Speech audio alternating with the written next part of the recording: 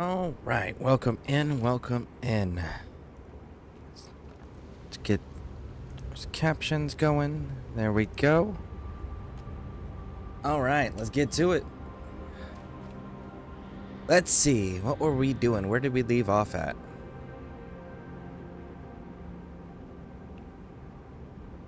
I don't remember where we left off at. Ah, I guess we're just gonna go there. Oh, that's right, we were getting the fast travel point, and then I saw some readables. That's right. Okay. Let's go. Oh, look, more readables. Very nice. Mystery book. There we go.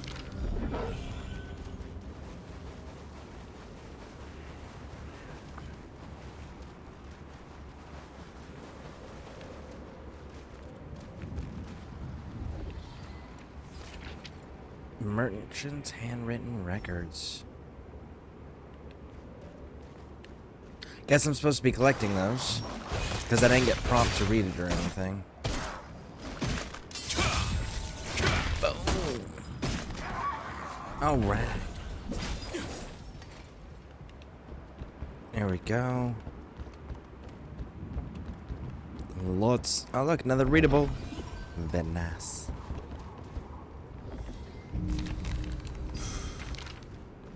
Okay, what else? I'm busy doing some maintenance at the moment, my friend. Okay, what path must one follow to reach the observatory? Were you hoping to go up to see the observatory? As you can see, the ladder is under repair. It will take some time to fix it properly. Maybe you can fly down to the observatory, if you can jump from that lofty hill there. You're not really going to try that, are you? Okay. Raj, homie. Raj. I can do that. Oh, look, another handwritten record. How many of these are there?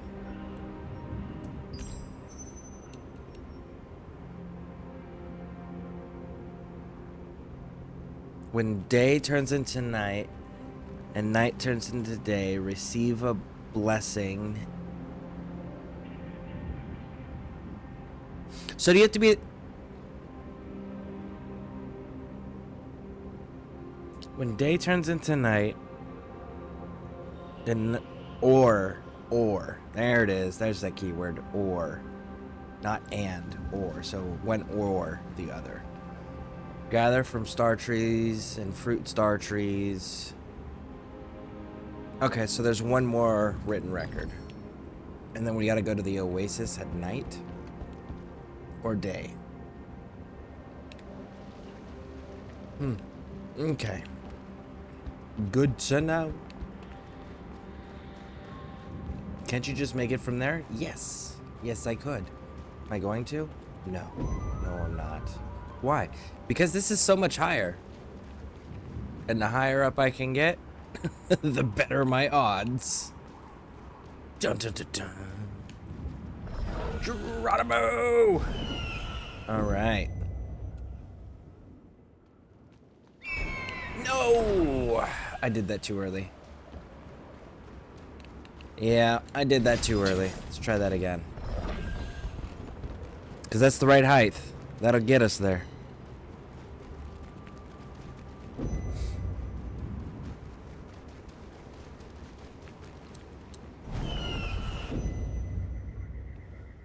Look directly below us, and there we go. I've never seen you before. What brings you here? So what you're saying is that Queen Belondia is a monster that can't be beaten, and I should give up and stop trying. Yeah, actually, wow. An NPC that understood. You don't see those in video games too often. And we can say, yes, I am. No shit. Okay. I don't know why a complete stranger like you is so concerned for my safety, but what do you think we're doing here? Okay, so it's just going to the next piece of her dialogue. We're not saying anything. Everyone who's ever lived in this area has lost something precious because of Queen Belondia. They still are. And? We're fighting so that this tragedy finally ends. I've made a detailed plan. If you don't trust me, you can look at the journal in my barracks. It has nothing to do with trust, you stupid, arrogant individual. What the fuck is wrong with you? It has to do with facts. Facts. This monster cannot be defeated by normal people. That is a fact. That is a stated fact that is known by everybody. That it must be a Starborn that... Okay, a Starborn is the only one that is powerful enough to actually defeat this fucking monster. Period. Hard stop. That's it.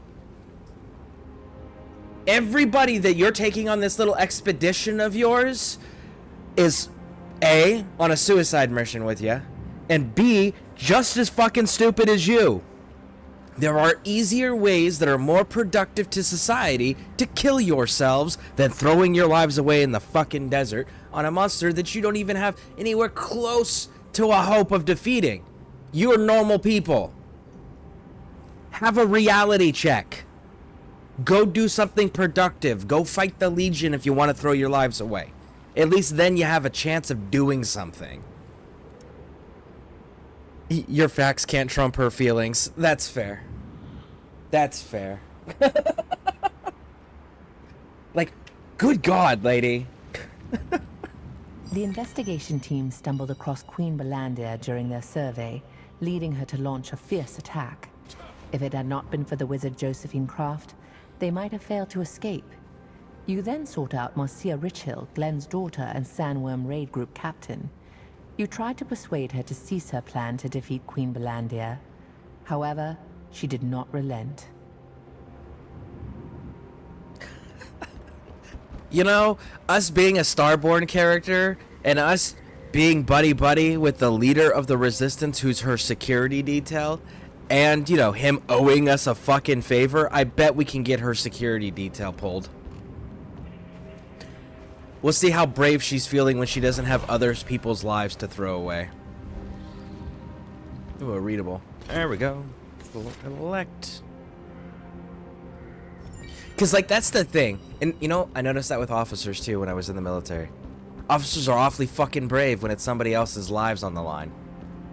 You know? It's like, go fuck yourselves. We're gonna pull everybody else and have you do it. We'll see how brave you are then.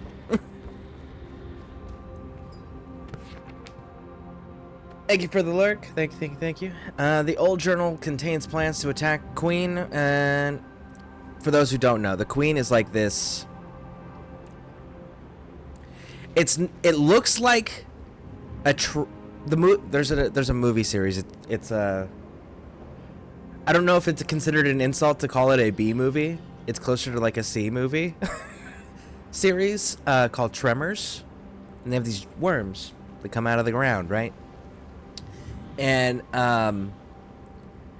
it's the Queen is about Tremor size, but it looks like the dune worms, the dune sandworms.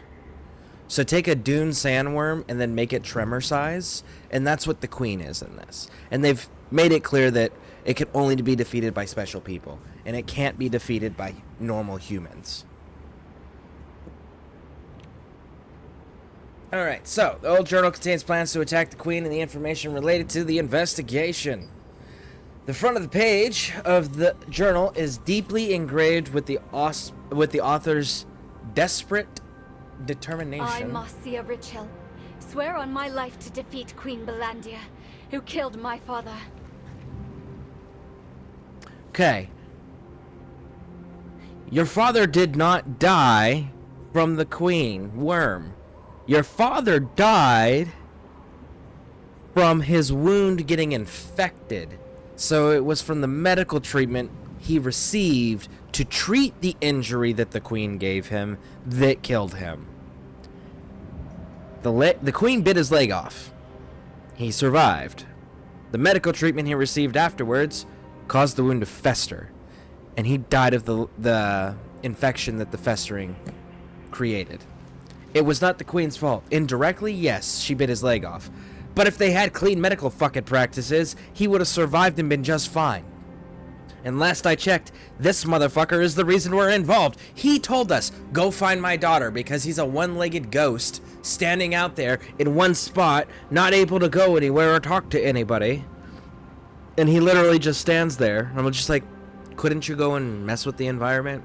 Go explore the environment? Maybe leave some notes or clues or hints or whatever? Like, you can do more than stand in... Well, he's got one leg. I didn't see a crutch. I'd have to go back and look and see if he's got a crutch. I don't think he does. Anyways, he's a ghost. He can fucking float. But, like, he's the only reason our character's involved in this is he doesn't want her doing this dumb thing. And he's aware of the legends, too. Which means he told her. So we're going to do the one thing that my father, who's dead, doesn't want me to do. An old wooden knife. Is the entire thing wood? The entire thing is wood. Okay. A toy knife on one side of the barracks is well used wooden knife. The handle of the knife is engraved in worn, almost invisible text.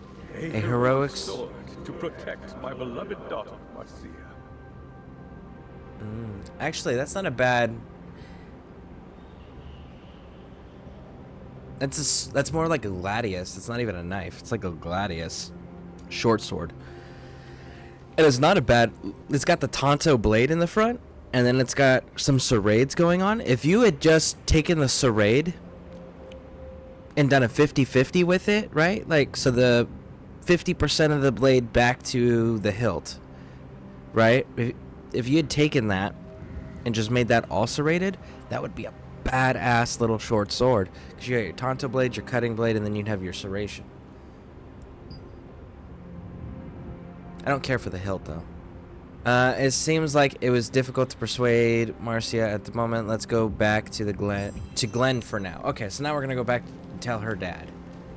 We're telling your father. Ah, man. Let's see.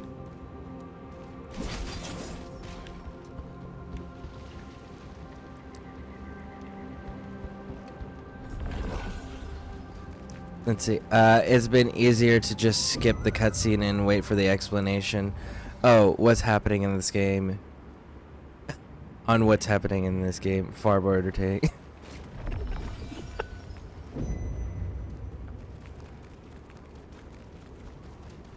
Honestly, like, I wasn't paying attention to the storyline of this game when I was first playing it. I was just like, I'm gonna go and kill shit and level up. I'm gonna go figure out the basic mechanics. I wasn't paying attention at all.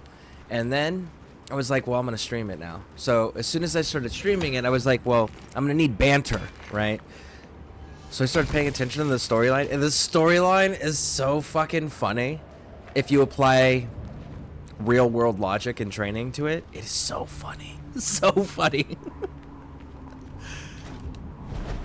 They're not trying to be. It's not meant to be.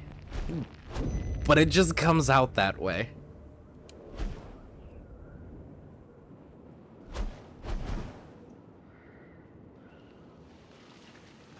And we ran out of stamina.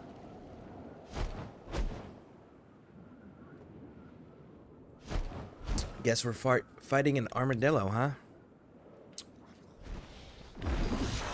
Fight me. Raw.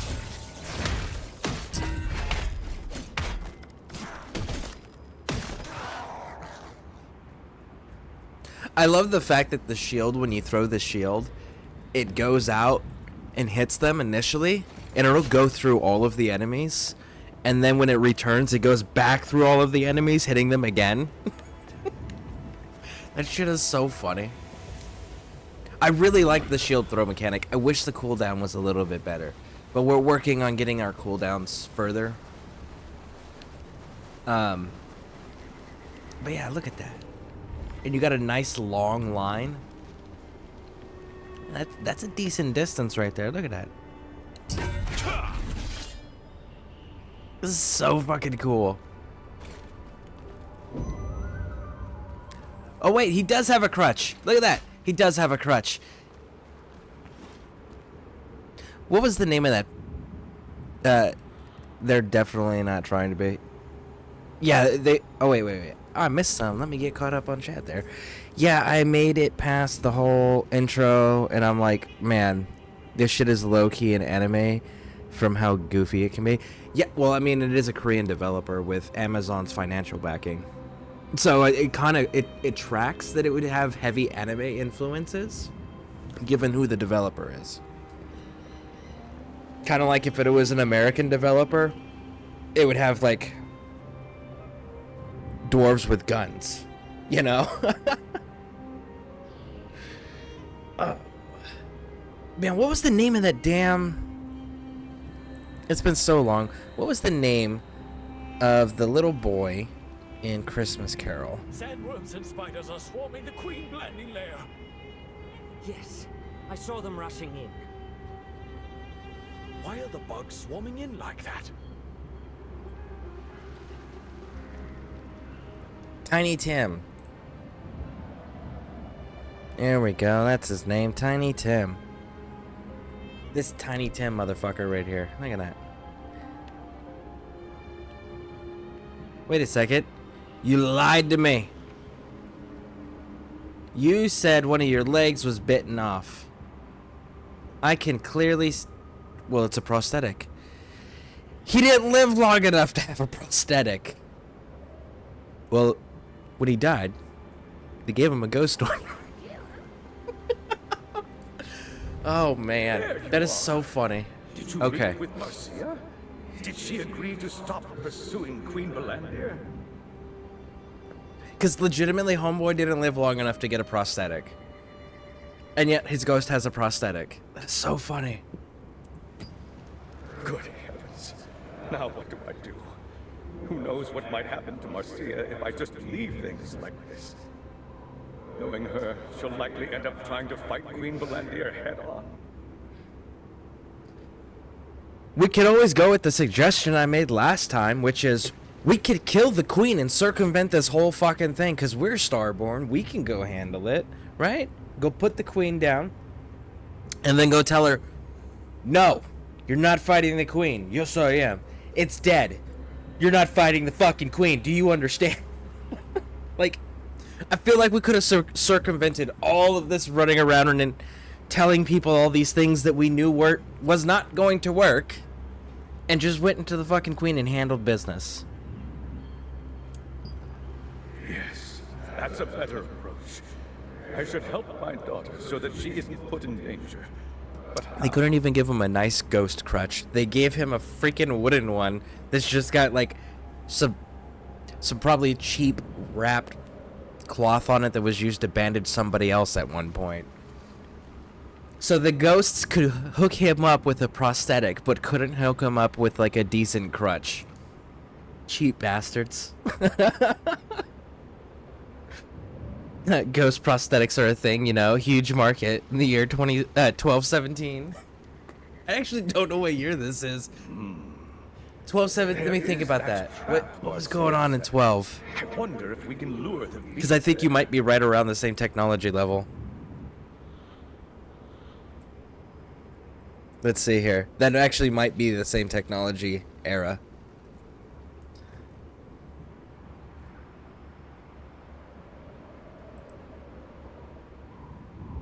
Yep, this is the same technology era. Hey, you got it. Nice. Same technology era. What? I wasn't serious. Now that I think about it, luring the beast would be too risky. An ambush could just as easily put us at a disadvantage. How could we even bait a giant monster like that? I met Josephine Kraft on the Oasis. Josephine was part of a team that created the Queen's Trap. They've lured this fucking thing out before, so we've met the people that can do it. I didn't realize someone so skilled was nearby. If anyone could find a way to help my daughter, it'd be Josephine Croft. I know I'm overstepping myself here, but I need you to do this one last favor. The ghost with one leg. I know I'm overstepping myself. Fucking homie's got jokes and shit. When Glenn realized that he couldn't stop his daughter, he decided to help her. He recalled the trap Marcia had prepared and thought that if he could lure Queen Belandia there, his daughter could achieve her goal without being in danger. Perhaps the wizard Josephine can find a way to help Marcia.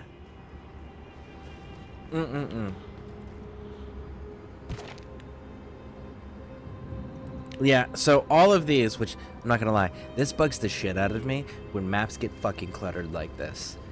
Because all of these is one goddamn quest that you can't just go do to make go away. It's an event. It's a world event. So you have to wait for it to happen. Which, if I'm not mistaken, I believe...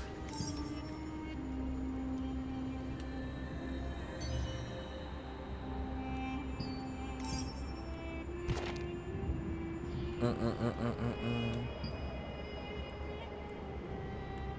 we can get rid of that. Here we go.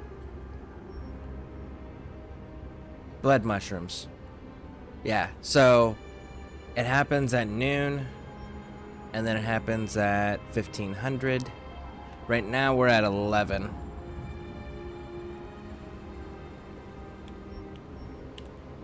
So yeah, so I have to wait till noon for this, because it's this event, the Blood Mushroom Gathering. That's what all... I have 2 different quests that are right here in these blue circles that are both dependent on the event happening. Come out of underground caves. I'm not sure. I hate that Maybe clutter there's so something in the much. cave that the sandworms like. Why do you ask? I was thinking of making and selling sandworm beds. Woo! Alright. See if we can get there without fighting these armadillos. Not that they're difficult or anything, they're just damage sponges, and I'd rather not. Which, by the way, he really doesn't have a leg to stand on.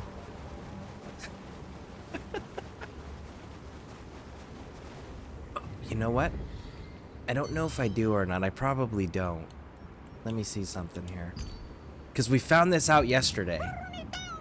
Because you get various morphs. Oh, it's only of the monolith one. We're not in the monolith.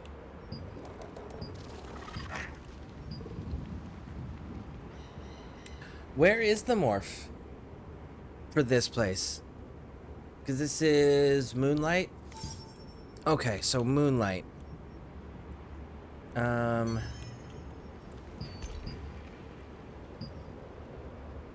Here we go. Nope. You're gonna give me a doll. Here you are. Gather star trees and fruit stars at Moonlit Desert. And how long before it goes either day or night? An hour and a half. Okay. So, we found this out for those who don't know. I don't have the correct morph for the Moonlight Desert. I have it for the Sandworm Lair, and that's where we discovered it yesterday. And I'll demonstrate this for anybody who has not seen this or might be interested in doing this game for the first time or is new. So, we can see that they have the orange names, right? And then we can see that has a yellow name. For those who don't know the difference, yellow is passive. They won't fight you unless you fight them. The orange, on the other hand, will absolutely fucking fight you if you come anywhere close to them. And they will pick the fight and chase your ass down. So, we get these morphs from doing... We're going to turn into the worker spider there, because we can see in the description it says a variety of spider that lives in the sandworm lair. And we see on the map we're going into the sandworm lair. So that's important to match them. But if you shapeshift into whatever creature, look, they turn to yellow. So it allows you to actually explore the area and do whatever little fetch quests and stuff it is you want, and not have to deal with any hostilities if you don't want to. And you get these from going into this menu, and you go up to Codex, and you go to Exploration, and then you find the one of the area you're in. We're going into the Moonlight Desert. And it's this one. You can see it's the very first reward.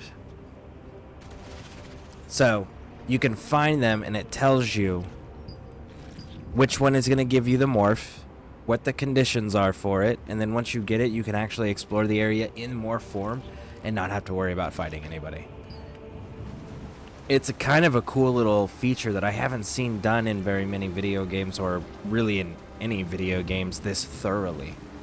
Because they make you get the morph first. Like you can't, you don't just start out with that ability. You have to go and get it through a quest line.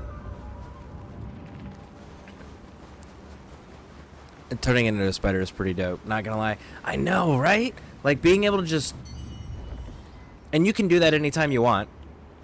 It only has an effect in the area that it's associated to. Oh, speaking of which, Almost Evil. So we get these Amatoi. They're like little dolls, and the little dolls heal you if you have world tree leaves, which are really cheap. And they go out and do explorations and stuff for you. Now, I saw this one and I was just like, right out the gate, it's Almost Evil's colors. That's so freaking cool. And then let's see. I don't know if there's a spider one or not, but yeah, you get this guy from one of those Codex quests, because every single one of the areas has a Codex exploration quest line, and you go and you do them, and one of them in every single area gives you one of these dolls, which is why I have so many. I don't know that if there's a spider one. And there's two more black and red ones. That one's kind of got some blue to it. Oh, check that out. Oh, check that one out. That one's pretty cool. Where do we get that, dude?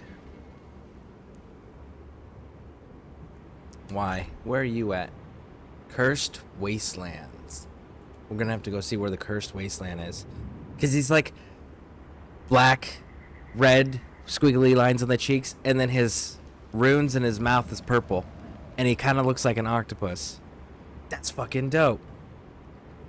He's got all three colors. Do they have... What else do they have? I haven't actually looked at this list before.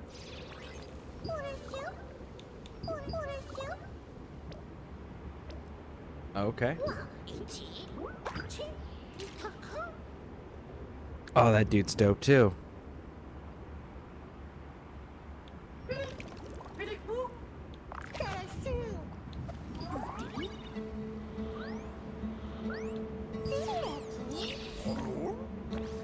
No spider ones though, not yet.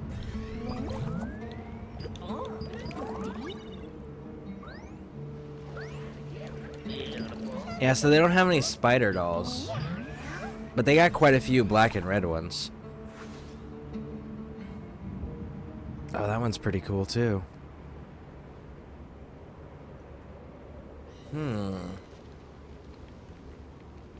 That must be a special event one. Anyway, so where is that place? Cursed Wastelands is what it was?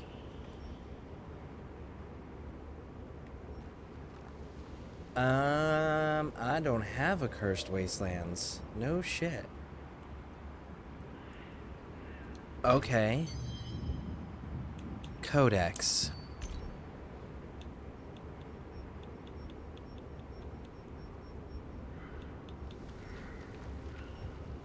Dimensional circle.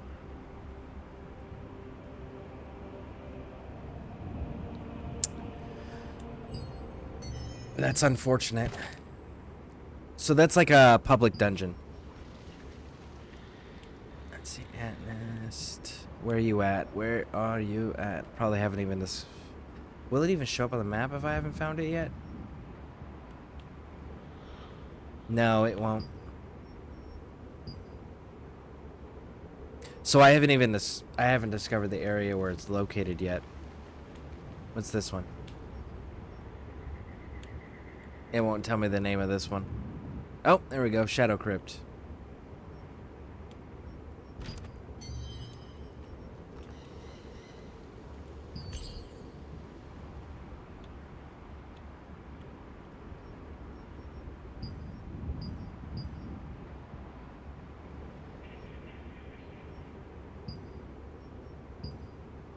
Cursed Wastelands. It's this one right here. So, character level 50. Okay, okay. Those are pretty cool little buddies to have. I know, right? And there's, whenever you find one, there's a story where you gotta go talk to a tailor, and the tailor fixes them up, and then you gotta put magic in them, and then they come back to life. Speaking of which, let me get to safety, because my guys are ready to turn in what they've, because they do work for you. They go out and they get, you send them out on exploration quests, and they'll go out and get crafting materials and shit for you. So, not only does whatever one you have heal you, as long as you have the World Tree Leaf, which again is stupidly cheap, but they also go and go out on missions for you and gather crafting materials. Oh, so many enemies. So many enemies! Don't chase me.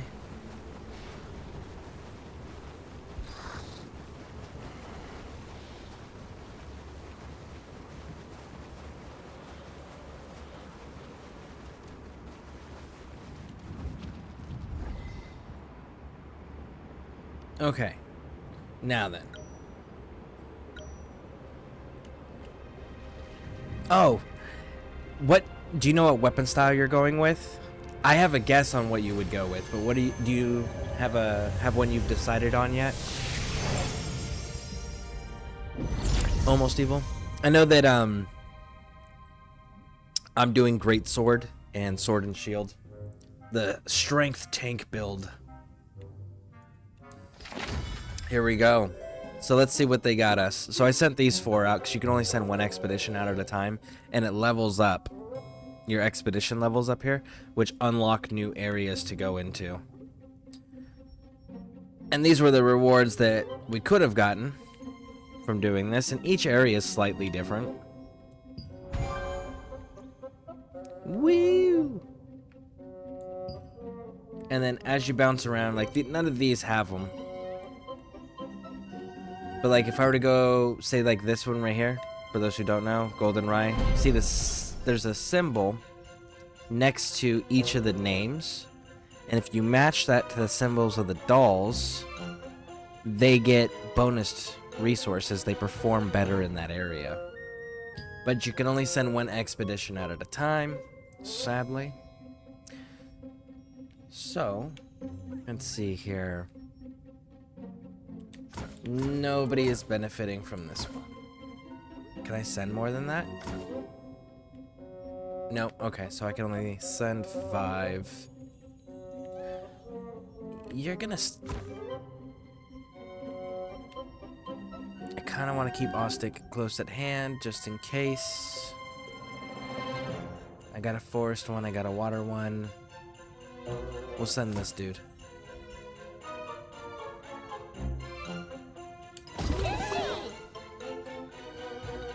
Alright. And you can change how long the expeditions are. Me personally, I figure because I'm streaming for 8 to 12 hours, I can send them out on an 8-hour quest, and at the end of the quest I can send them out on a second one, and it maximizes my rewards.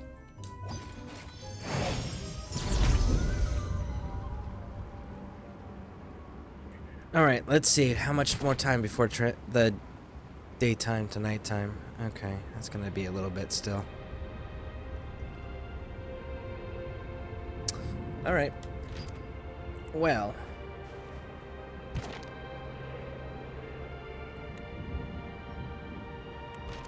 Don't do it yet. Don't jump over there yet. You may not be ready for it. I know. We gotta remember to come back here.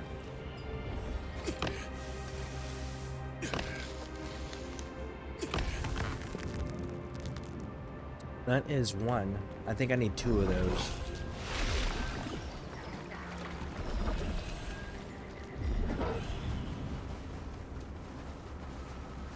What does the peddler want? Hey, adventurer! How would you like to take a chance on striking it rich with me? Oh god damn it. This is gonna be one of those escort ones where I gotta run around and do all this sorts of crazy shit with you, huh? Fine. We're gonna talk to her first, and then we're gonna go deal with you. We meet again. You look like you have something important to tell me. She's... Is this the one that showed up and, like, pulled us out of the sandworm when the queen almost ate us? Ah, I see. If that is the intent of the raid group, I would like to lend them my strength. So, you mean to bait Queen Belandir to ensure the safety of the raid group, right? Well, I think there is a way we can do that. Okay. Oh, come to think of it, Clay wrote in one of his books that Queen Belandir is attracted to strong mana. So you mean I just gotta either bring a golem there or shit? No, guardians aren't strong mana. Guardians are someone's spirit or soul taking over. So yeah, we gotta bring a golem there, is that what you're saying? Can a golem take the queen? He also wrote the potent sandworm poison sac can be utilized as raw material for mana production. Okay. With the potent sandworm poison sac and magic amplification gear, you can create a device that emits mana to attract Queen Belandir. If that doesn't work, you'll have to resort to your own devices to lure her over to you. It's true that power can be used to detect other power that comes from the same source. Did you know that? Queen Belandir's power was derived from a star fragment. Fundamentally, the same as your own. So that's why she's so powerful, because she's also a starborn? Are you fucking kidding me? And normal people are still trying to fight it? That's like normal people going, I'm gonna beat up Superman. Really? So you really didn't know? Star fragments themselves are nothing more than a pure form of power. If someone with evil intent uses one, they can make a monster as fearsome as Queen Belandir. I'm sure that there are more monsters in this world created from star fragments. Let's try making a luring trap first. While I'm away looking for the lure magic schema, go collect bristled armadillo scales and potent poison sacs. You can easily find plenty of armadillos in the Moonlight Desert, but if you defeat them recklessly, the scales will end up getting ruined. What do you mean, defeat them recklessly? First, make sure they're stunned by the trap before you go to kill them. That way, you'll be able to get the bristled scales in good condition. Okay. So this is one of those where you have to beat them down and injure them, and then run away when they're close to death, and let them step into a trap and then deliver the killing blow. That's how you do this. We had to do this in an earlier area with a basilisk. Sandworms make stronger poison when they are young, but it's difficult to quietly sneak up on them because they're so wary.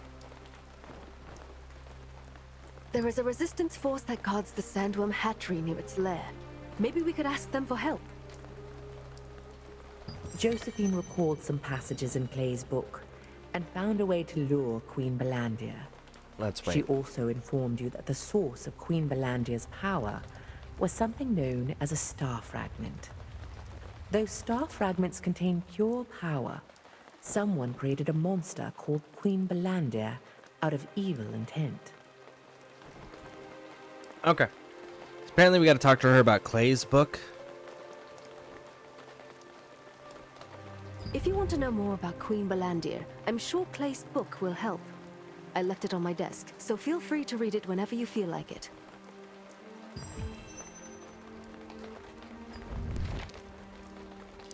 It contains an analysis of various monsters that exist in Solacime.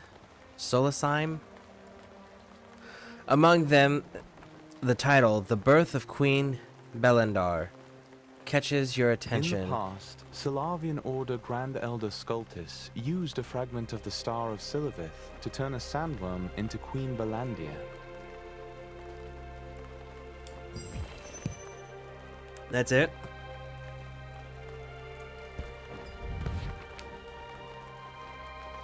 It contains an analysis of various poisons. Among the title, Sandworm's Poison Sac catches your attention.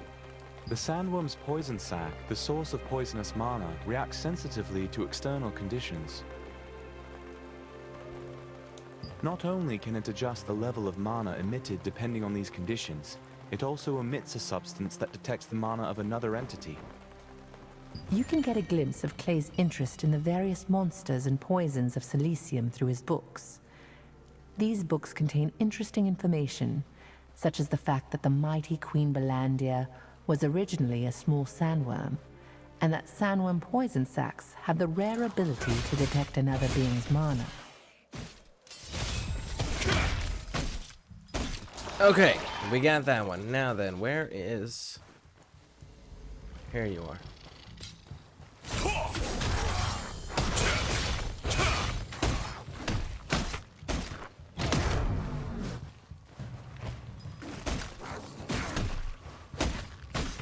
Don't kill it, don't kill it, don't kill it! God damn it!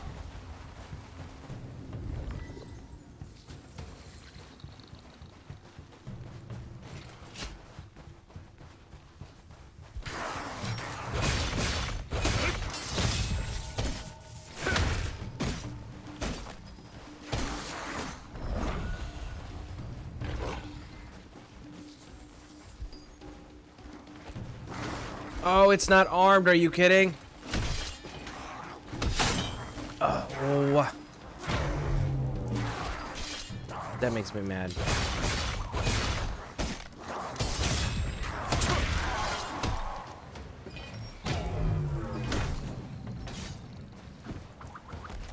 Come on, come on. Come on. There we go. You've decided to use Queen Belandia's attraction to powerful mana to lure her in. Now, in order to create artificially powerful mana, you need to create a lure using Armadillo's sharp scales. Alright, so we got the scales. Now then, let's see how much time we got. We have 1 hour and 10 minutes, roughly. Hey, Alright, Peddler, adventurer. let's go handle this. How would you like to take a chance on striking it rich with me? Throughout the desert, there are beautiful moonlight sand clusters. As they roll in the wind, they grow bigger and bigger. Grow one and bring it to me. Be careful, though, as it will break if it hits an obstacle. As it'll break if it hits an obstacle?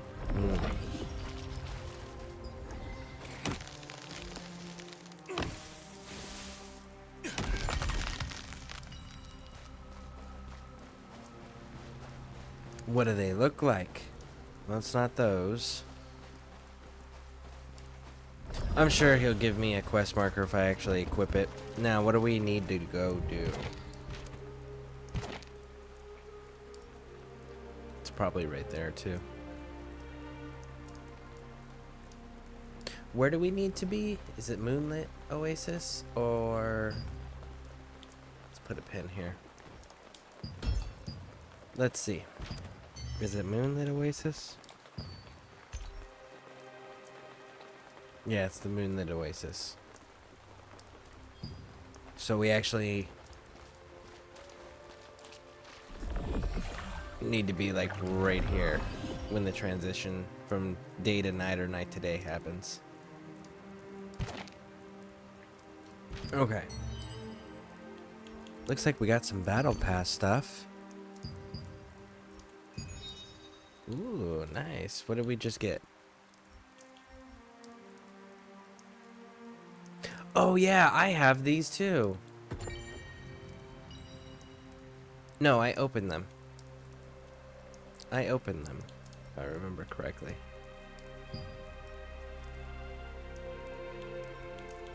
What do you have for me?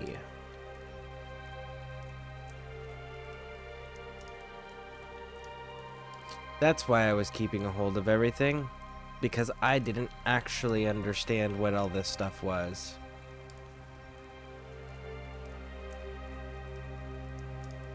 That's why I haven't used it, because I don't know what any of that is. Alright. Let's go, let's go, let's go.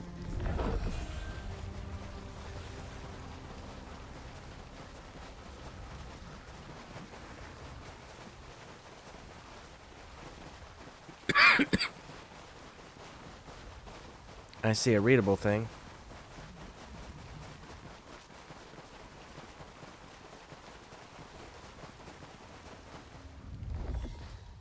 It's not that.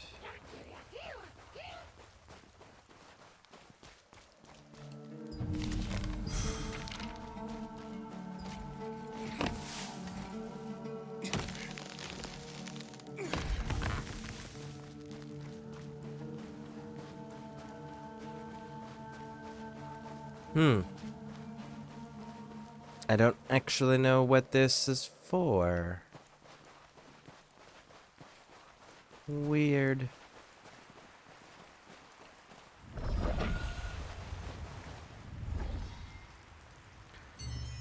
So then what is that one for? Let's see here.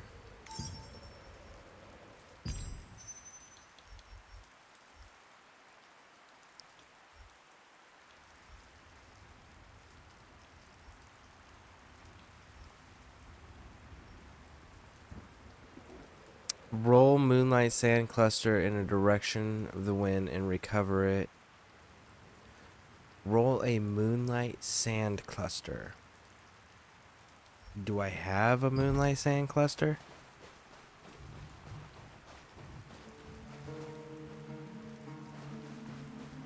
Where do I get a Moonlight Sand Cluster from?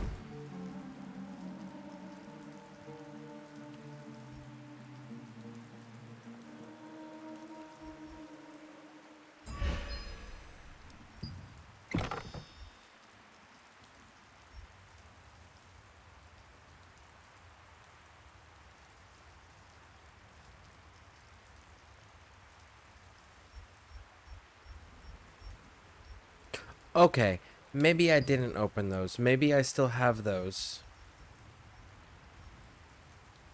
That is letting me select what I want. I think I still have those in my storage bank because those seem kind of like a big deal. I don't see a sand cluster. Okay, so is there a sand cluster somewhere around here? Is it those? Or are those enemies? I'm pretty sure those are enemies, right? Yeah, those are all enemies.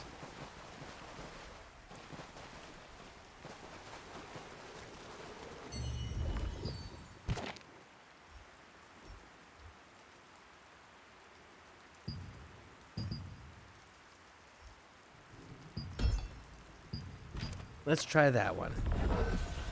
Because the marker went away too. The circle went away.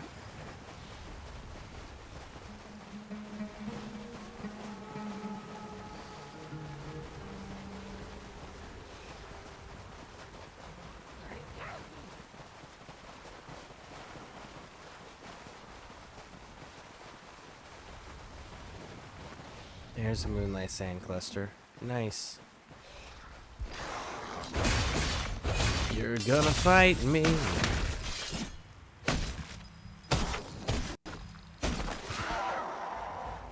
And so are you.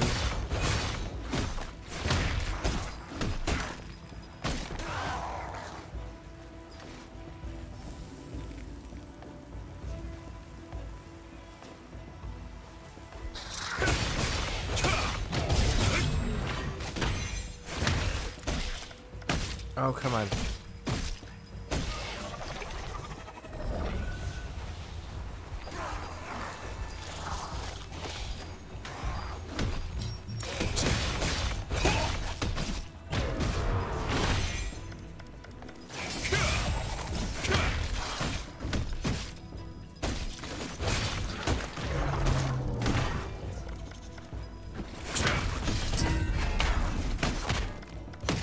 Come on, come on, come on, cooldown. There you go.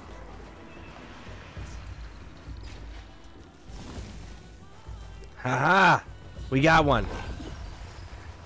Nice. Oh, so many bad guys.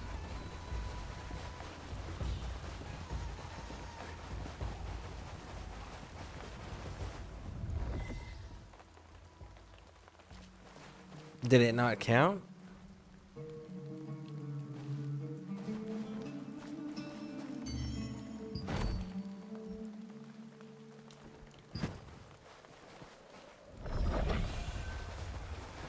Did it really not count? It really did not count.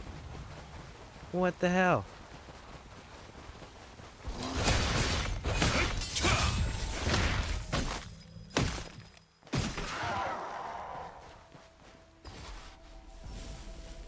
Go.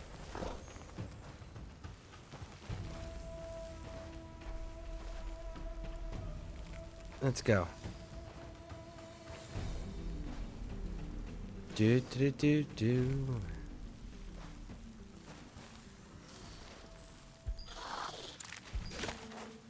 Oh, come on.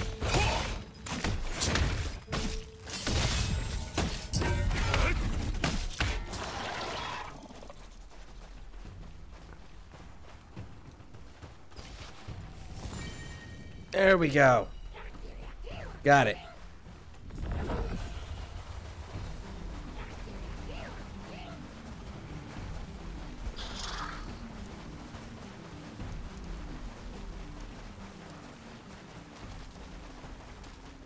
I knew I chose the right person for the job.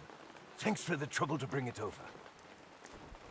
Moonlight sand clusters are a highly traded commodity, but they're not easy to come by because of the monsters around them. Thanks to you, I've got some good stuff. I'll be sure to contact you when I sell it. Nice. Now, Codex.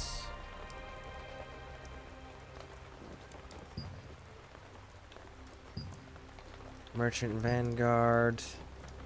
Yeah, we're still just waiting on this one. That's gonna be an event. Because it's blue. Let's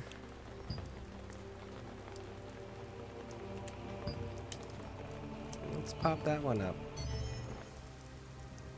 And we got skills.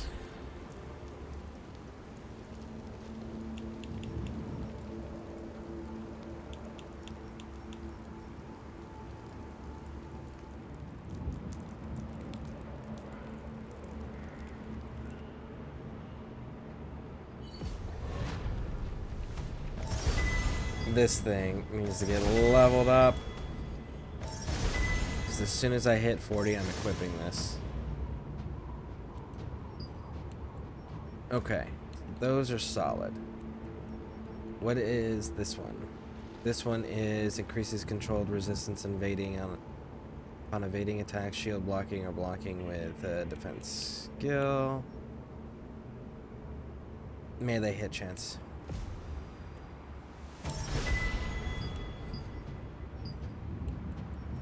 Okay, over here.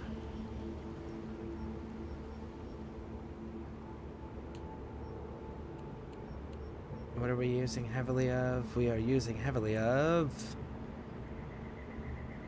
Okay. So we got greens, we're gonna go with... I think the chain on that, right? And it just keeps doing the cooldown, which is nice. Devastating Smash. Devastating Smash, actually.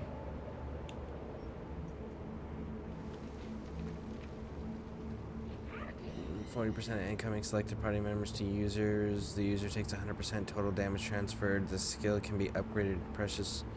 Really? Okay. Oof. Oh, that's gonna be a tough decision there. But for sure we're taking... Nope. Screwing that up again. Here we go. I can increase the attack speed further.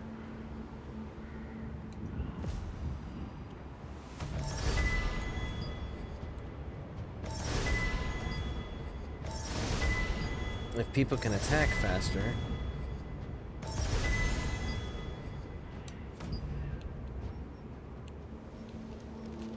people can kill faster. If people can kill faster, I can stay alive longer. And then this increases everyone's defense.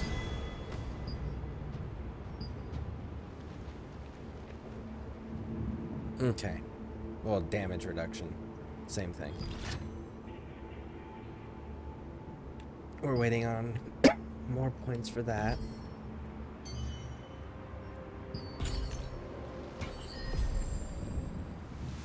I don't think we have anything that needs to be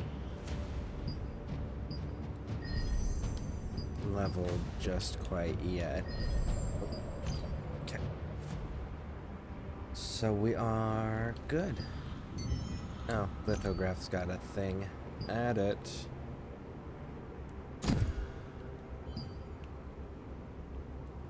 How much time we got? Hour still? Cool.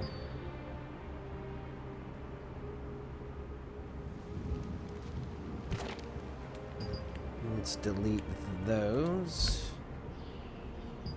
All right. So they want us to go there.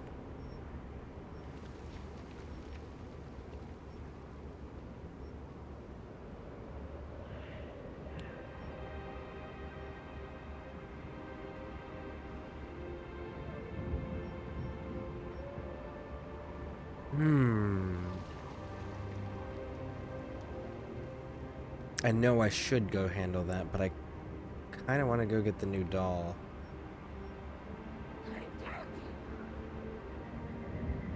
Let's go handle it for now. Because I think it's 1.5 hour rotation.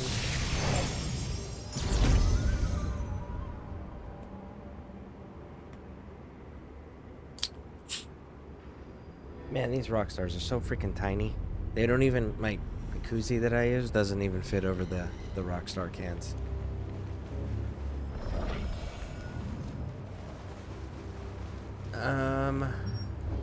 Oh, we're still dealing with armadillos. They'll fight my spider. I don't want to fight my spider.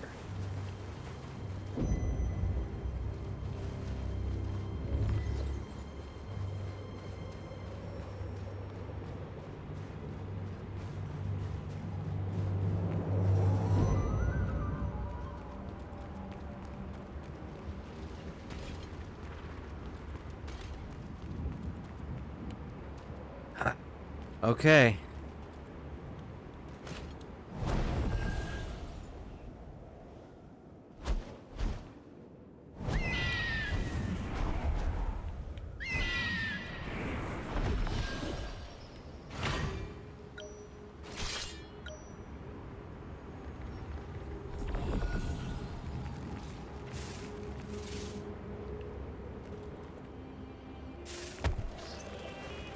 Oh, it kept me in the form. Nice. Nice, nice, nice. This is a sandworm hatchery. It's a dangerous place, so you should leave. You're looking for poison sacs? Then you'll need to find the baby sandworms. But they are very sensitive, and it'd be difficult to approach them. Hey, do you know how to shapeshift? Yeah, I can, but I want to know why you're dressed like a Templar, homie. Templars didn't work out so hot in the desert. Well, that whole medieval knight thing didn't work out too well in the desert. They got stomped on every crusade. That armor is not befitting of this environment, homie. Good. Maybe you could shapeshift yourself into an insect. You know what? If you promise to help me, I will guide the way. Good. I'll brief you the details after we get in. Let's go, while no one is around.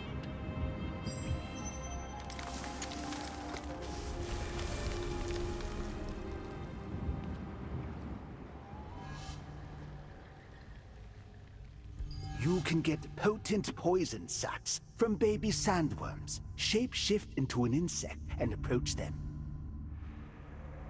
What I need is a sandworm egg that is about to hatch. You'll find it while you're hunting baby sandworms. I'll leave it to you then. Okay. Oh, I gotta do all that again. What I need is a... There we go. Approach, shapeshift into an insect, spider, crab, lobster, and defeat them to... Okay.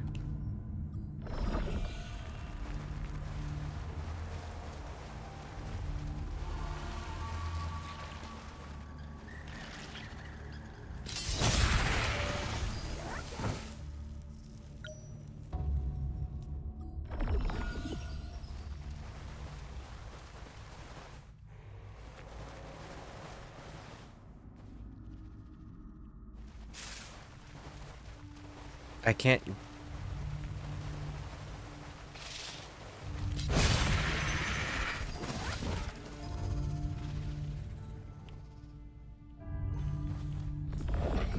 Wow! I didn't expect to discover this precious thing. The shell is very fragile. Try not to damage it. You mean like that? Ooh, my goodness.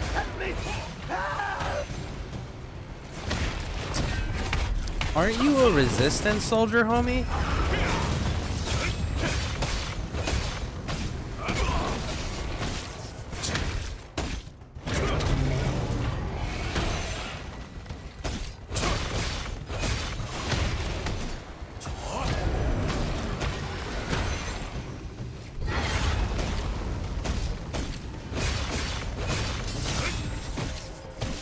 So that spinning thing he does, which creates just fuck tons of damage to you, if you do an attack that stuns him, it pulls him out of the ground and stops that swirl sand attack that he does. So if you got a stun move, use them when he goes down like that. Darn, I shouldn't have come here. Let's get out of here before more of them come.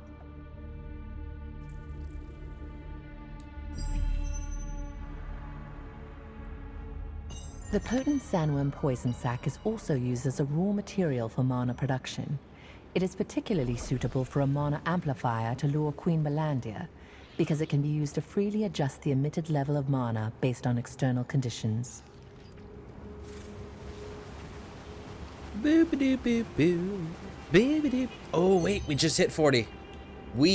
And we opened the auction house. Oh, that's exciting. Okay, so first things first. That is going down here.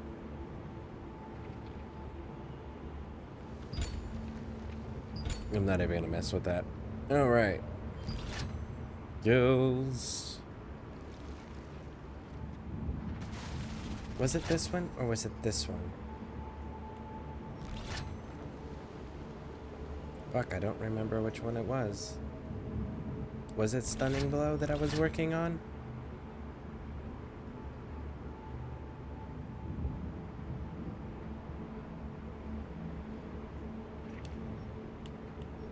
Yeah, it was. Because I was going to go that way. There it is. Okay.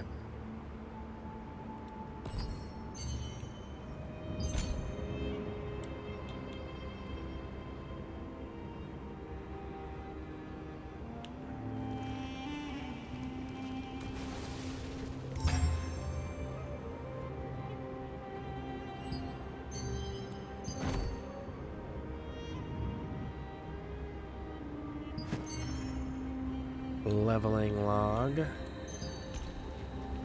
We got a new solo dungeon now, too, if I'm not mistaken. We will deal with the auction house in a bit. Let's get to safety first.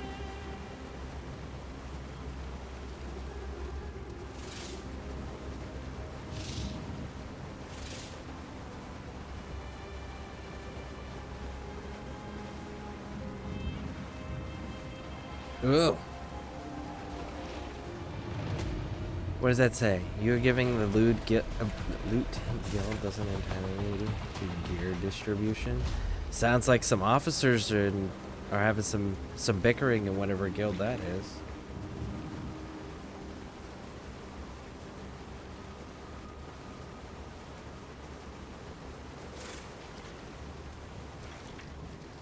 Alright, let's go.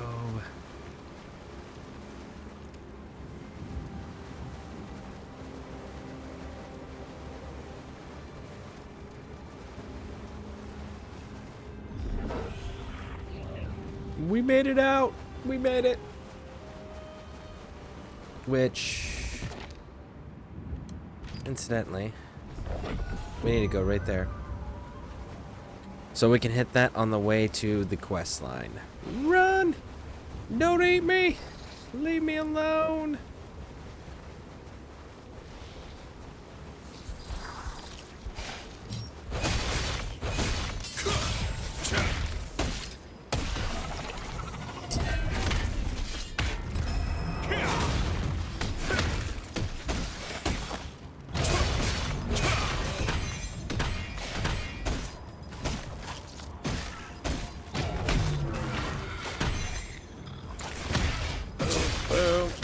Boom. There we go. Which way are you going?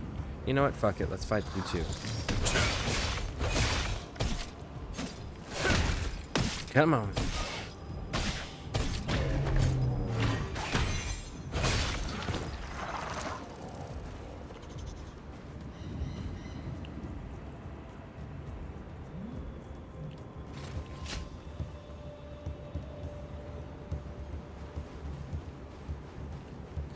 We can't interact with it? Oh, that's a shame. That would have been kind of cool. Because apparently that dude said that sells for pretty good. You know, be able to make them, collect them. And it'd just be one of those junk items you can sell.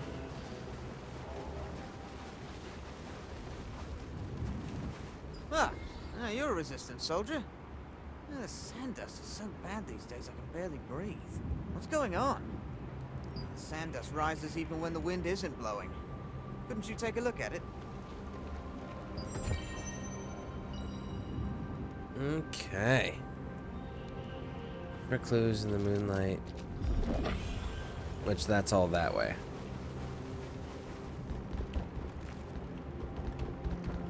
What do we have over here? Ooh, readable. Nice. Nope. Keep pushing the wrong buttons. What else we got? Taylor? Nope, nope, nope. Nothing there. Alright, what else we got? Because there's something here. Clearly. What do we got? Time-wise, 44 minutes. Okay, we're still good there.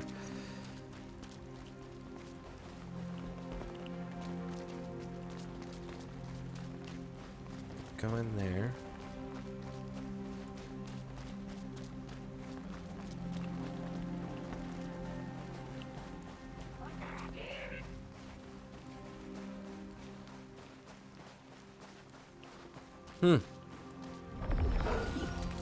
I don't know what this quest is.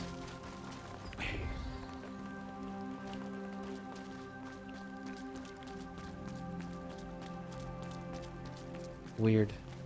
Weird.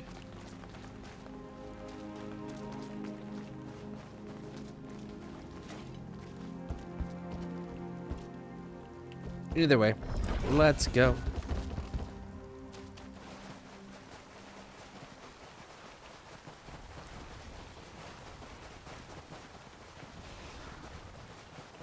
Okay, I guess we're fighting the Cobra. Bam!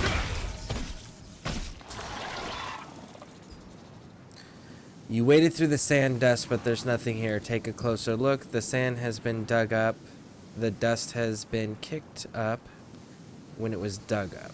I'll investigate another place. Okay.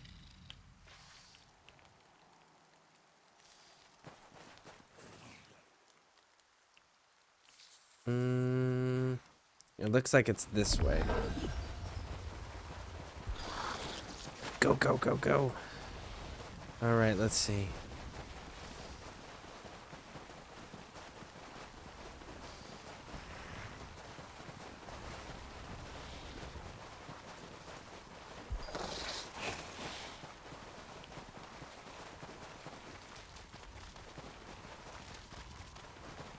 So that's clearly not it.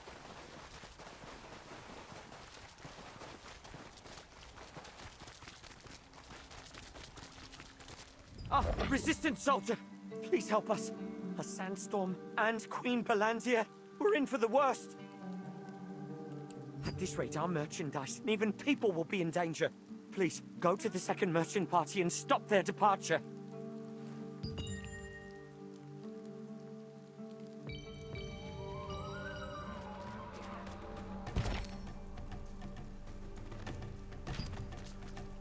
Ho, ho, ho.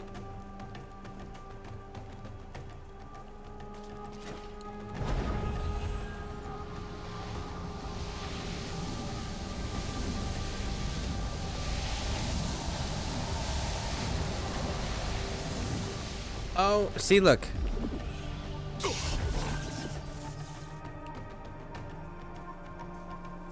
Ride the sandstorm to your destination.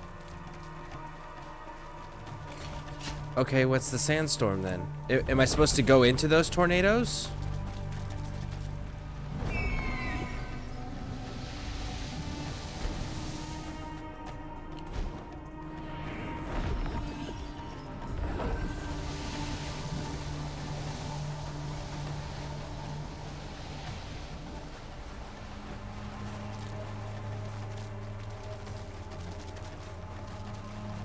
Okay, I'm not understanding something, apparently.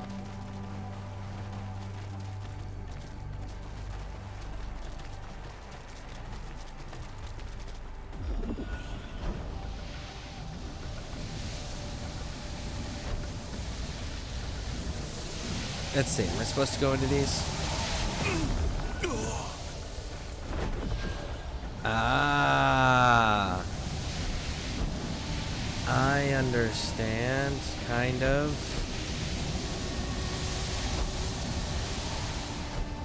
Oh shit.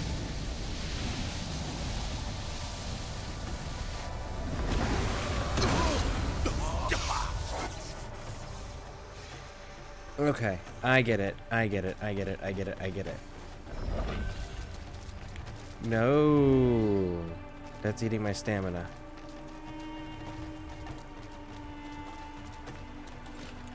Okay.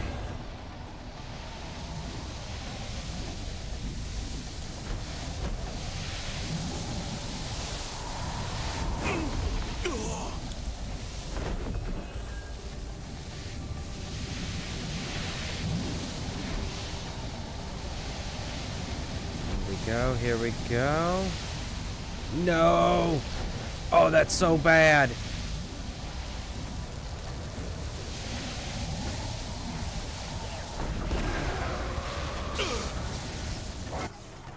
God damn it. It disappeared again.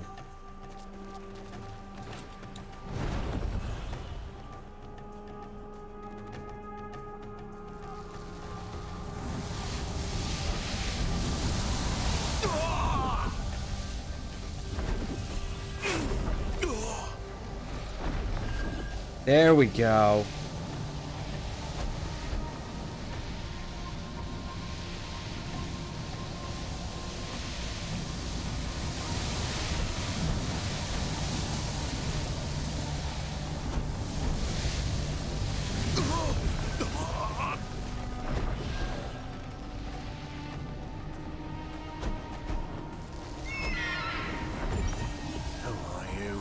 Unless it's urgent, please come back another time. For now, we have a long journey ahead of us.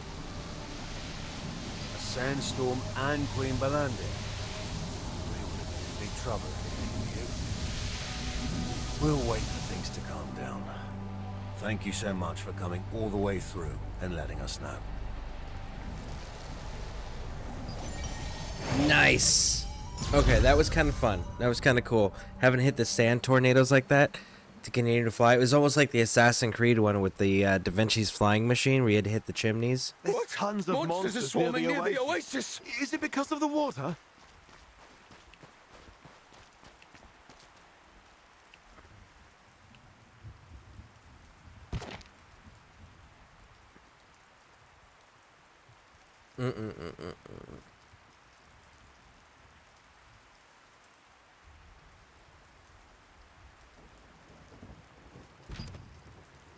All right, let's go do the clues for the Moonlight Desert Sand Dust, because that's going to get us a new Amatoi.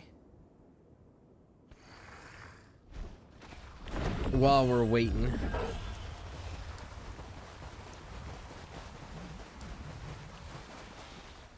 We're still 37 minutes before we need to be at the Oasis.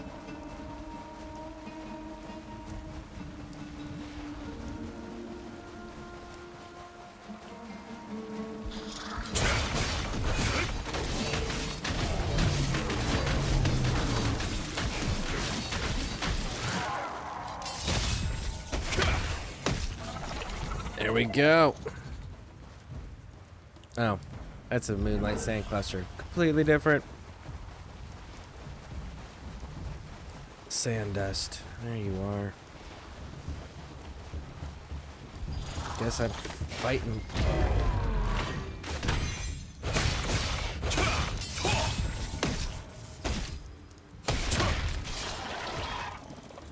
There we go. Once again, there's nothing beyond sand dust. Take a closer look. Once again, the evidence of the sand being dug up. There are 2 small footprints in the sand, too. Okay, so now we're going this way.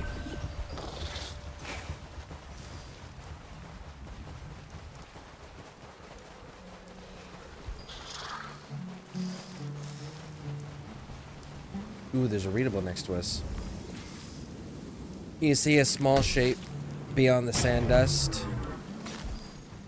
Listen, you fuck. I was reading.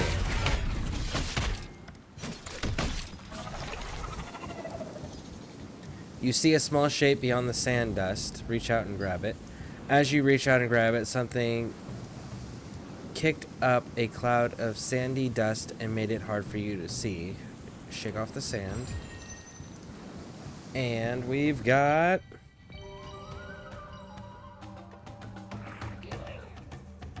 Talk to the doll. You covered yourself in sand. Why did you stir up the sand? I did it. Everyone panicked and ran away. That was fun. You shouldn't play with sand.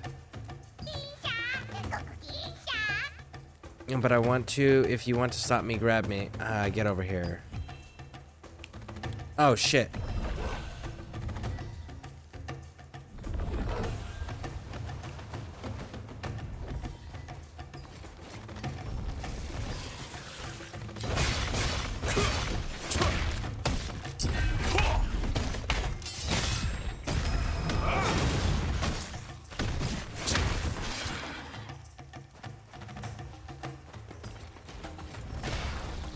Oh, this little shit is trying to kill us.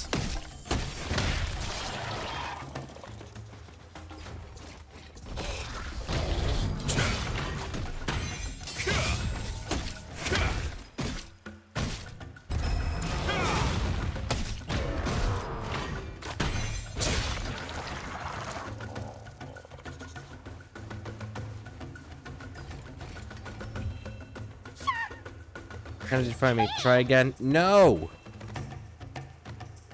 Oh my goodness.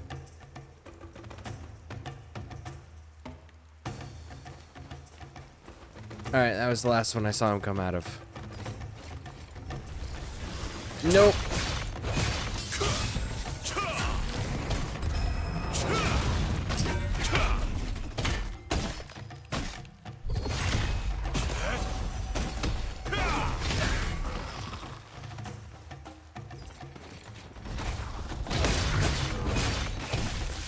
Wonder if they just, like, by default make you fight every single creature before they pull the doll out.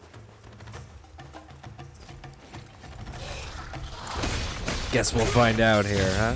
This doll better be worth it. They better be, like, something special.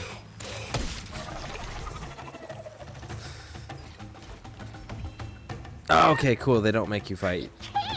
But that definitely wasn't one of the holes that he jumped out of. Or it jumped out of.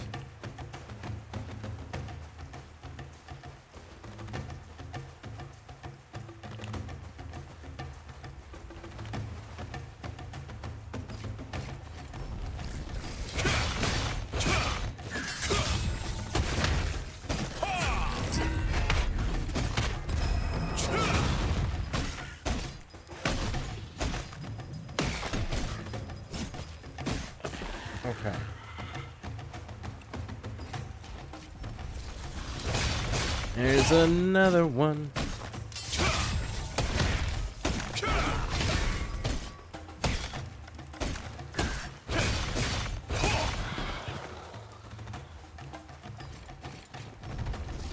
Jeez. Okay.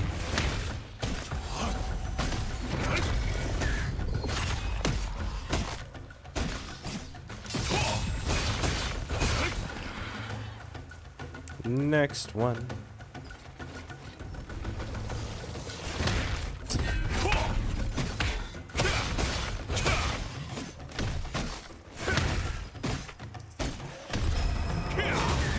Oh. Okay, next.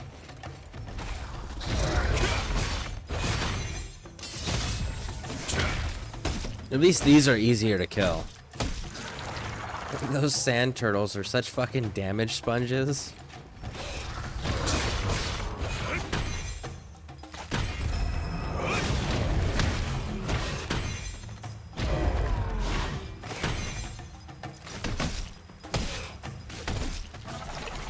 Next. Wait for that stamina to rebuild back up. Let's go, let's go, let's go. Okay.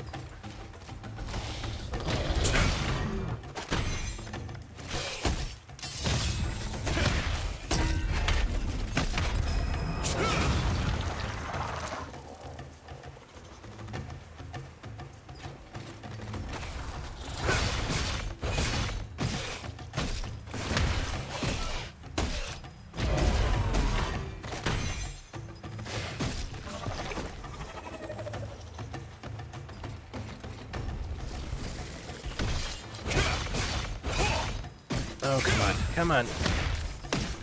There we go.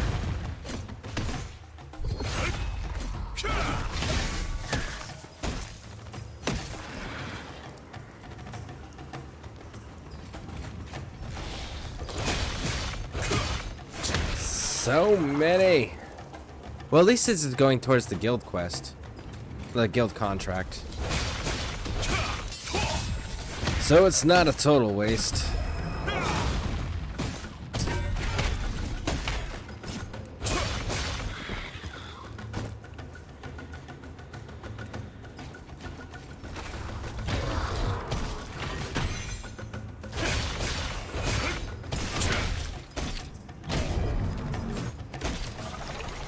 There we go. Last one.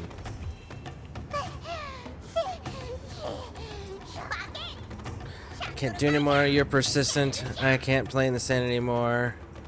I don't know what to do to play now. There are many fun things outside the sand. Really? You're funny too. I've made up my mind. I'm coming with you. Welcome to the team. Do we have to bring this one to the tailor?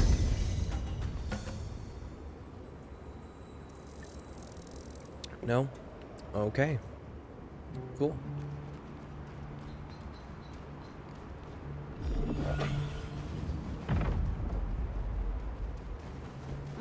You open. If you have something to leave with me, hand it over already.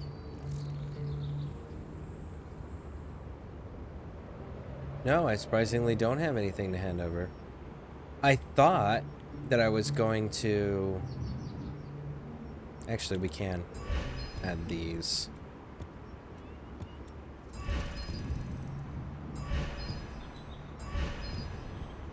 I don't know if we can use those in that dish or not.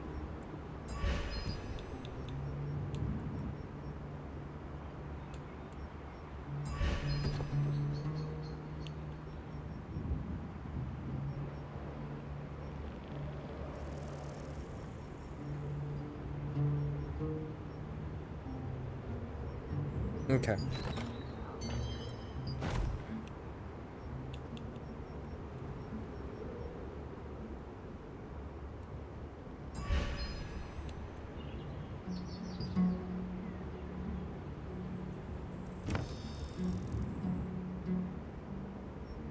Possible rewards. Okay. That's right. So I did use them before. All right. Let's see, what do we get? Absolutely nothing that we can use. Out of a bitch. Let's see, what do you? Max mana, crit chance, sleep resistance. I'll keep the hit chance. Let's check the lithograph book.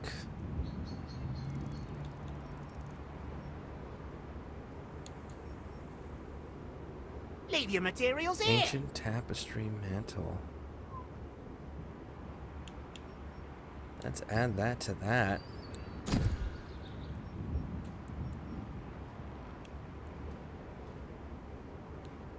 I have a blue set of daggers, I just don't remember which ones they are. If you have something to leave with me, hand it over already.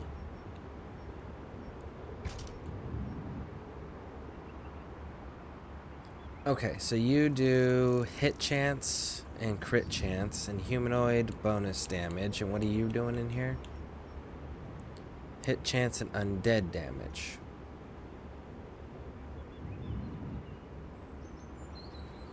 Twice.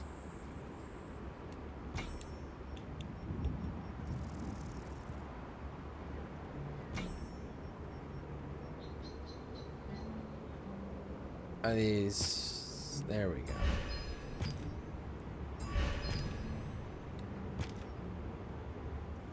Okay, what else?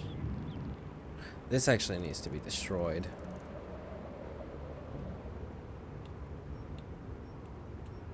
This one too? Yep, that one too. Oro is always tired, but I'll still keep my eyes wide open and protect your storage. Don't worry. You do you, little man. Alright. Yes. Inventory was one.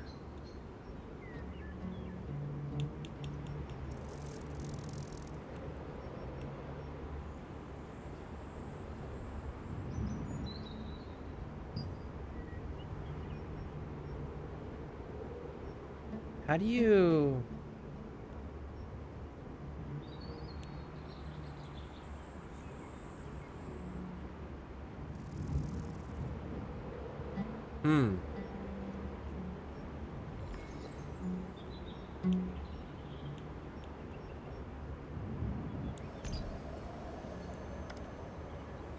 It won't let me destroy it.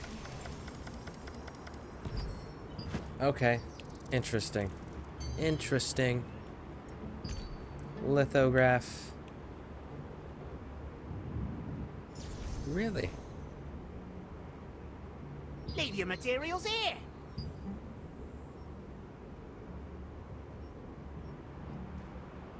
So the daggers I currently was going to give in don't actually go in here. That's kind of wild. So then maybe we do need to switch them out. Just leave it with me.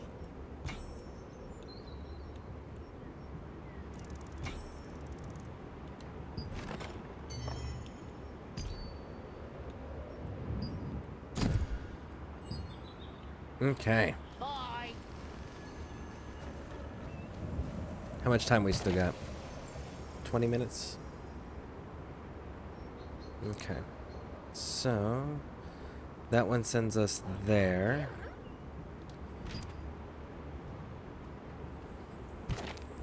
Let's check out this auction house thing and the Amatomi. So that's the new one.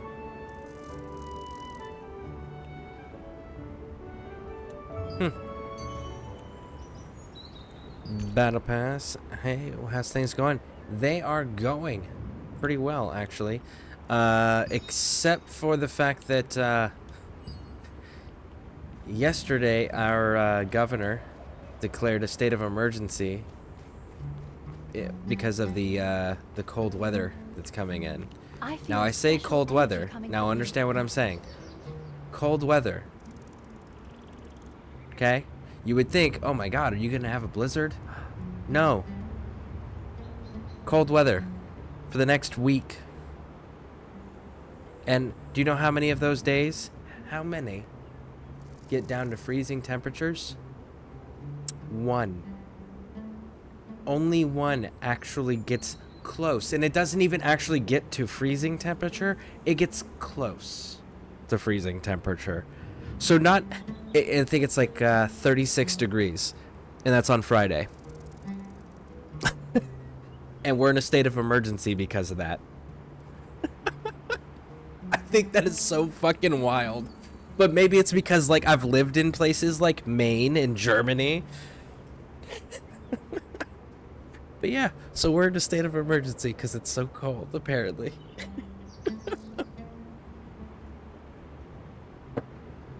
How you doing? How you doing? So we are doing the desert quests right now. We just hit 40. Pretty excited about that. Before you set off.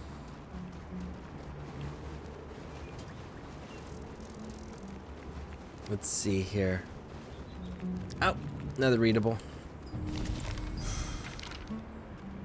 Oh, 2 readables. Look at that.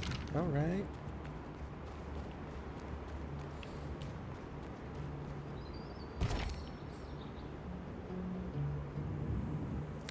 I don't like the fact that this is so closed off still. But I don't know what level the mana wastes are. So we're gonna keep sticking to the story areas, which we need to go to. Damn, it is almost like the freaking closest. Oh yeah, that's right. We were gonna check the auction house thing. Damn, that's harsh. But a bit over the top. Hilarious. Just started my Cyberpunk playthrough yesterday. Maybe because they were in a great place for unhoused and it allows them to have shelter. But they have those laws where they're kicking all the homeless out of the cities anyways. They're like dumping them outside of the city limits to be like, look, we solved homeless problems. You know, there's a bunch of states that have those policies, and this state is... We just passed that. They just passed that law where it's illegal to sleep in public now.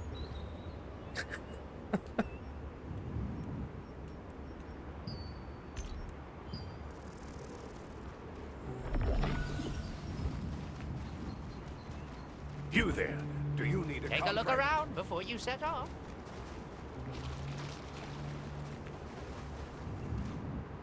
So your Cyberpunk playthrough, do you know, have you played it? First, have you played it before? And second, do you know what you're going to be doing with your Cyberpunk playthrough?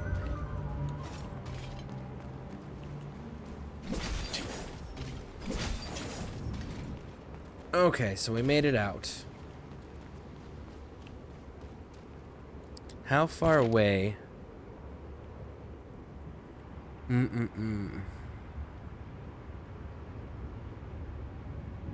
Because I have a feeling that this one's only going to give me this area.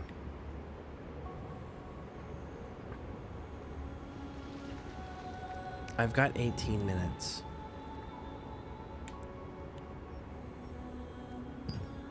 Let's run it. Let's run it.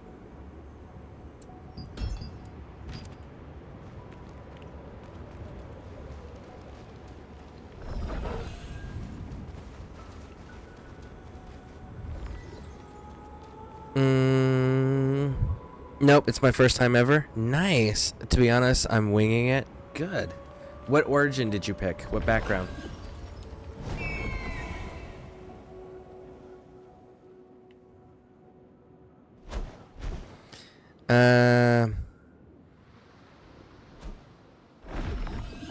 I think that's unrelated, but it gets them hidden from the cities.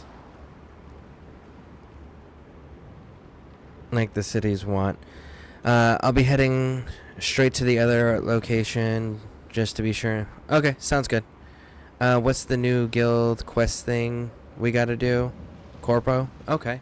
The new quest, so right here, when you go down to guild curse and you come over to guild contract right here, we'll have these 3 things.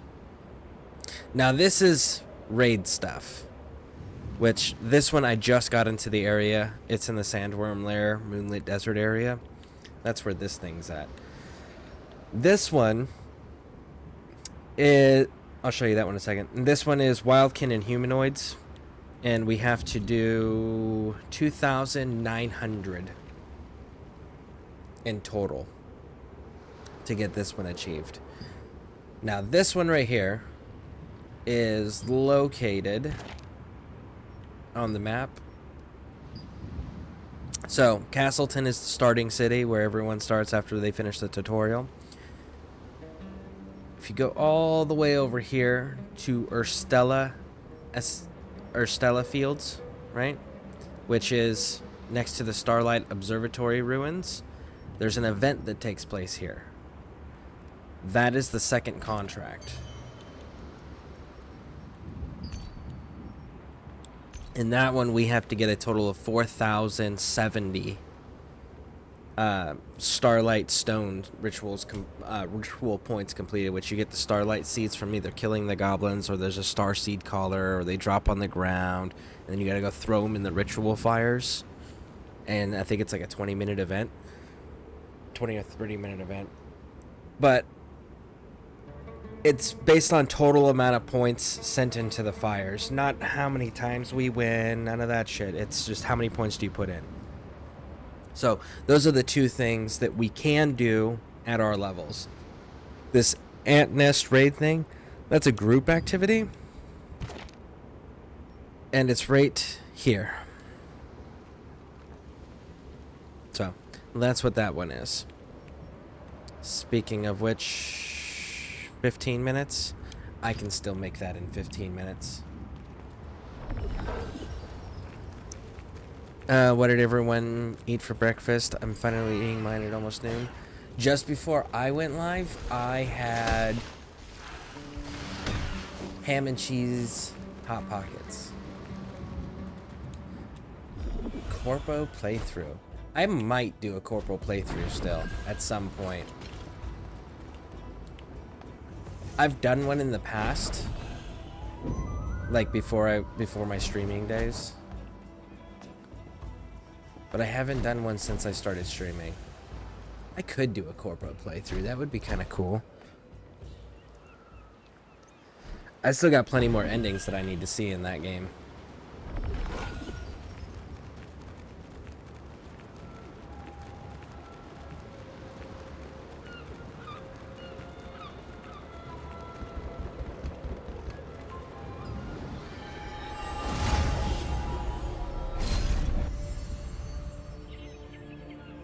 The huge shipwreck visible from the Dawn Cliffs is a constant reminder of a dead pirate king's greed.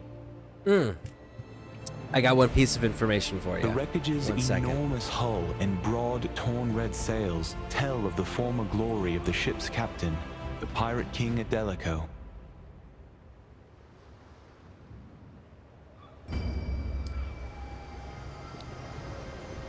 Nepal. I think that's how you say that. If not, I apologize. I slaughter names and words all the time. I don't...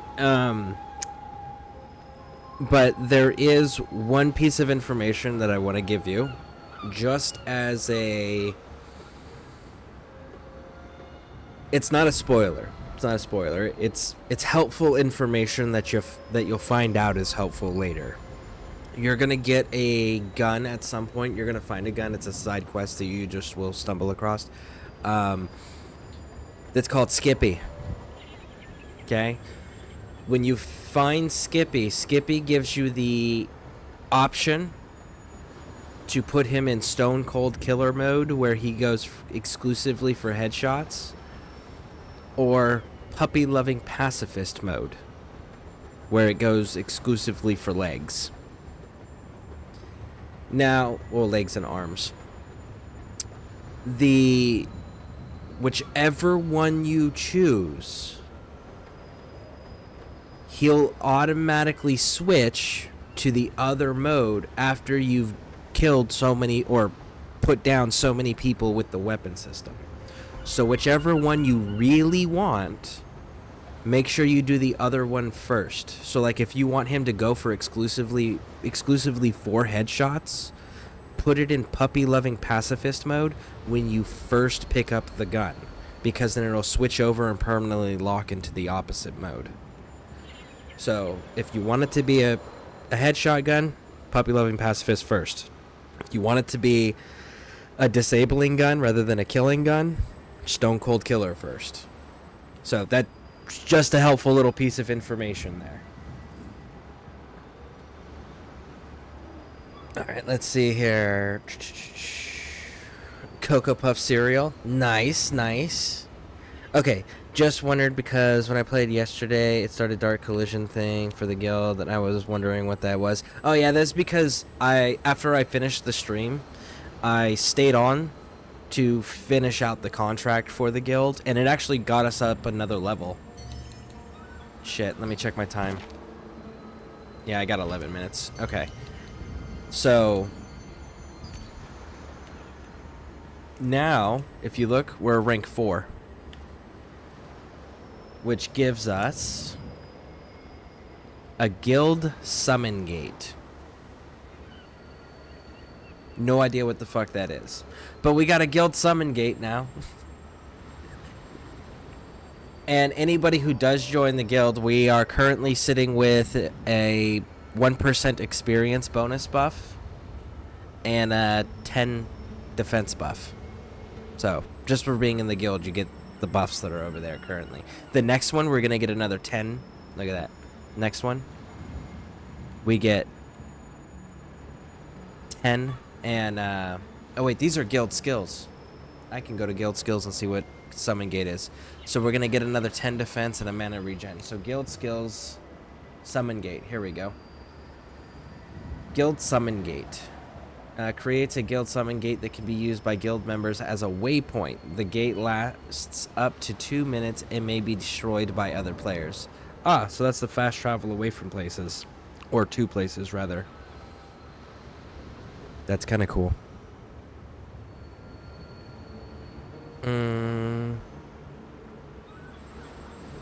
Interesting about the gun. Why did they set it up that way? Because Skippy's a unique gun. Skippy's a smart gun that has a personality that talks to you.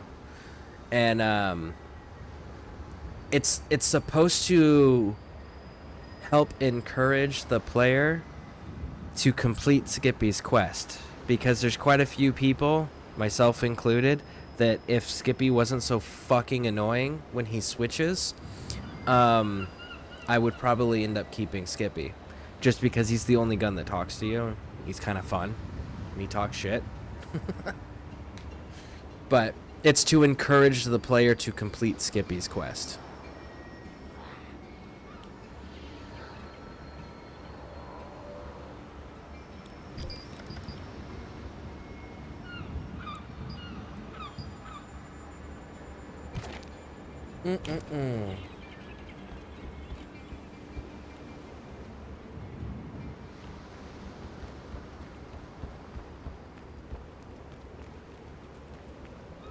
You know, I'm seeing all of those stone things, and I'm just like, is it worth it?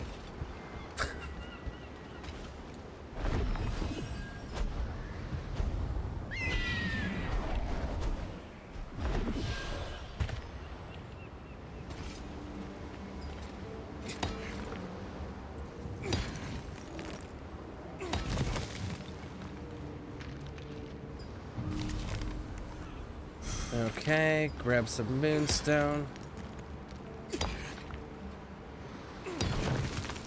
Alright, let's back up.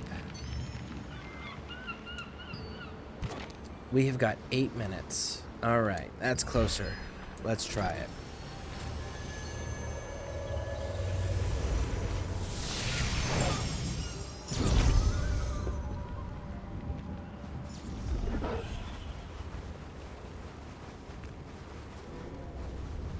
Oh, those are golems. I don't want to fight you guys.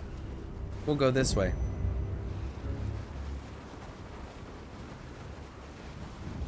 Nope, don't fight me. Leave me alone. I need to be down here. Go, go, go, go, go. Oh. And the other suggestion I have, or piece of advice I have for like other people are waiting here too for the same quest. The other piece of advice I have is for your augmentations. There's a for your cybernetic augmentations. There's one that's for your legs, and it's because you have the various different kind, like you can run super fast and quiet, and then there's the charge jump. You don't want any of those. You want the double jump. The one that lets you double jump is the one you want for your leg implants, because the double jump will give you the ability to access every single place in the game. So you want the double jump. It's the most useful.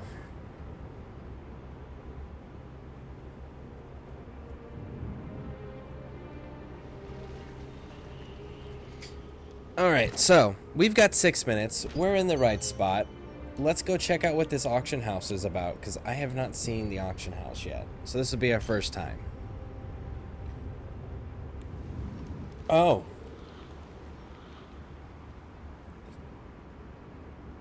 So you can sell in-game items.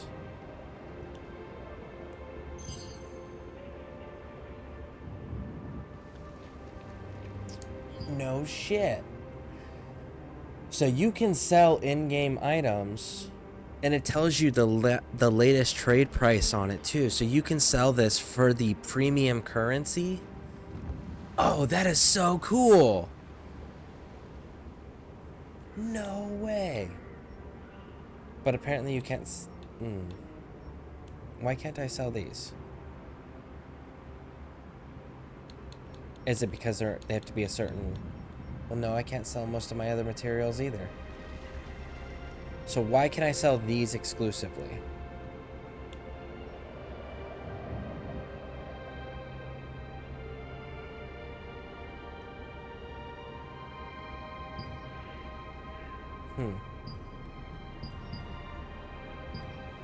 So you can, but you can apparently...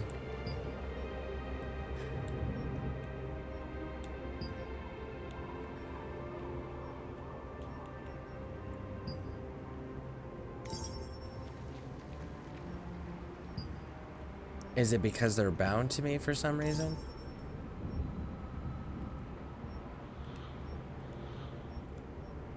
Huh. I'll have to look more into that, but that's kind of cool that they actually list the pricing on the item. How do we see if it's bound to, like, is there an indication that it's bound to us that prevents us from trading it? Because, like, I've never equipped these.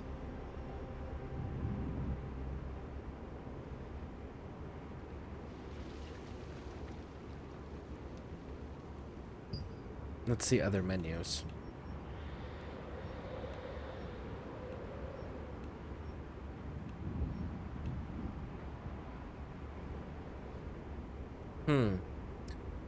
I have to learn about that now.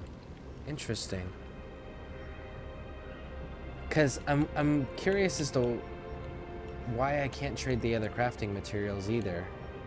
I can only trade that one. I can only change the ones that have the little weird box shape around the outside, the box border thing.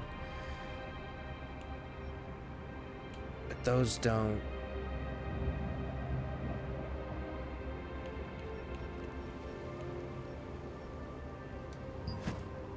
Do I have a quest with?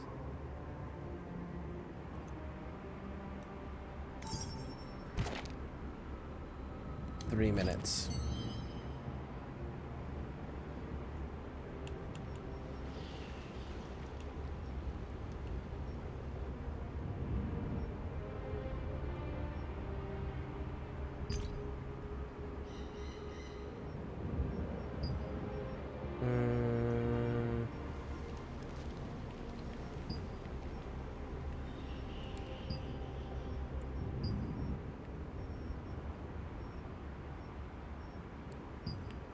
Okay, individual content maybe?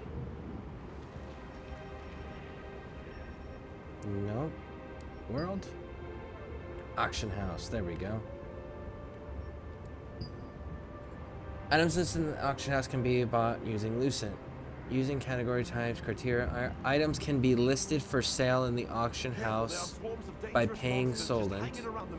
Tradable items are active and visible on the sell in the auction house. Listed items in the auction house can only mount for a certain time. Items that are not sold within that time are automatically unlisted. If unsold, the Solent used to register the sale will not be refunded. When you sell an item, you will receive the sell price minus a fee applied based on your tax rate. In the trade history tab, you can view the trade history from the last 4 weeks. Okay, interesting. So that's where these guys down here, where it has the 144,699 Lucent there for the tax held. So they actually, whatever people in the area, they receive a percentage of that. That's kind of interesting.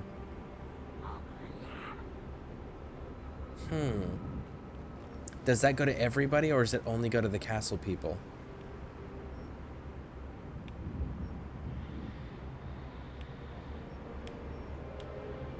This place isn't controlled by one. Alright, we got less than a minute. Let's see what this is gonna do.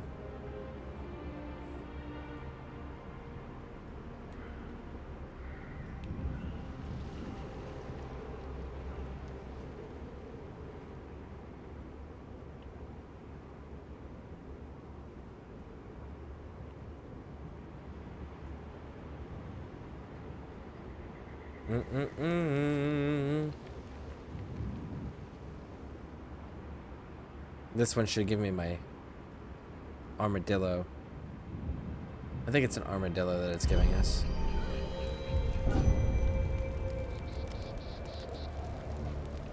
Whoa.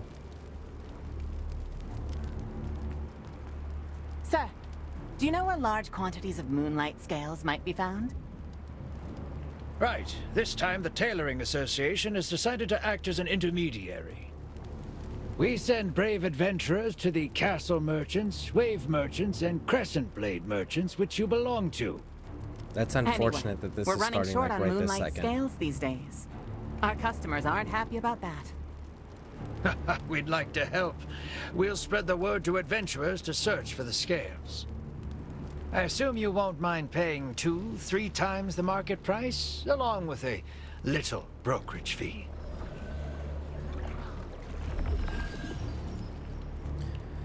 So...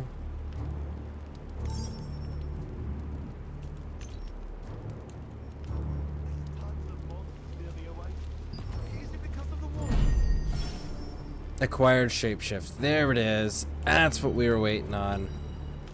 Boom. We have a quest with that, don't we?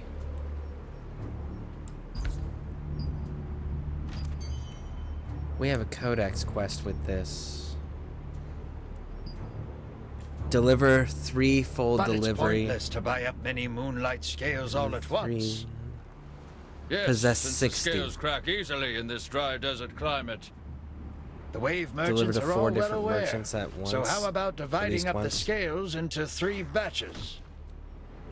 There's only so much you can take in one trip anyways, considering we're in a desert. Good idea. Let's do 3 rounds of deliveries then. There we go. There we go.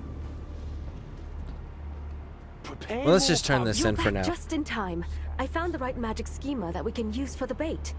Since you have all the ingredients I mentioned, let's get started right away.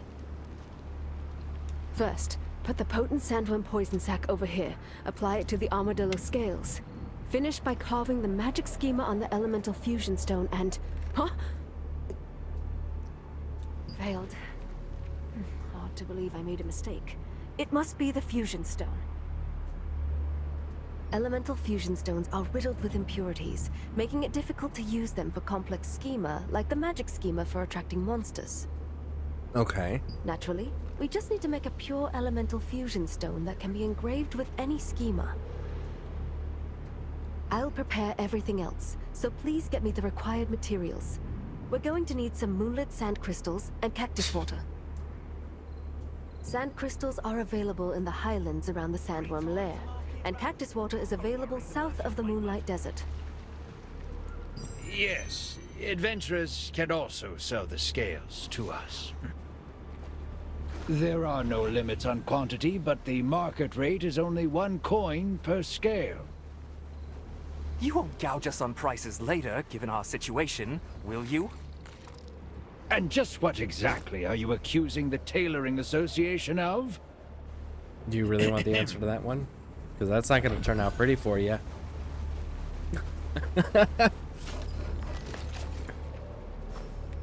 Purified water used to draw a magic schema is essential to making a pure elemental fusion stone. This is because low water purity can lead to errors in the schema. In the desert where water is scarce, cactus water can be used as a viable substitute. Except for we were literally next to an oasis, and you have plenty of water right behind you. And yet you're just like, no, we can't use this water. We're low on it. You have to go get the cactus water. Except for the narrator lady just said that we could use it. Well, she's wrong. She doesn't know how scarce the water is. Considering she's the narrator, I'm pretty sure she has the book. She knows the exact quantifiable number.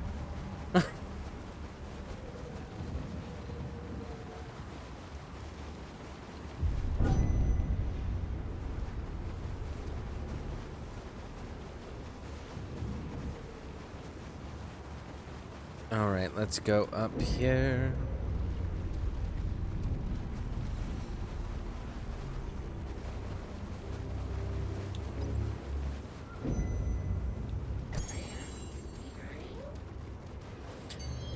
Those aren't really doing the trick.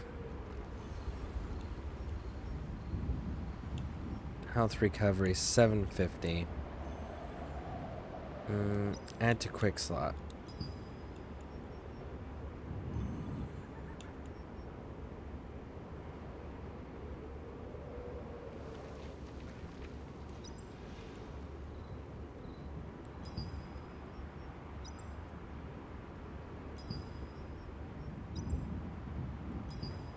There we go.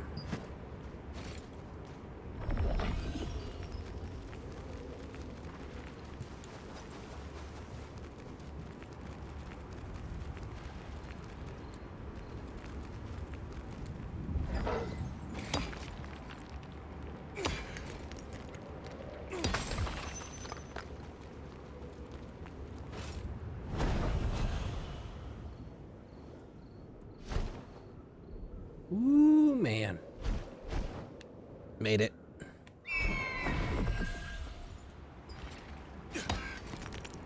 This is gonna make me fly over to that one next. No, it's gonna make me fly to that one. Ooh, that one's gonna be a little bit more challenging. Actually, it's not, because we're gonna go up on top of there.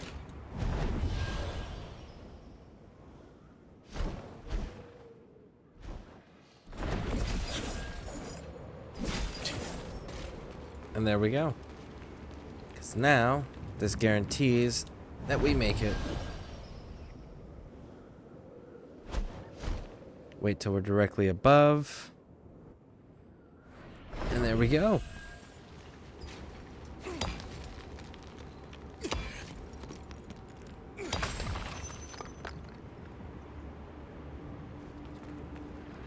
Alright, now where do we have to go?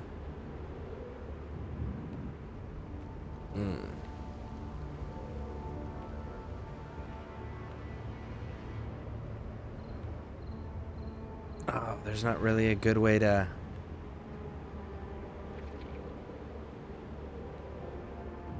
Actually...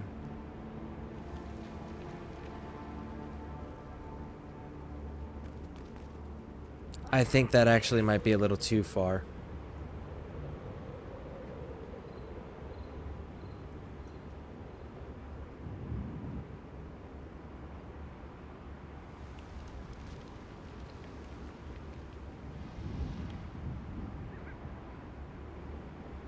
Damn. I think that's a little too far. It might be able to reach if we go from that one.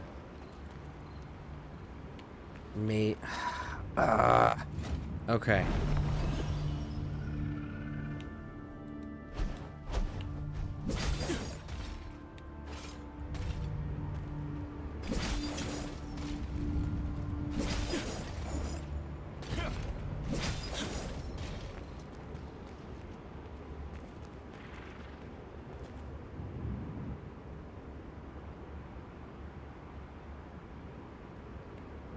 I think that might be too far.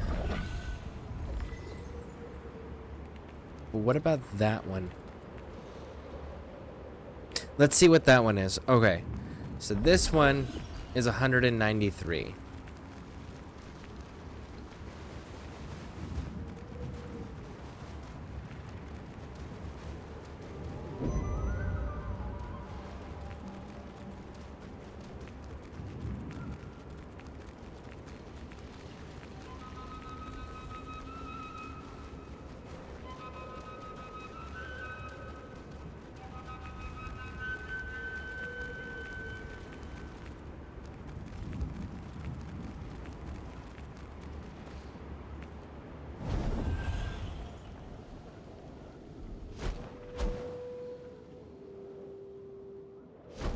We're gonna be coming up short on it. Yeah, we're gonna be coming up short.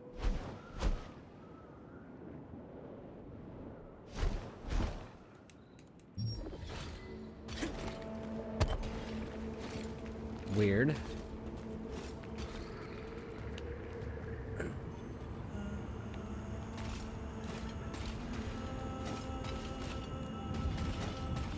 Can we get high enough up to be able to use it?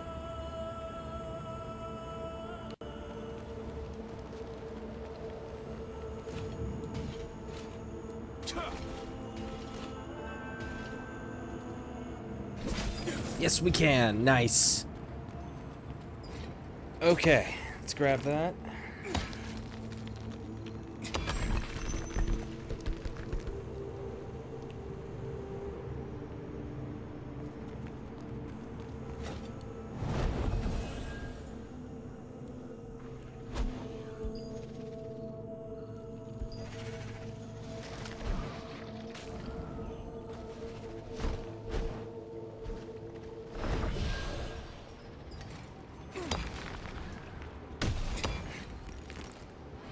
It is important to consider not only the size of the sand particles used for the pure elemental fusion stone, but also whether they contain their own impurities.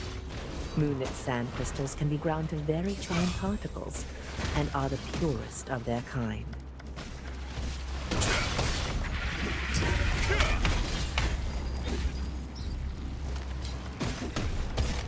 Come on.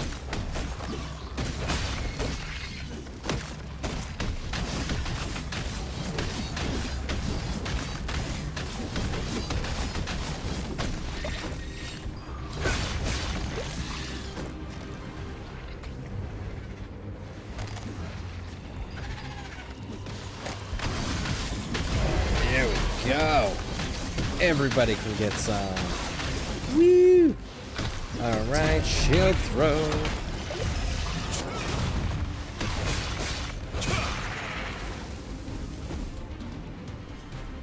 I need 30, so I just need to start killing some of these ants. You, come on, fight me. Come on.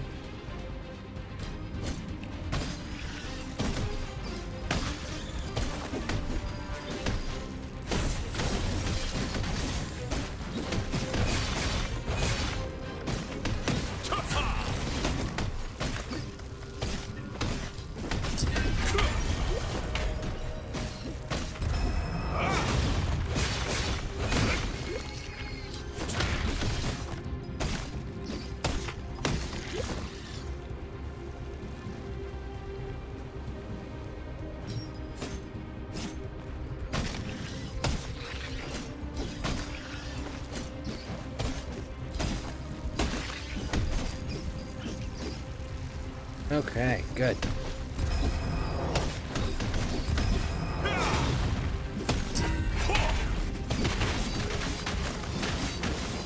There we go. Giant blood mushroom could appear soon.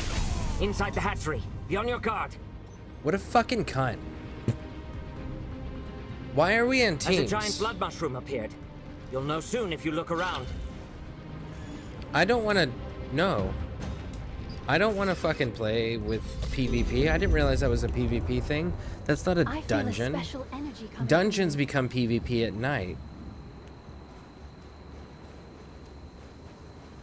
Well, that's stupid. I'm not doing that one.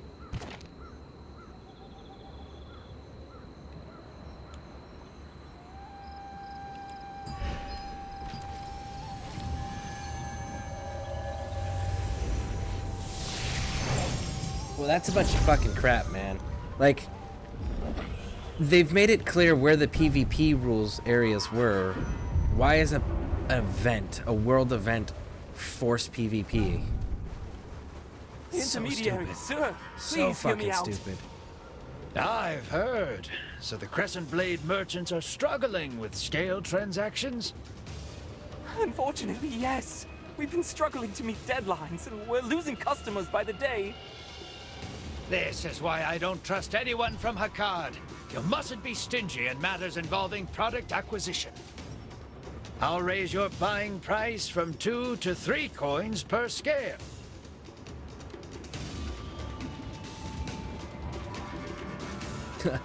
They asked, is this game toxic because of the PvP or because that's just how the MMO community is? It's the PvP. And the reason we can say that it's PvP is for the simple fact that if you look at ESO, you look at Neverwinter, The second round where starts they now. don't have We'll be forced accepting deliveries PvP. for 3 minutes. Also, there is hold the on. Crescent Blade merchants will pay triple the market rate. Jesus Christ, dude. Shut the fuck up. Nobody cares. Let me get out of here. So this dude would stop fucking talking over me. Like an asshole. Okay. So, it's 100% PvP.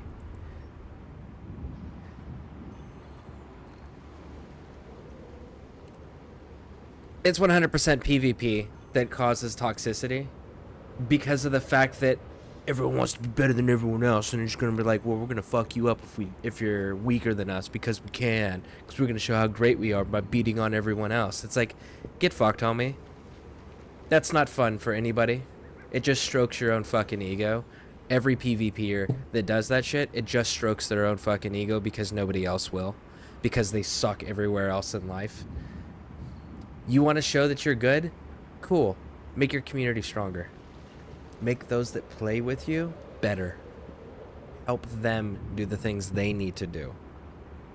Don't just beat on other players because they're fucking weaker than you and then call yourself great at the video game. Go eat a dick if that's your mentality. But if you look at games where there is not forced PvP or PvP is not the central focus, those communities are far less toxic and far more pleasant to be in. It's literally the only fucking communities that where PvP is either the central or only focus, and or it's a primary forced mechanic in the game. Those communities for the games like that are the most toxic in existence. LOL, I was literally explaining to the 4-year-old. I was watching the games that should be fun for everyone and not just her. Exactly. Yeah. Totally agree.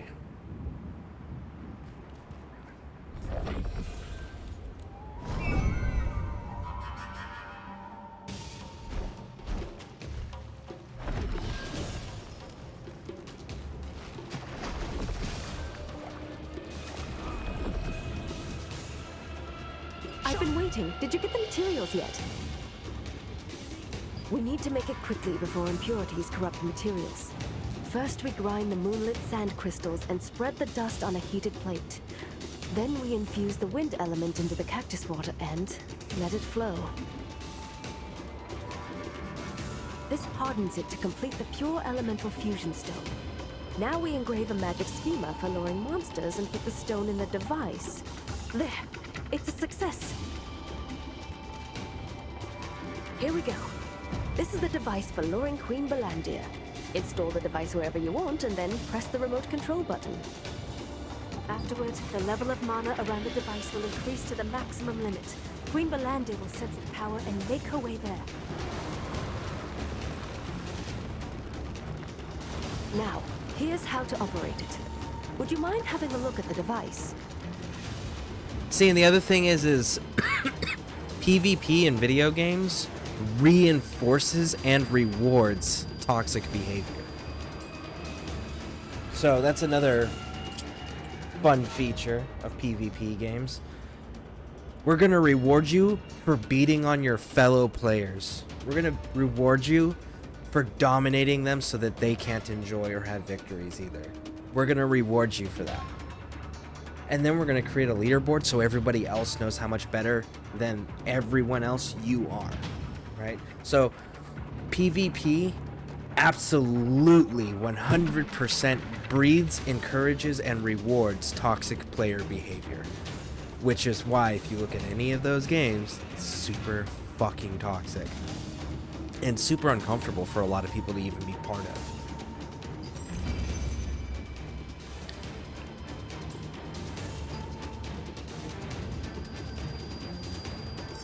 Taking your time, eh? No more delivering scales?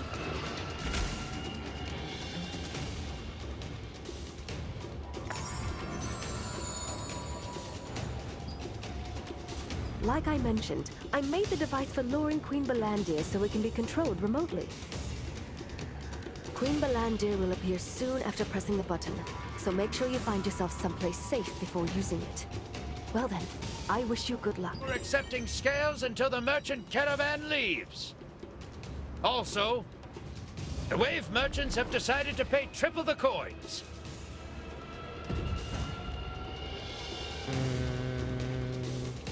It's right there.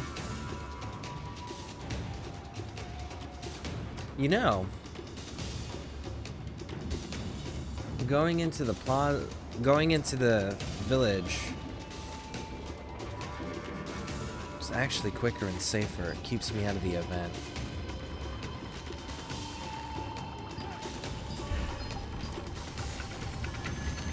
With all the rain, I think the kids were all grateful to have good boots on.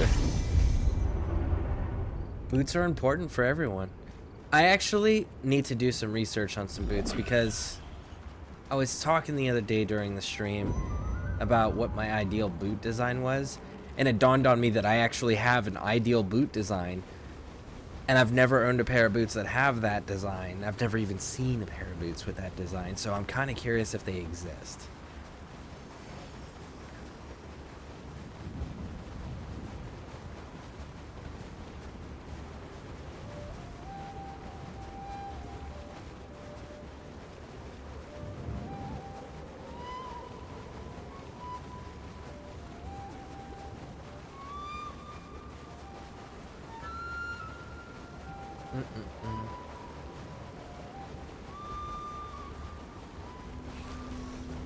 Man, I'm looking at this chat over here on the left. They're calling for Jerry Springer. Oh no.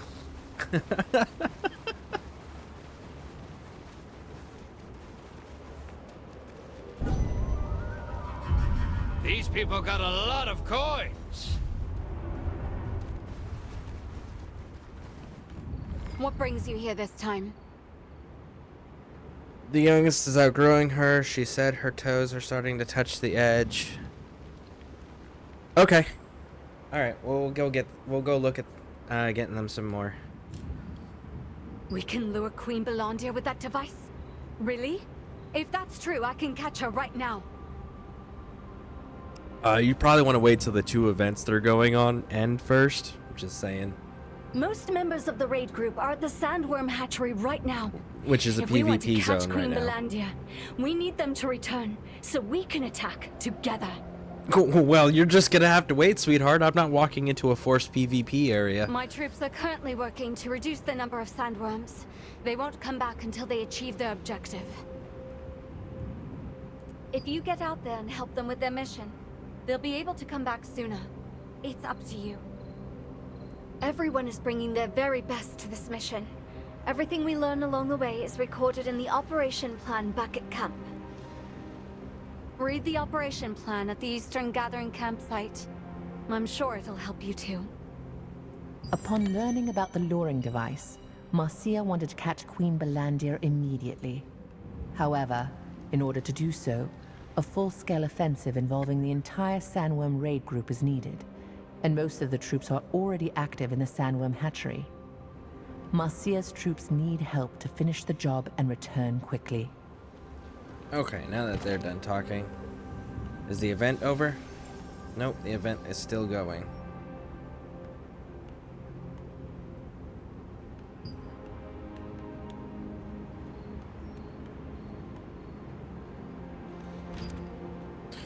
Well, they're just gonna have to wait because we're not going into a forced PvP area.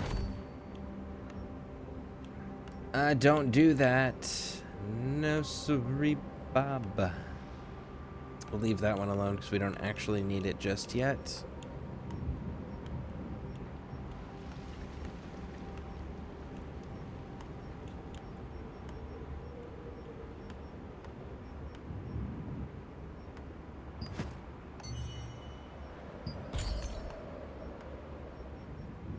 Oh, we are so close. 3 more points, and we'll have our endurance increased by 100 across the board, which will be nice. Then I can go and get perception up to get that to 30, because that's the next objective, and then go back into strength. Yep.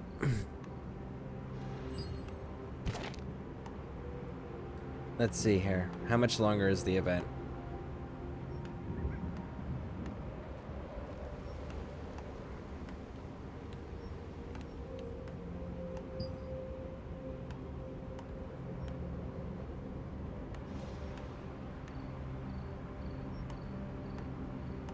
I wish they'd tell you how long it is. Nemesis captured more? Ooh. So Nemesis captured that one. Does Nemesis still control the castle? Nemesis still controls the castle. And then there was one over here that Nemesis controlled too, wasn't there? Yeah, right there. Look at that. And Nemesis controls that one too.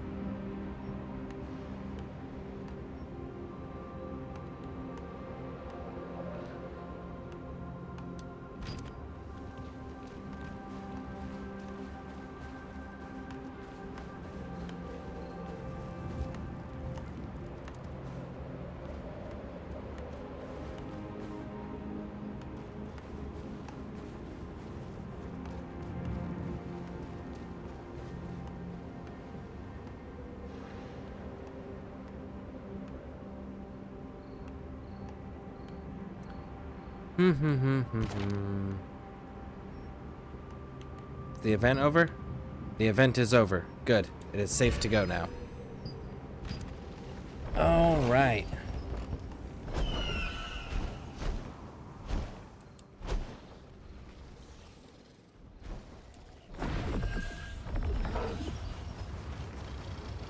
Readable.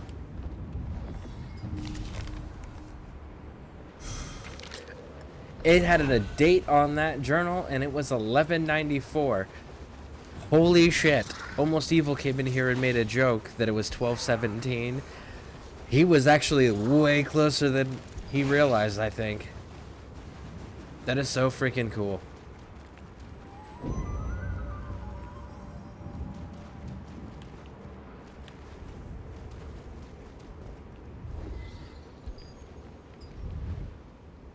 The record of Marcia's operation. The goal of the operation was to reduce sandworm population.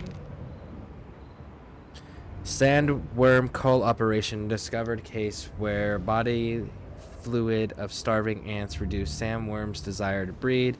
Procure body fluid. Store it in a jar. Saw a starving ant near blood mushroom in sandworm lair. The number of ant holes found deep in sandworm lair. Okay.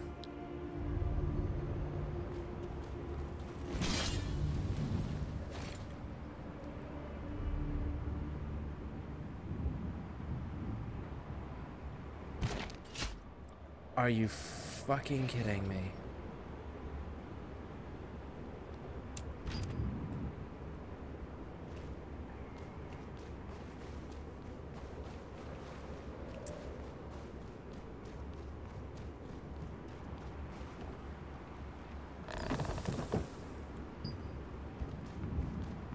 Oh my.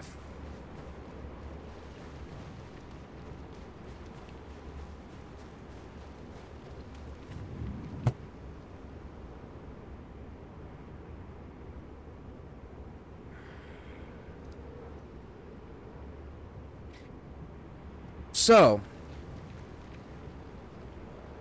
in order for me to progress this main storyline, I cannot progress it now for another hour because the fucking event that is a forced PvP event is the main storyline quest now.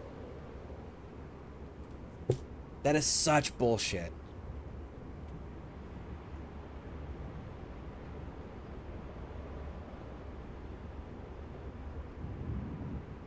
So we literally don't have anything to do for a fucking hour.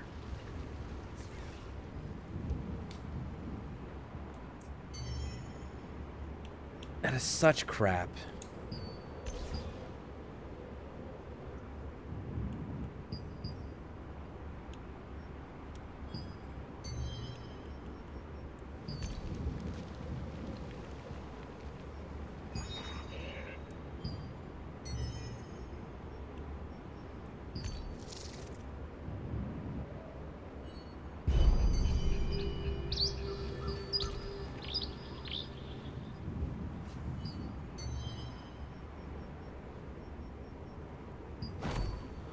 Actually, it might be longer. Let me check the map.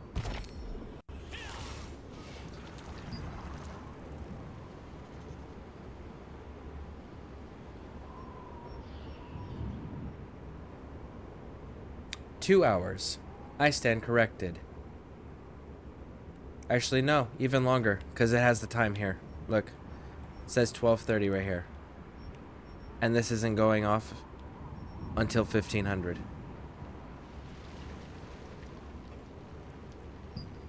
Almost 3 hours. We have nothing to do.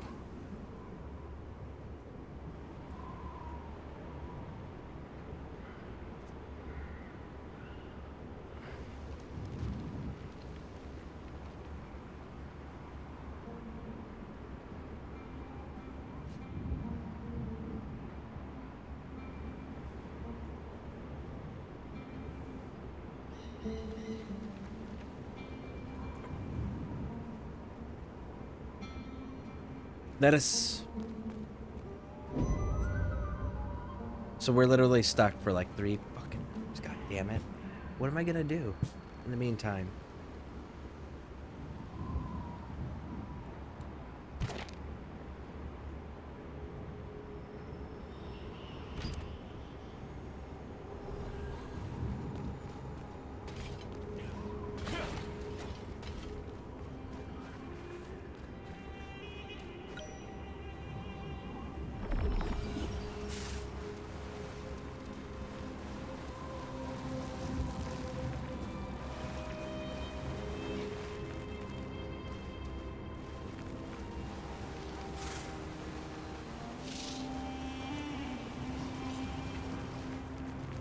It shows down below.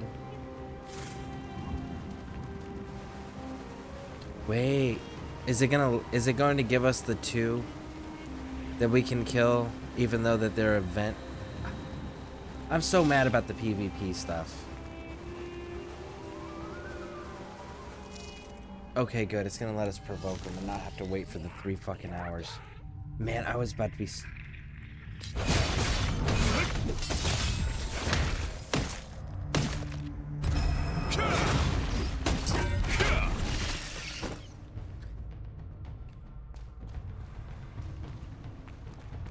I genuinely hate fucking PvP. And games that force it. It's part of the reason I don't play Dark Souls and Elden Ring anymore.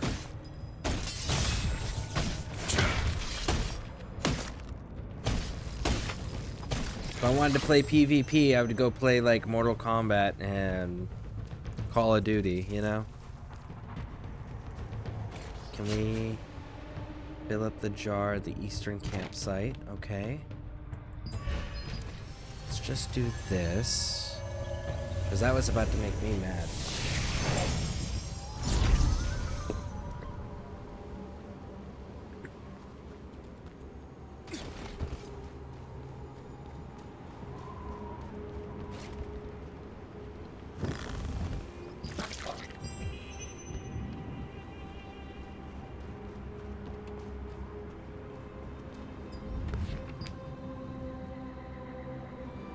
I'll take one more ant. That's right. And from...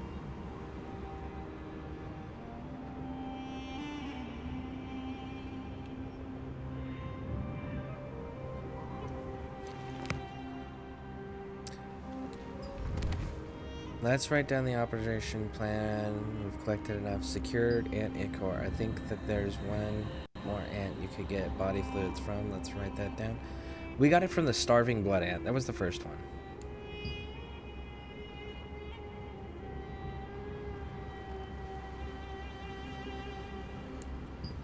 There are sentences in the last place. Messages received and hope in operation. Let's get rid of the worms. If it doesn't work out well, we'll die. Being successful in operation. Let's write down sentences to support. We're sure to succeed.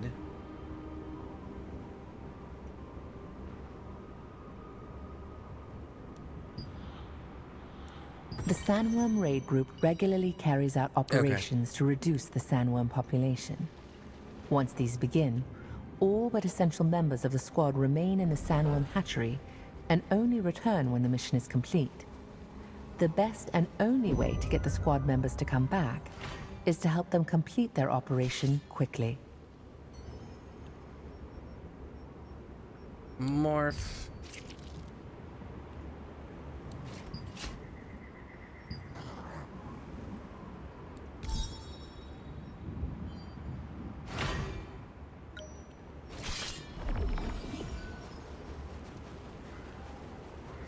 Wee.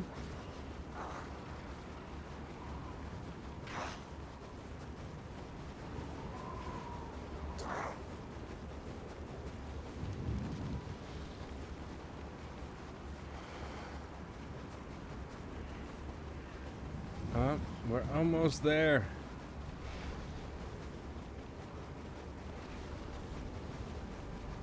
That's so cool. That little sneaking feature that they added. No.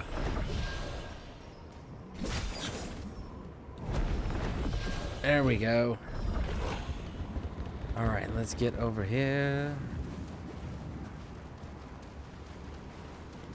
I've been waiting. Thanks to you, my troops returned earlier than expected. The time has come to carry out the plan. We've set so many traps for Queen Belandia already. She wouldn't be able to escape us once caught. But no matter how long we waited, she never showed up. But with the luring device you brought, we'll be able to attract her there as planned. Okay, I marked the location on the map. You can go there, find the chest in the center, and install the device. We'll be preparing to attack her in the meantime. Marcia and her group had already set up a trap in the hopes of catching Queen Belandia. Unfortunately, it had proved useless, with the Queen never showing up at it. With the new luring device, however, she could be attracted to the trap and captured as planned. 1 second, folks. I need to go stretch my back before we go do this fight. All right. We're back. Let's do it.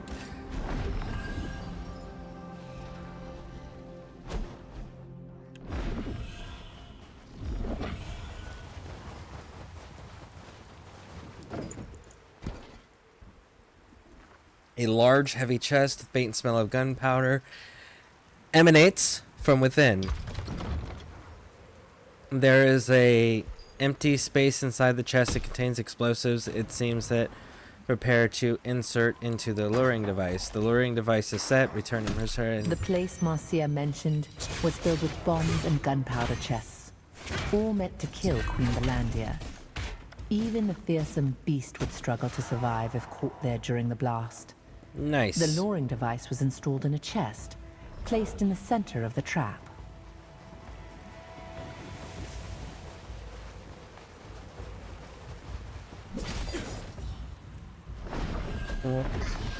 What in the hell?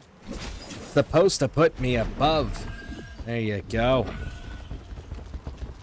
Oh wait, we got another level.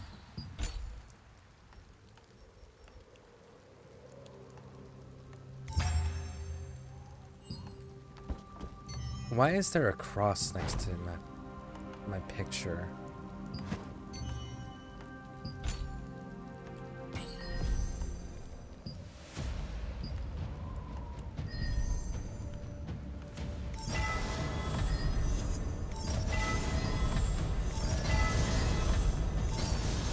Ooh, that is almost maxed.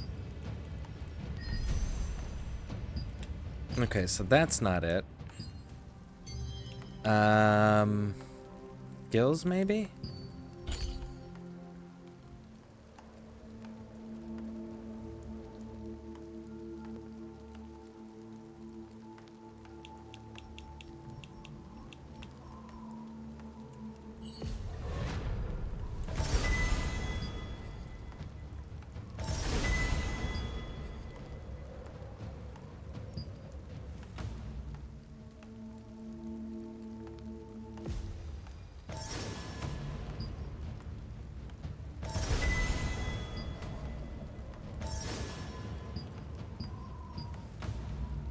Okay, and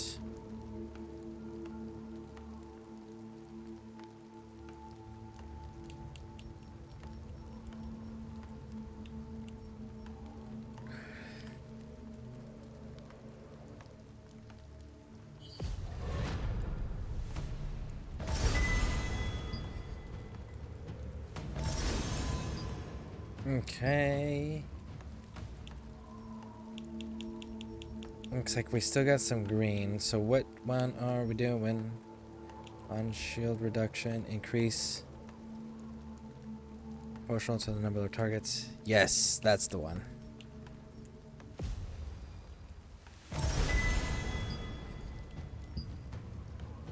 Okay.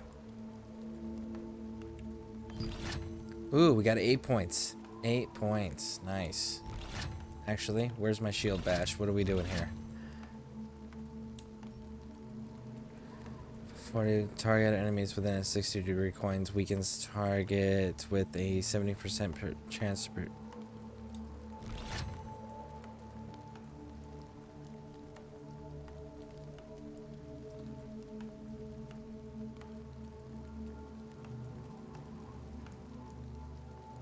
Yep. Yep. That's gonna be that one.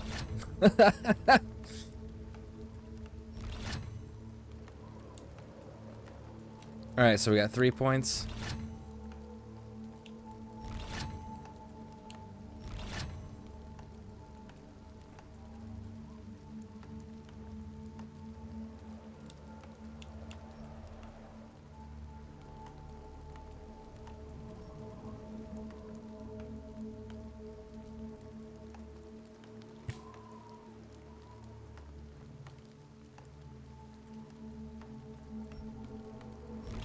What are we doing here?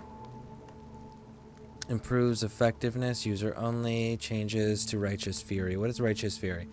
Skill increases 63 for 9 seconds for the user and their party within 10 minutes. And then this is modifiers, still affect on the user. Modifies the skill to affect only the user, which we won't be using that. That reduces the cooldown, increases movement speed. No. And there's... Is it Willbreaker? No. Is it Devastating Smash? Oh, Devastating... No, it's Da Vinci's Courage. That's what it is. Da Vinci's Courage. Okay, so increases health regen. Applies Weaken Frost to target an area and movement speed by 5% duration and snacks versus doing what? Increases max health by 640 and health regen and attack speed. This instead would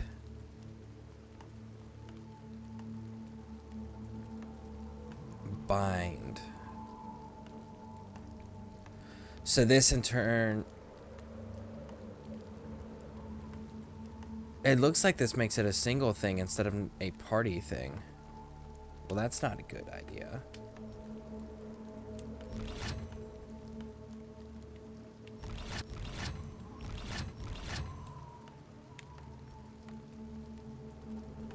Good. So damage reduction increased by 25. Recovery, the health.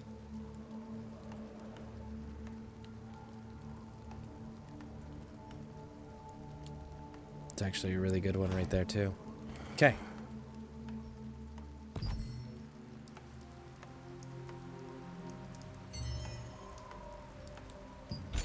What is that status thing on me?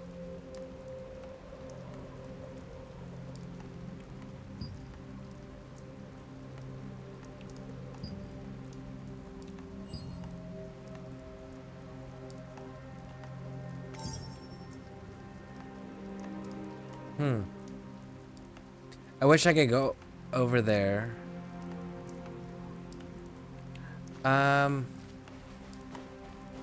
You still haven't fixed the ladder, homie?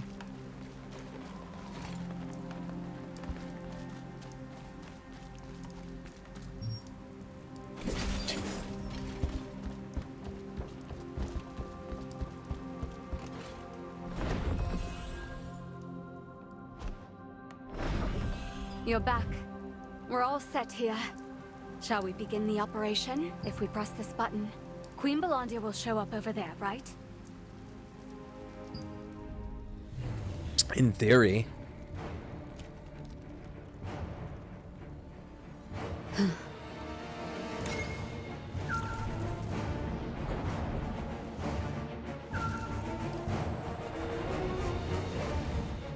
There she is.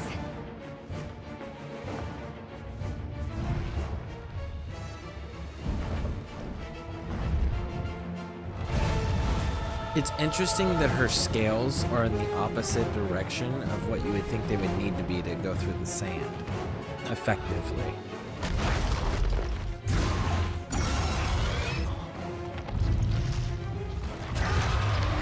She didn't hit the bombs.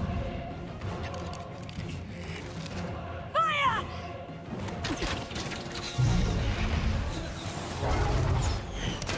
There we go.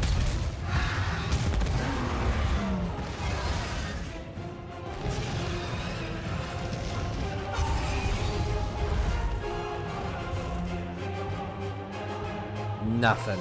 Finally! You guys didn't do anything other than piss her off. She's still alive. What are you celebrating? After She's not Marcia dead. pressed the button on the remote switch, Queen Belandia charged. Her fierce attack was cut short when she stopped in the middle of the trap and took flight. Determined to bring her down, the raid group let fly every arrow they had. The enormous sandworm was engulfed in an explosion as the gunpowder chest caught fire, but managed to escape. I was gonna say, like, you're not gonna lie to us and tell us that she survived that that she died in that bullshit, right? Because, like, she quite clearly did not.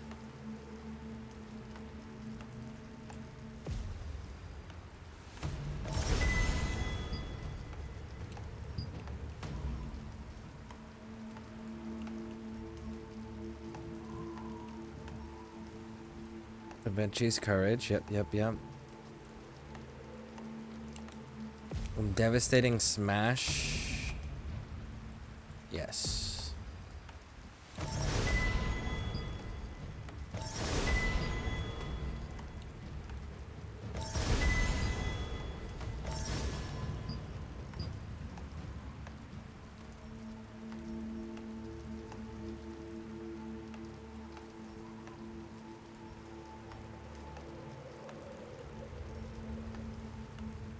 Okay. I think that's all we're going to be doing in there for now. What have we got over here? Nothing? Alright, we're good to go. After so many tries, I finally dealt her a critical blow. We may not have caught her, but we'll finish her off next time for sure. Thank you. We couldn't have done this without you. What do you mean? My father passed away a long time ago. My father really told you to? How is this possible? I don't want to catch Queen Belandia just because I'm captain of the Sandworm raid group. I want to catch her because I am Marcia Richel, daughter of Glenn Richel. Every time I felt discouraged by our failure to kill the beast, I looked to my father's name carved upon the victim's stone to steel my resolve. Soon, I will be able to fulfill his wish. My father always wanted our family to live together in a safe place. I'm going to rebuild our family home, a place with so many happy memories, hopefully with my brother's help, despite our falling out. So, if you see my father again, tell him to stop worrying about me.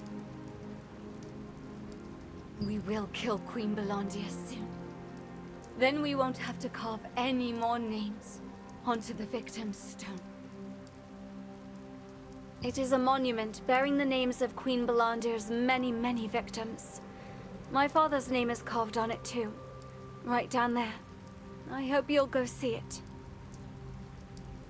Marcia succeeded in critically injuring Queen Belandia, and felt confident that the next battle against her would be the last. When she learned all of this stemmed from her ghostly father's request, she was filled with bittersweet gratitude. Above all, she now hopes her father can rest in peace. Do you think this dude's ever gonna finish this ladder? Let's talk to her again before we have to jump down. Do you have business in Laslan by any chance? Then I'd like to ask you one last favor. Okay, if you what you are got? ever in Laslan, please pay a visit to my brother. His name is Mark Richhill, and you'll find him on duty at the Laslan Watcher's Post. Thank you. Give him this picture when you find him, will you?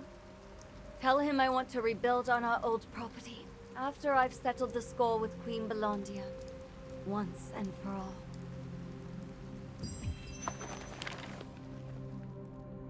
Okay, do we get to see the picture? There we go.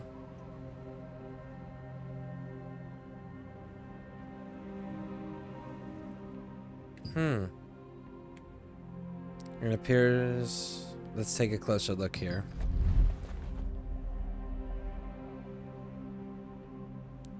Glenn repairing the roof. Entirely maintained under his care. Okay.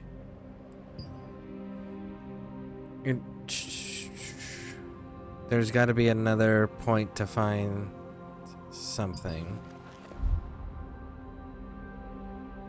There's her and her brother climbing the tree. You can imagine how much fun their childhood is.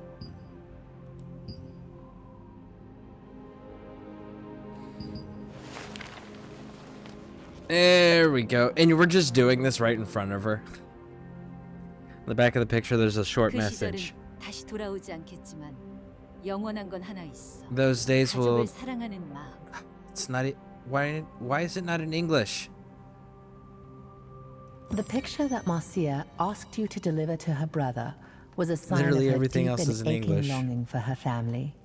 It showed her childhood home, where she and her siblings shared many good times with their father Glenn before he lost his leg.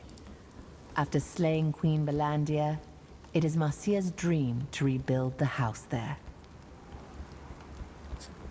Like, the voiceover started speaking, and it wasn't in English, but the text was in English. But for whatever reason, like, my brain was just not letting me read that and listen at the same time. Kind of mad that it wasn't like a button to push for next, so that way I could take my time and read it after they were done speaking. And why is it that everything else in this game is English except for that one? That's the first thing that we have run across, and the only thing so far that's not been in English. It's a long list of the victims. Examine the list. I will forever remember your names. Going through all the list. That's a lot of stone list. engraved with the names of all those killed by Queen Belandia rests on one side of the camp. This memorial only honors the officially identified victims, so it is impossible to guess how many more fell prey to her over the years.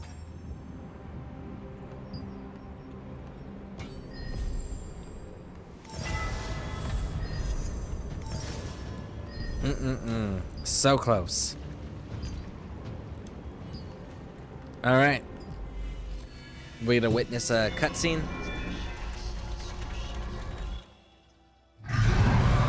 Queen Belandia, the invincible, the all-consuming. No one had ever even so much as scratched the fearsome beast. Enter the Order of the Swan, a small-time guild, hired by the Resistance to help gather sandworm poison sacs.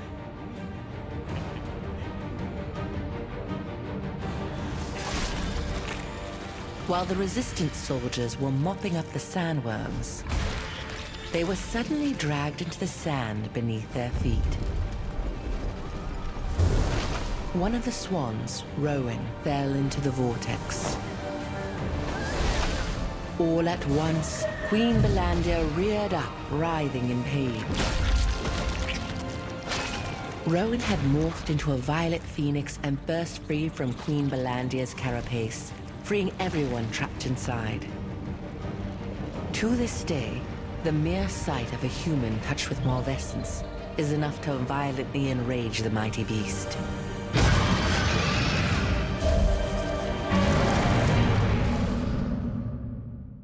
Humans only defeated Queen Belandia once in the past. Among those she devoured that day was Rowan, who possessed the power of a star fragment. Rowan transformed into an ethereal violet phoenix and burst through her tough carapace. This was the first time Queen Belandia experienced such pain, and she fled in surprise. Interesting. Okay. So apparently we got, because it was part of the storyline, we got some new, what are these? Skill conversion book. Conversion book used to exchange skill growth value. So like if you got a skill you're not going to use and you want to switch out the value without having to go through and level it up the traditional way. Is that my understanding there? What else we got over here? Desert Challenger. Kind of cool. Alright, Codex. Go to Final Rewards, claim Final Rewards, and what do we got? No, god damn it. Claim Final Rewards. Show item info. Gauntlets of the Resistance. Hit chance, collision chance. Critical chance. Hit chance, weaken chance. You know what? The Gauntlets of the Resistance is the only ones that I didn't see in the lithograph. So let's go with those.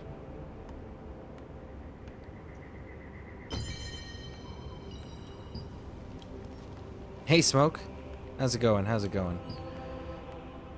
I am outstanding. I'm actually just finishing up storyline here. So then I got the gloves finally to go with my armor. And now we're going to do the transfer thing. So transfer, we're going to grab up the blue gloves. Oh, shit. I forgot. I have 2 armor sets. God damn it.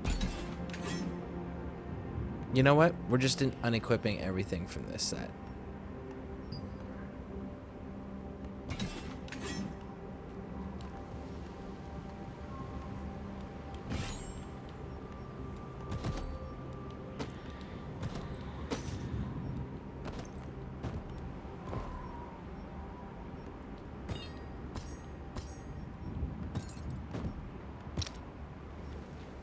Okay. There we go. Now let's try this again.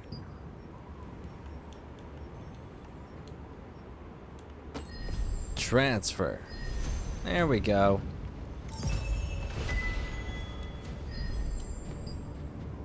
Nice.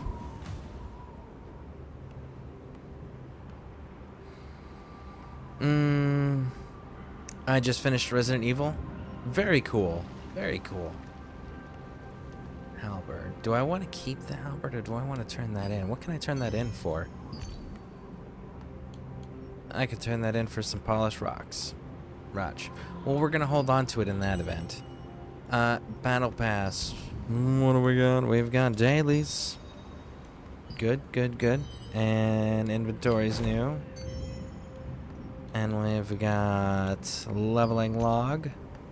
No new rewards. And we've got a solo thing here. I think we can do it. Let's do it. Let's go fight them.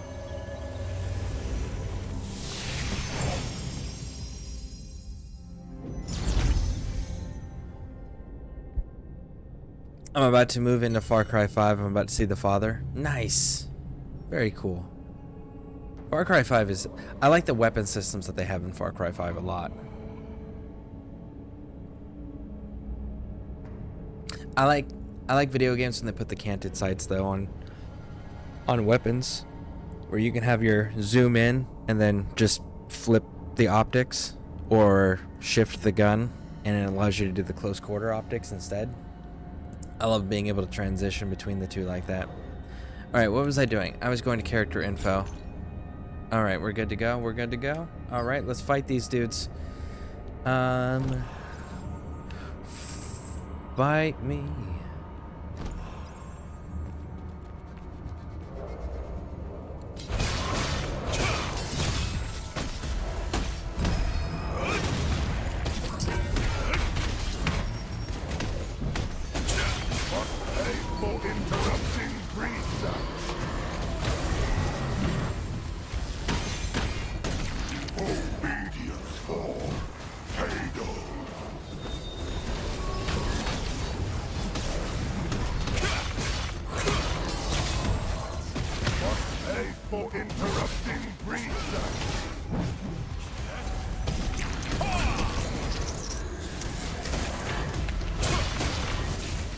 Okay, let's see here. No, where are you going? You.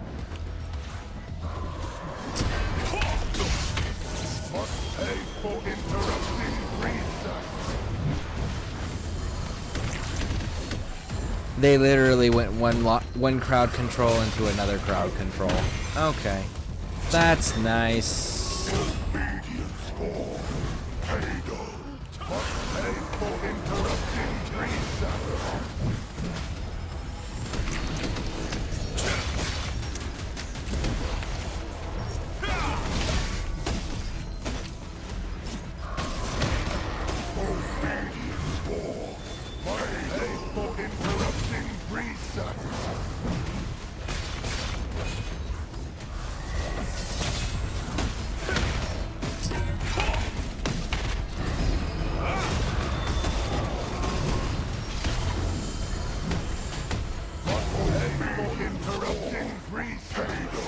Nope, come here, come here, come here. Take this magic user down first.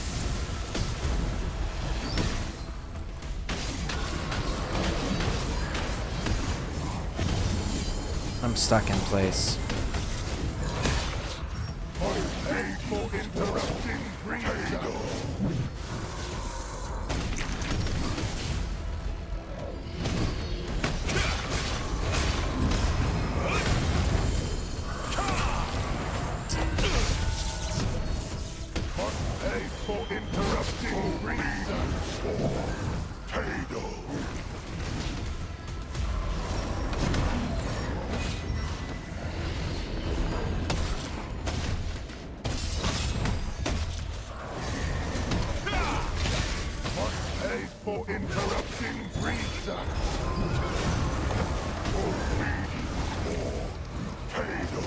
Come on, come on.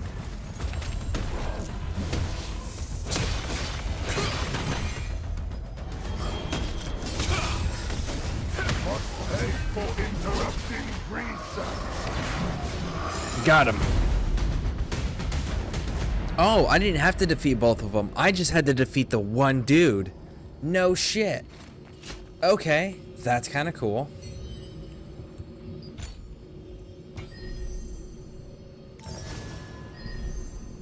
We ran out.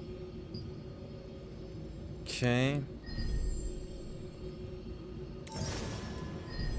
Ran out again.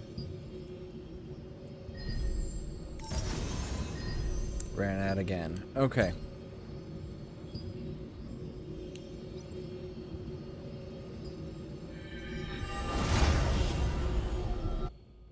Oh. Let's see here. I know you should have seen... I know you should have seen me fight Jack Crusher. That's actually cut my head off. He actually cut your head off. Wow. Jack Crusher's the original Resident Evil was way better than the remake. I'll have to go back and check the video, because I'm sure it still will be up on like a VOD on your YouTube channel. So I'll definitely have to go look at it. Alright, let's take this again.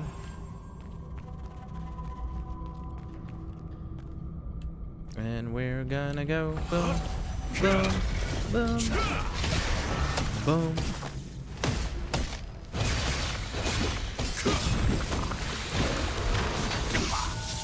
Oh, that actually stuns me, Raj.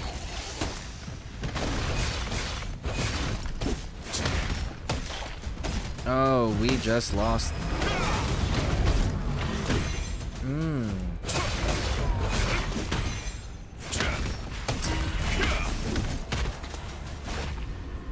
Alright, so if we gotta stay away from those two.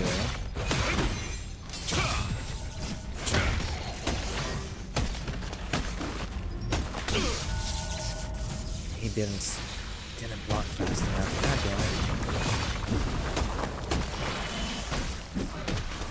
it. Detox herb. Oh.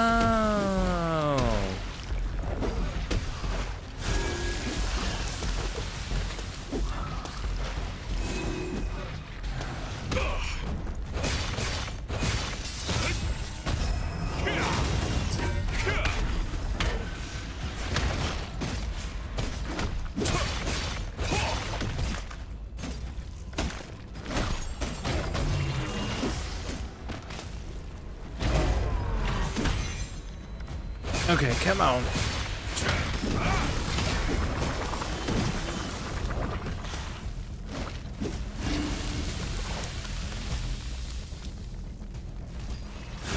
Woo! Woo! Okay. Sit your ass down.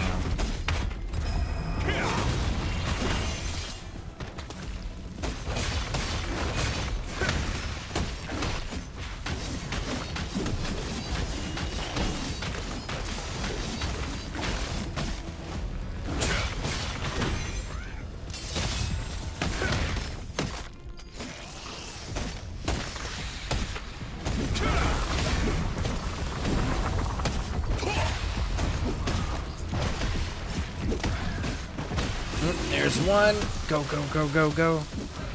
There's two. Keep it pushing, and there's three.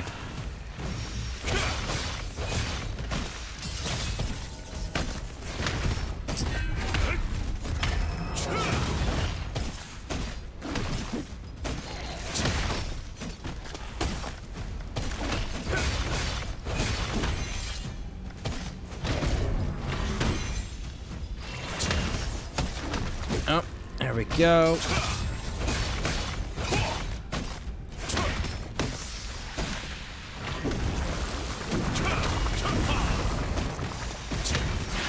There we go, got it. It seems I'm still being tailed. I can't let them interfere with my research. I'd better send a stronger Manette. Very cool. So, 47's our next mark to go in and do the solo dungeon. Now then, let's level you up.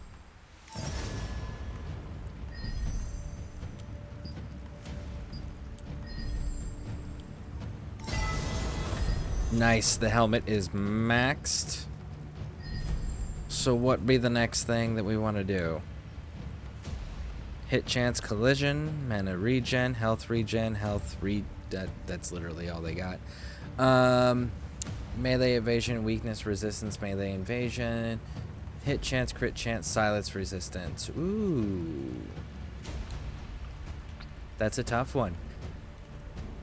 Weakness resistance. Let's go with weakness resistance and melee invasion. Let's get these. This is going to be our next project to level up. Okay. And this.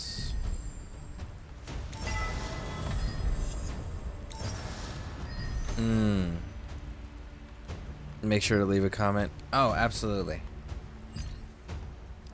I'll have to see when I can get to it, because I know I've got quite a bit of stuff going on here, but I will absolutely do my best to remember to get to it. Traumatic brain injury and all. Lady Pixie always has to remind me of things too. Matter of fact, tomorrow's my daughter's award ceremonies, so doing that most of the day. Let's see here. There's a second marker.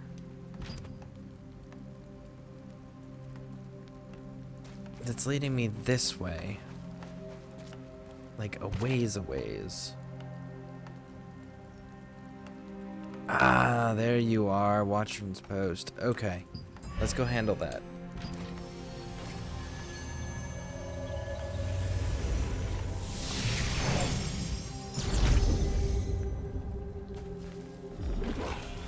The blessings of the god. Our God's will is always. May peace be upon you until you meet. This is the head. All right, It's you. best to stay I need stocked to up on sell.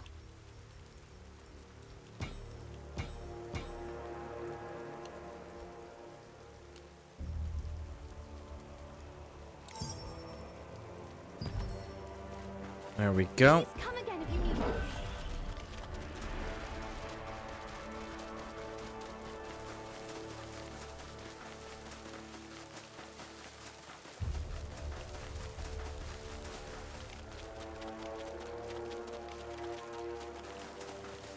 So one's fighting sandworms and the other's fighting orcs, huh?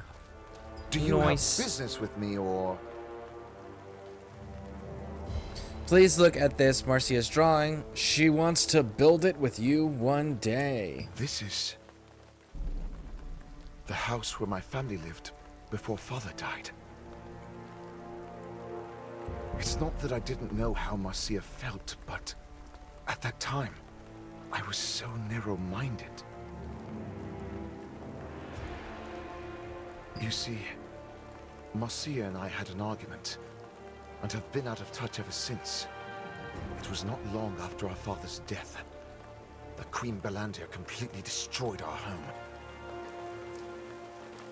So that was the home that we saw next to Glenn's ghost, I'm guessing. But there was a tree in the drawing. I wanted to leave our hometown and asked Marcia to come with me, but she said she would stay until the end.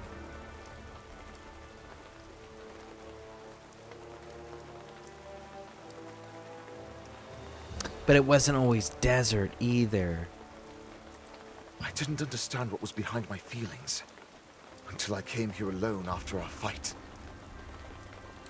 I wasn't mad at Marcia. I was mad at myself. Unlike Marcia, I lacked the courage to confront Queen Belandia. I knew that a long time ago, but couldn't bring myself to reach out first. I should write a letter to her before bed. Thank you for the good news. The Richhill siblings had been estranged since falling out over the question of whether or not to leave their hometown. Upon seeing the photo, however, Mark Richhill understood what his sister was trying to say. He immediately set out to write her a heartfelt letter in reply. It seems reconciliation for the siblings might not be far off. The lady said photo. It clearly was a drawing. And the text says picture. Huh. Weird.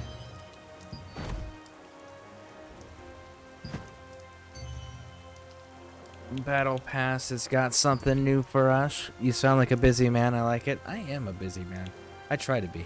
I try to stay that way.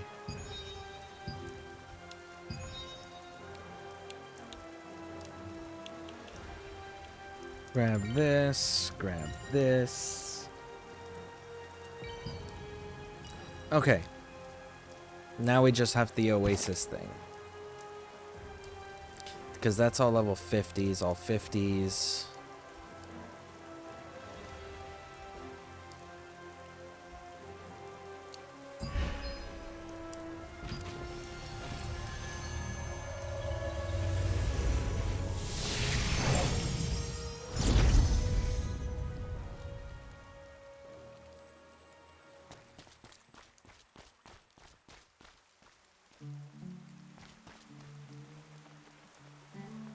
Let's see, there it is.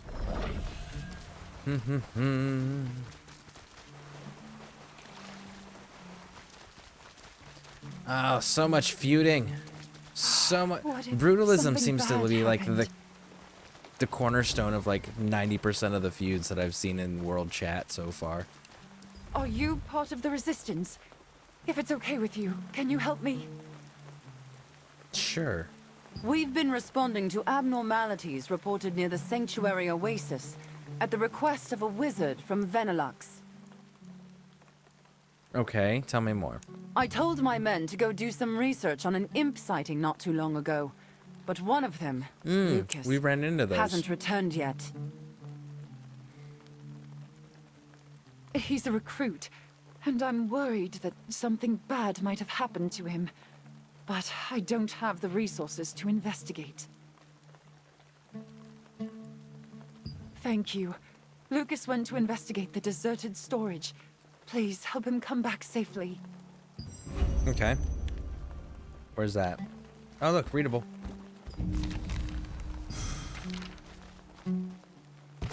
Alright, I don't like the fact that this map is so damn cloudy.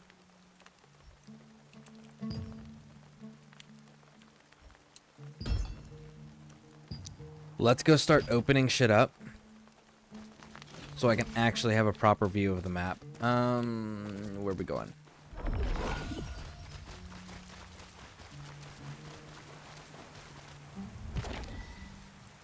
This just circles around. Okay, so this is we gotta go this way. Another readable.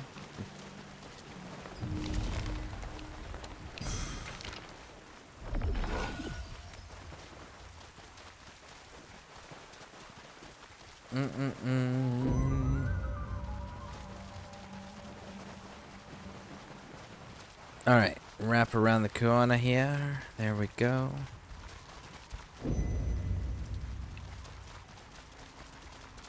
We don't have the morph for this area. We haven't done any of the side quests in this area yet. We need to. There's an imp.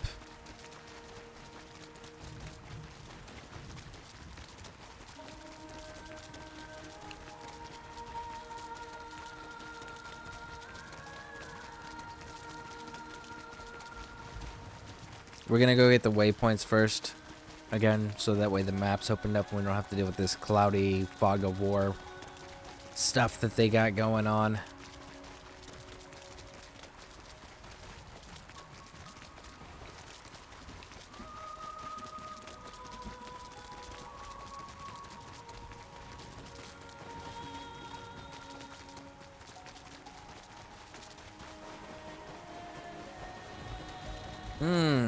Now we're getting closer into like just looks like imp territory where they're starting to transition from basilisks into imp control. Oh look, there's an evil eye. Ooh, that's kind of cool.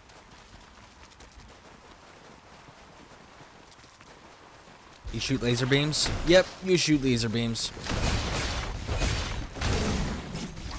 Oh, I messed that up.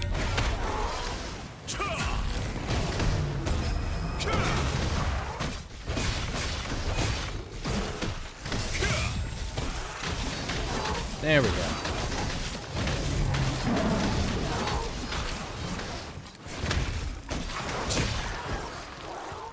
Nice.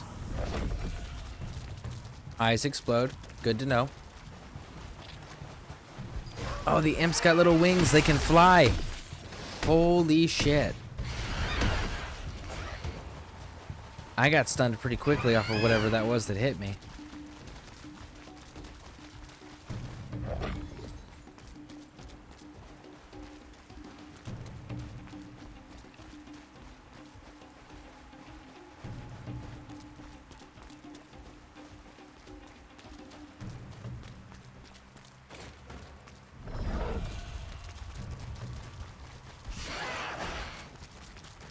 Go, go, go, go, go. You can make it.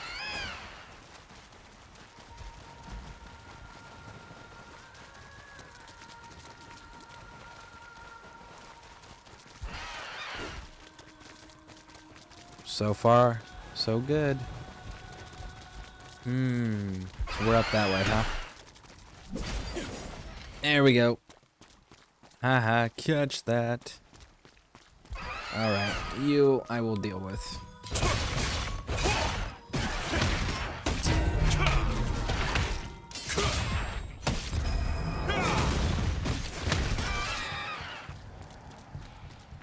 Okay. Now, where's the... There it is. So I guess we're dealing with you two. Woo!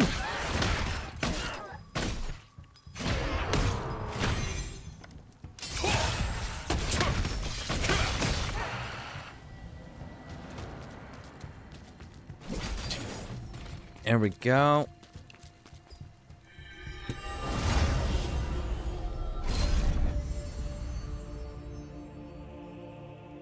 It may look ordinary, but it is a dangerous area where many adventurers lose their lives due to attacks from demons and monsters. Merchants in this area are especially cautious about Malakar, who is said to be the eye of Juniboat.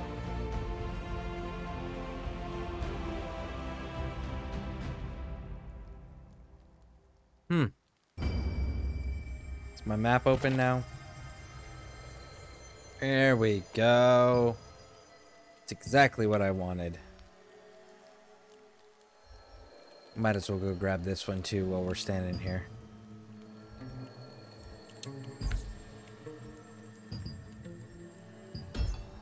What is this one? Sanctum of Desire. Accessible only during rainy weather. What's up? I started looking into this on PS5. It looks great. There's some unattainable glitch trophies. I'm sure they're gonna fix all that. I mean, they're doubling the map size this year, and they're still early in development because they just added a new core attribute to character creation, which is Fortitude, and added a new weapon too, Spear.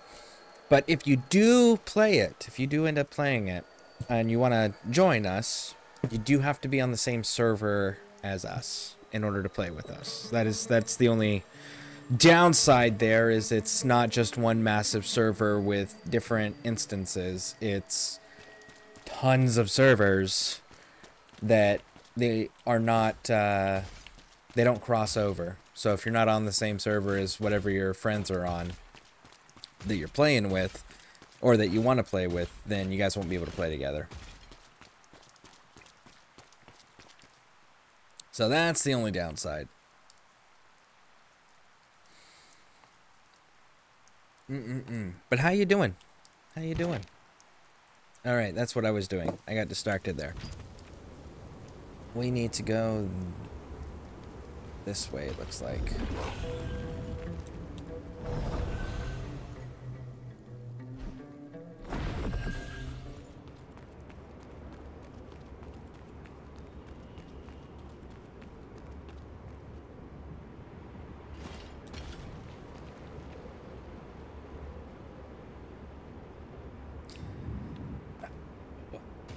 I'm not sure where it's at exactly. I can't see it.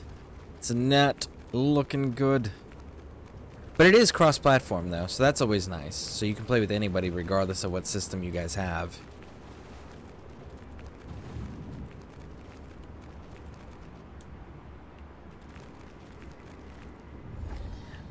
I don't know if I think it's probably there. That's the common sense answer right there, is where the buildings are.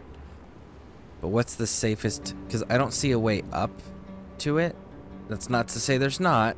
I just don't see it from here. So I think we gotta carefully navigate this a little bit more.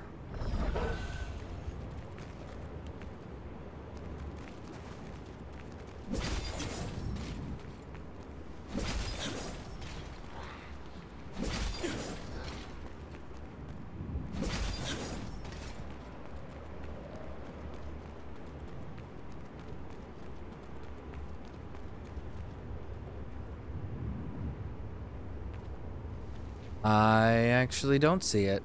Is it not accessible except for at night? I mean, except for in the rainy weather, like the dungeon is?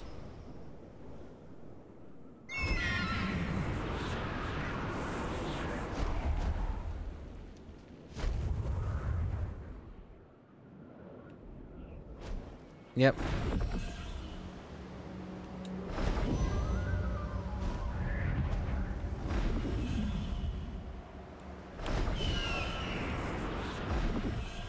There it is. So no, it's only the dungeon that's only accessible, so we can access this anywhere. Okay. Near The the other Mana one. Waste lies the entrance to a sanctum. It is said to lead to the demon worshippers' hideout from long ago. It is unknown what sorts of horrors now live in the sanctum, as most of the adventurers who enter are never seen again.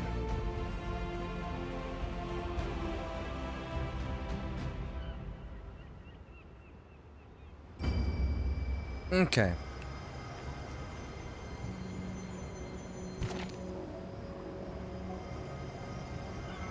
Yeah, accessible only during rainy weather. Okay. Weird. Alright, let's close that. Now then. Yeah, I was thinking about joining you guys. Just want to read into the game. Watching you play looks fun. If I do join, I will join your server. Nice. Nice.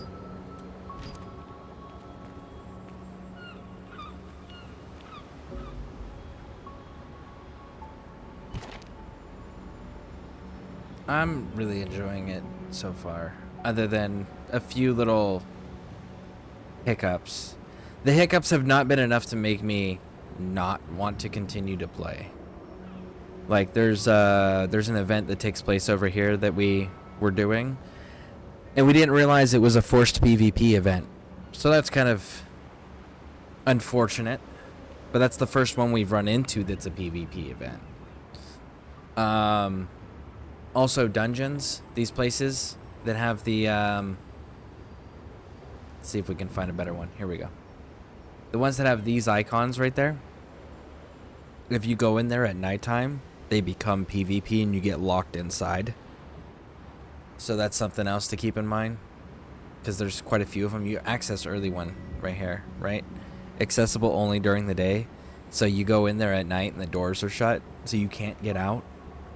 So you have to deal with everything being hostile on top of now any players that are locked in here with you are also automatically flagged for PvP. So you got to be mindful of a few of those types of things. World chat so far on this server is pretty damn entertaining though. Earlier they were calling for Jerry Springer to get involved.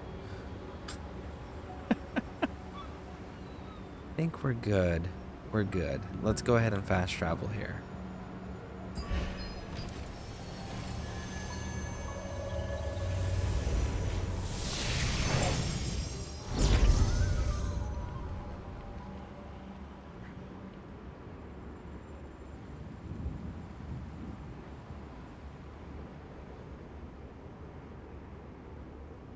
What? LOL. Yeah, there was people bitching about it. It was an internal guild conflict that people were bitching about in the world chat over like So the guilds. Monsters are swarming near the oasis.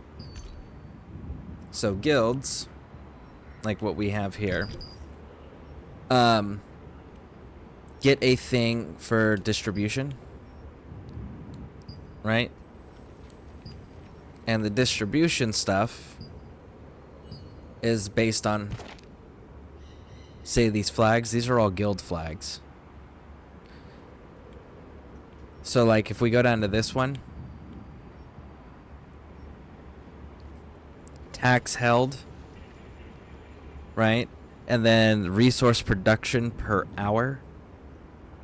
The guilds that control these things can distribute these items amongst the guild members.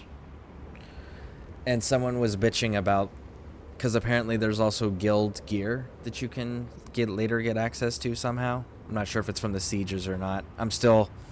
We haven't got to that point yet. We don't have numbers where we have to worry about that, because that's a PvP. These are all PvP events to take over, but you get taxes based on whatever it is you control.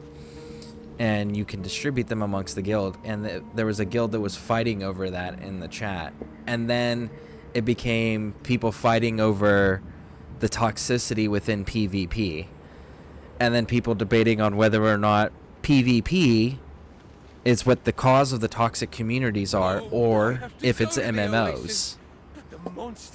So yeah, it was pretty entertaining earlier. I'm in the camp where PvP creates and rewards toxicity amongst the player base. That's the camp that I'm in.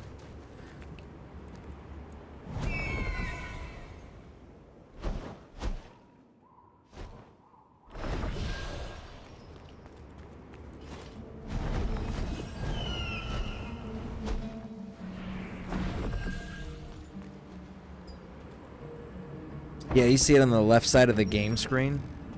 Whenever I'm running around, you'll see the world chat popping up over there. See? Oh, and then they got into, like, someone was accusing someone else of kicking them out of their guild because of racism. And then the other person's like, no, you just suck at life. So, like, the conversations over there on the left have been quite entertaining. Go away. Hey, you, fuckstick. Come here. Come on. There you go. Now that we're all here at the party, let's do it.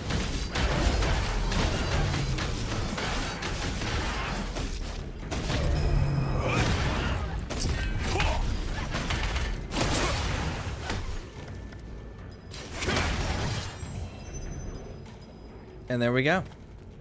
All right. Talk to me, homie. You saved my life. People are toxic in general, especially hiding behind keyboards. Who are the top 10 players on the kill ranking in that server? Not a clue. I make a personal point to avoid anything related to PvP.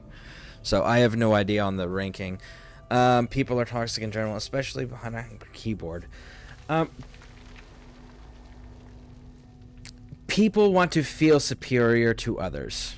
And PvP is a place where it allows them to do that, and then on top of that be rewarded for it. So it fosters that toxicity. Whereas if you get away from the PvP stuff, right, go to games where it's not PvP focused, or it's not where PvP rewards aren't far superior to PvE rewards, say like Neverwinter, Elder Scrolls Online, Fallout 76, because that community polices the fuck out of themselves. I love that community too. That's another good one. But those types of games, you look at that, and the communities are very welcoming and very helpful, because there's no reward or benefit to be dicks to everybody. You get more rewards and better rewards when you work cooperatively with your fellow players. So those communities tend to be a lot nicer and more comfortable to be in, because everyone actually treats each other like human beings. It's fan-fucking-tastic. But you go into, like, Call of Duty, Fortnite, PUBG, looks like portions of this game so far. I haven't experienced it directly yet.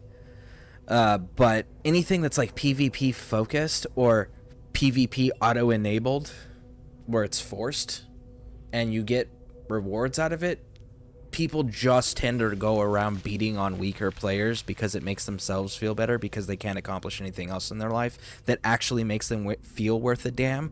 So that's the only rewards they get. So then it fosters and rewards and perpetuates the behavior and the cycles because the game mechanics enable it. And it's just like, I don't like those communities. I don't like those games. I make a point to stay away from all of that bullshit. But it's doing that encourages those types of behaviors. So when you remove the benefit of PvP, you remove a lot of the toxic behavior because the people that are solely motivated by that won't play. And they'll fuck off and go back to something else where they can enjoy being with their toxic communities. So, yes, people are toxic. But people are especially toxic when they're rewarded for it. And that's all PvP is. Thank you for coming. I was locked up in this place because imps were constantly pouring out from that fissure. I tried to defeat them to escape, but I just wasn't strong enough. Oh, the rift? You might run into imps. Be careful. Investigate the dimensional rift. Now you asked about the kill thing. Let's see here. Kill records. Rankings. Rankings. There's the top 10. Bad Cookie. God Lubo. Bathrobe Dave. Weak Hands. Kiro. Hickey Fune. Rizza 135. Don't Killian. Icy Drifter. Gravdon. And Dizzy Giraffe. They're the top 10. Oh, that's activity ranking. Kill rankings. There we go. Kill rankings. And out of all of these people, Kiro Hickey Fune is the only one that's actually in the chat right now. Wildress was also in the chat too. But yeah, see, look, ranking benefits. Look at that.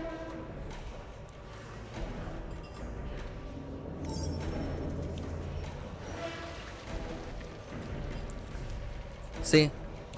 Legendary benefits. So you get benefits.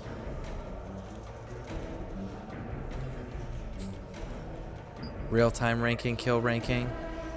Woo, 0, good. That's where it should be and should stay. Yeah, that just promotes toxicity when you force it and then you promote it. I really hope that they do something with that.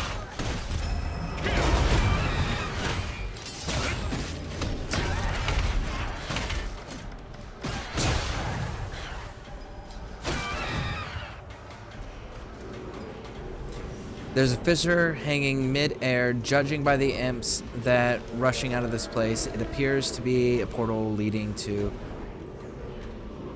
Diabolica? As you approach, the energy causing the fissure weakens in response to the power of the star fragment. It seems that you can close the fissure by using the power of the star fragment. Okay, let's do that. Can we go through it? That would be kind of cool. Go to the demon realm itself, fight everybody there. Are you done investigating? You sealed it? But how?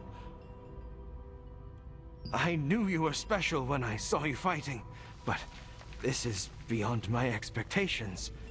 Thanks to you, no more imps will be seen on this site. That's all right. I have something else to investigate. I heard a rumor that some suspicious items were found near the abandoned tower. Maybe it's another imp spotting site, so I'm going to check it out. You'll investigate the abandoned tower for me? Thanks so much. Keep an eye out for anything suspicious. I'll head back to the Sanctuary Oasis and rest up. 아, 버려진 탑은 꽤 멀리 있으니 제가 준비해둔 마법진을 이용해보세요. 도움이 될 겁니다. There we go. That's the second time now that the narrator has spoken in I think that's Korean. It's been a while since I've heard Korean, so I think that's Korean. But that's the second time that the narrator was not in English. The resistance forces at the Sanctuary Oasis were investigating the increasingly common imp layers when Lucas, a new recruit, found himself trapped in a warehouse by a stream Let's of wait for imps the talking emerging to from a end. rift. At the request of Resistance Officer Kaina, you rescued him and sealed the rift with the power of the star fragments.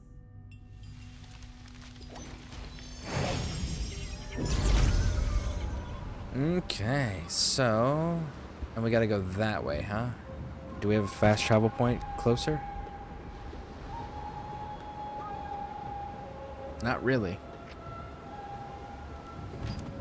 Alright, let's fly it.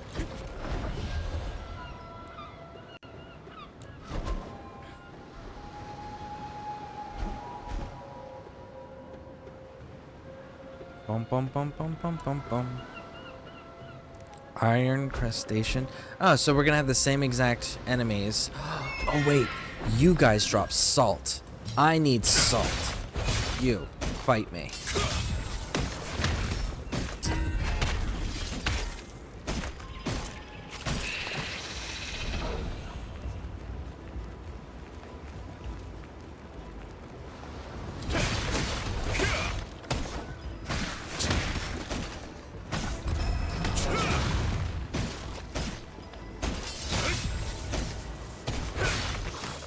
No, nothing yet. Alright, we'll push through. We'll farm this later. I need salt for the food that I make. I make the one that increases my armor. Well, all my defense. That's the one we currently use. Speaking of which, the buff wore off. Let's put that back on. Oh, I see a special fish. We gotta fight the special fish. Why? Because them's the rules. I can't make them, but I will follow them, goddammit.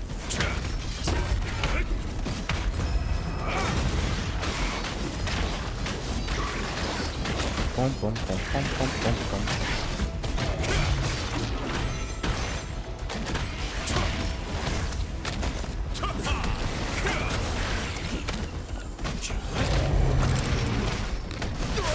Oh my goodness.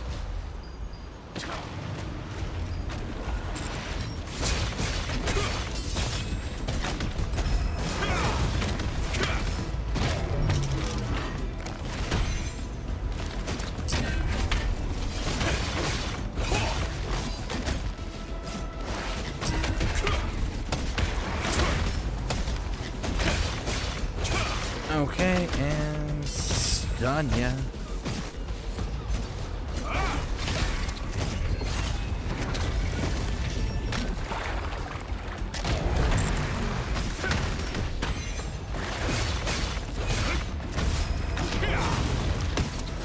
Okay.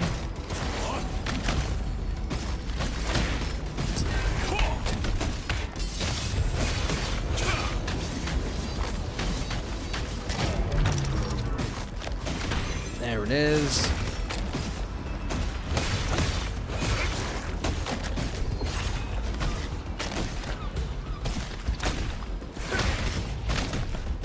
Oh, come on.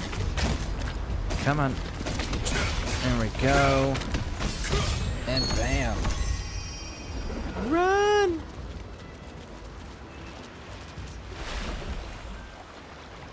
Alright. Yeah, it looks like less than 600 people have gotten all the trophies on PlayStation for this. Interesting. I haven't looked. I'm not a trophy hunter. The only reason I'm honestly going back to the MMO world is simply because I really wanted something for our community to all be able to invest in as far as like their time and energy goes, that we can work jointly together to achieve goals and objectives. And this is one of those games where it's like, okay, it's cross-platform, bonus, right? Great. It's free for everyone, fantastic. And it doesn't actually require a subscription service to play. Whereas like Elder Scrolls Online, you need ESO Plus at a certain point. Fallout 76, you need the Fallout first year subscription or whatever it's calling itself nowadays. You know, you need those things to be able to play those.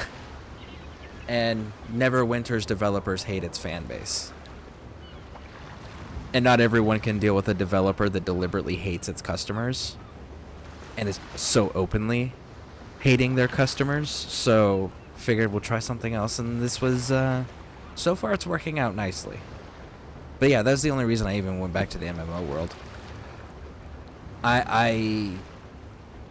If it wasn't for me wanting to do something where we can like all feel like we're involved with together as a community, I'd probably still be doing single player games. I'd probably honestly go back to Cyberpunk to do another playthrough, doing the what was it we said? We said we were going to do the Corpo playthrough and then go into Outer Worlds with the siding with the board and the corporations in that one as well. So that way we had 2 Corpo playthroughs. So like, if it wasn't for the fact that I really, really want something for the community to be involved with, we probably wouldn't even be doing MMOs.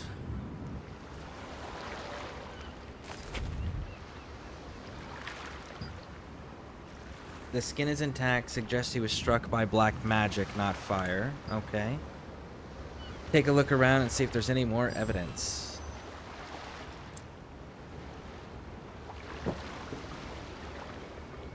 Well, he must have been hit from here. But then the question is where's the scorch marks? Because if he had fallen from a height, even if he was burned up, there would still be splatter marks. Especially from that type of a height.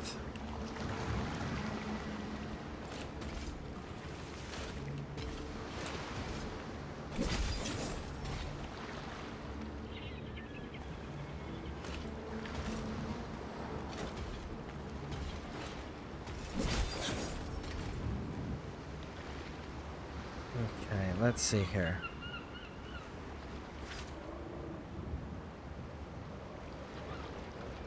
Looks like a deer.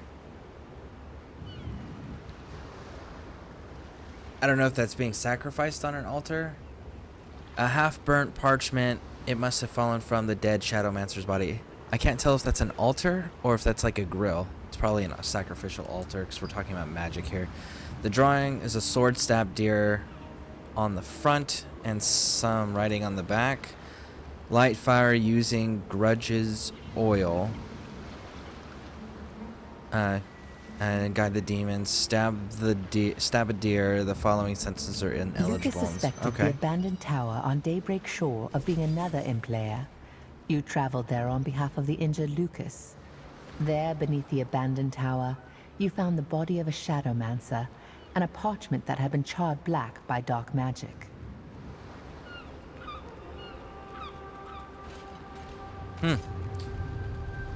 So what happened to the deer that you used, homie? See, if he got flung out of this, because you can see him way down there, there would still be like a splatter from when he impacted. If he had remained intact at all, depending on the level of crispy he got. Huh. Alright.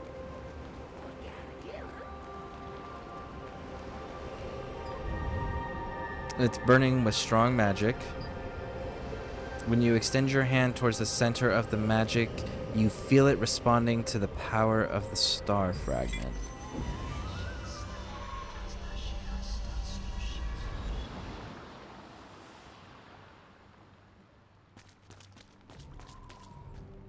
Ritual Enforcer.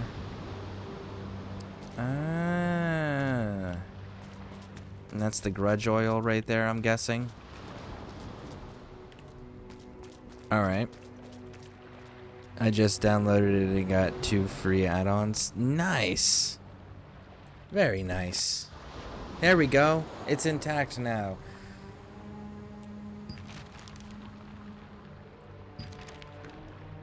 Okay, Stab a deer born on the day of an eclipse with a sword that was forged for 66 days and offer it on an altar. Well, the forged sword can be done at will, but a deer born on the day of an eclipse, like, how would you even guarantee that? Is there a way to guarantee that? This is 1197, I think, is the last date that I actually found on a journal or a diary entry that we found in the wilderness. So 1197 fantasy world. So there's magic, obviously. But like, how would you do that to ensure that the deer was born on that day? You would have to have like you would have to raise your own deer and borderline domesticate them, right? So that way you could like time the forced breeding and even then, like, you couldn't guarantee the pregnancy would be the delivery date. You could guarantee a window or predict accurately a window rather, but you can't guarantee the day.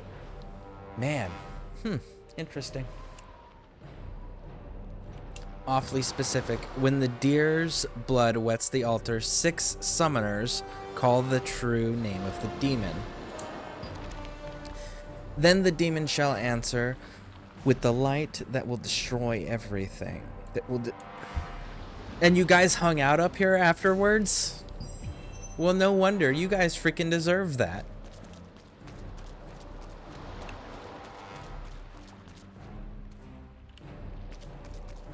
Okay. So, lighting the fire using the grudge. Okay. Light the fire using the grudge oil.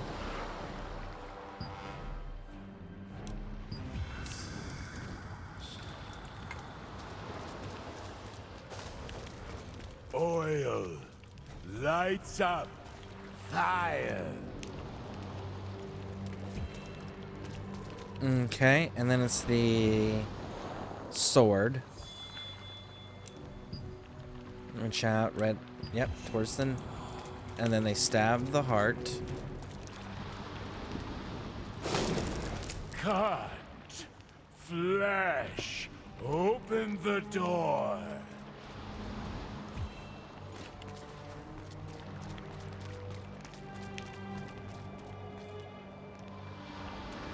Ignite the third fire. With what?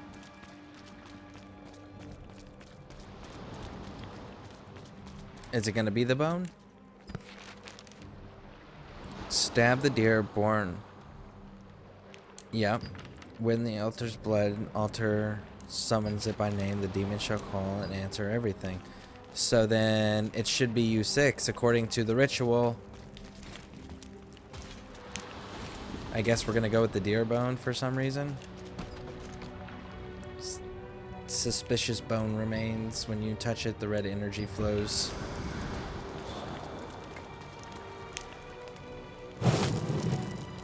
Welcome with blood. So I see 5 summoners and the enforcer. 3 flames lighting the altar, wet with deer blood. When you touch the altar, the 4th flame appears with an ominous shadow. Okay, let's back up there. Oh. Let's put our back to a pillar, just to make sure.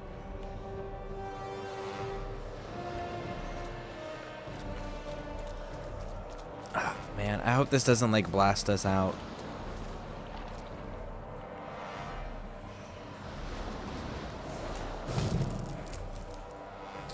It's a charred body that looks exactly the same as the body I saw in the tower. When you touch the dead body, red energy flows towards the Shadowmancer. Back against the wall. Okay, cutscene. Bring uninvited guests. Our contract is hereby nullified. Suffer my wrath.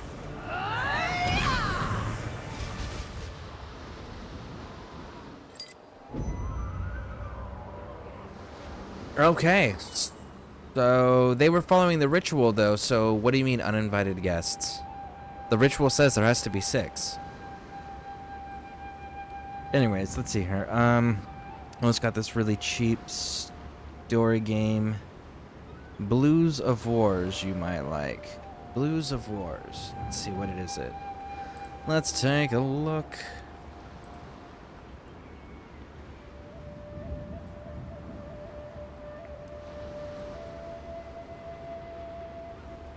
It's a PlayStation exclusive. It's a PlayStation exclusive, so I wouldn't be able to check it out.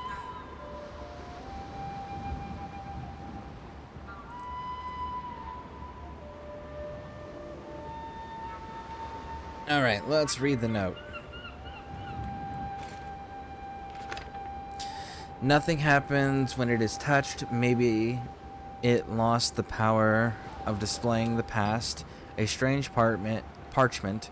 What's written on it appears to be a demon summoning chant. We call your true name Riseth, the demon of deceit, the century of Sylvaneth. Sylveth.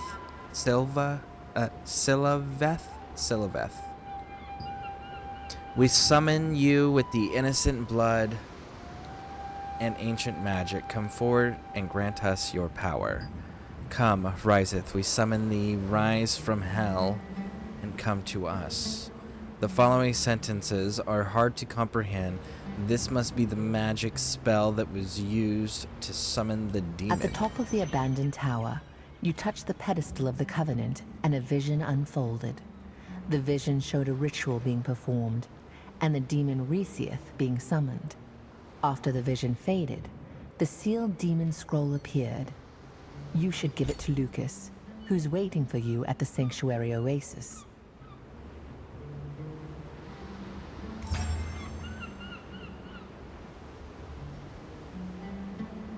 Woo!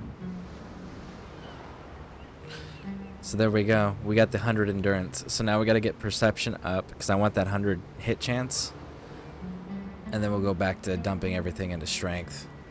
Okay, so we just got, I think it was armor enchantments. Yeah, there it is. Upgrade, upgrade, do-do-do-do-do-do-do, upgrade, upgrade. Oh, we made it all the way to 7. Nice. Oh, and accessories. Look at that. Bam. Max it out.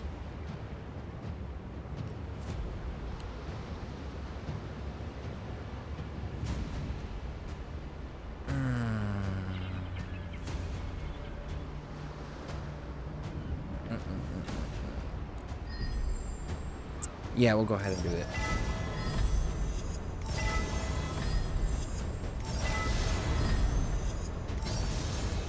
There we go.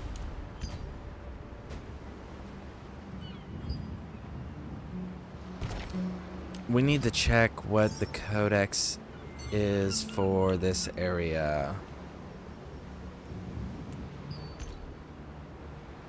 Claim all rewards. Nice. Alright. Inventory. We actually might be able to do some skill stuff too, it looks like. Okay, let's check out some skill stuff. Skills!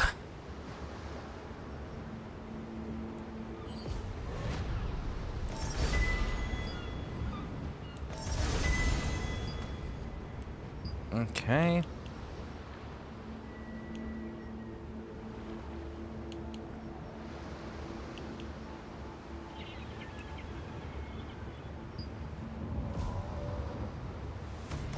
Level it up.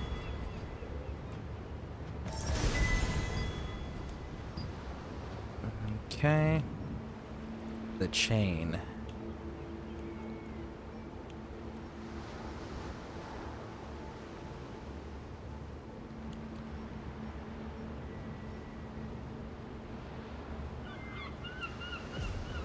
Let's do this one.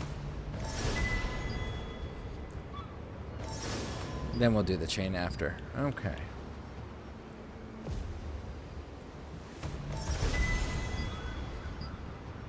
Then we're gonna go over here.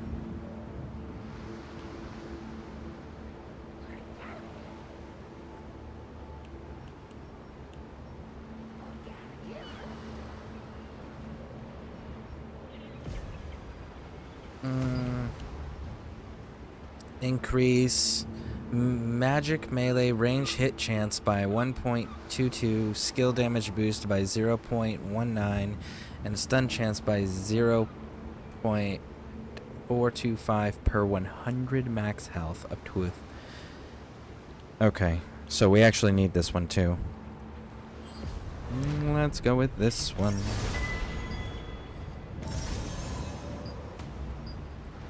Because that increases based on our health, and we're being tanky, which is feeding into our increased health. Alright, Codex. Now then.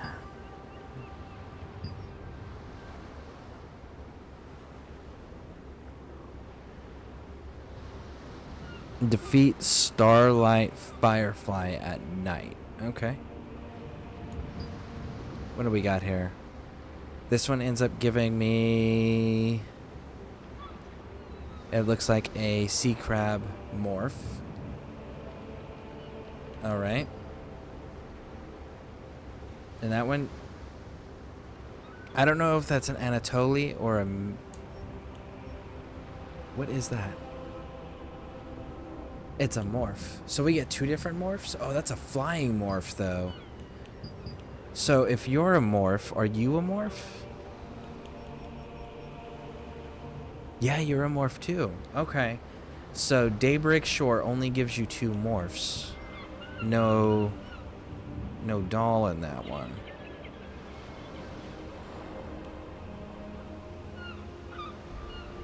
Okay. Good to know. This will be my first MMO. I don't play stuff like this. Yeah, I like MMOs that push cooperation. The problem is that the only three that are really worth the damn, from my personal experience, that aren't like stupidly complicated, that are available on consoles, have been, the ESO and Fallout, but again, those require a subscription. There's no way to avoid that. And then there's Neverwinter, but again, the developers hate their fan base so fucking much. Not many people, once they experience it, the hatred from the developers, are okay continuing to support the game, which makes sense. It makes total sense. That's a pretty cool shell that they got there. Huh. There's a purple clam, and we can't interact with it. Alright, where are we supposed to be doing? Where are we at? We're supposed to be back over here. Okay, let's go back over here then.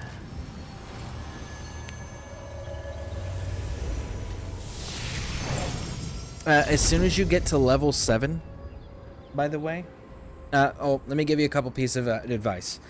First, pick 2 weapons that you really, really like, and only use those 2 weapons.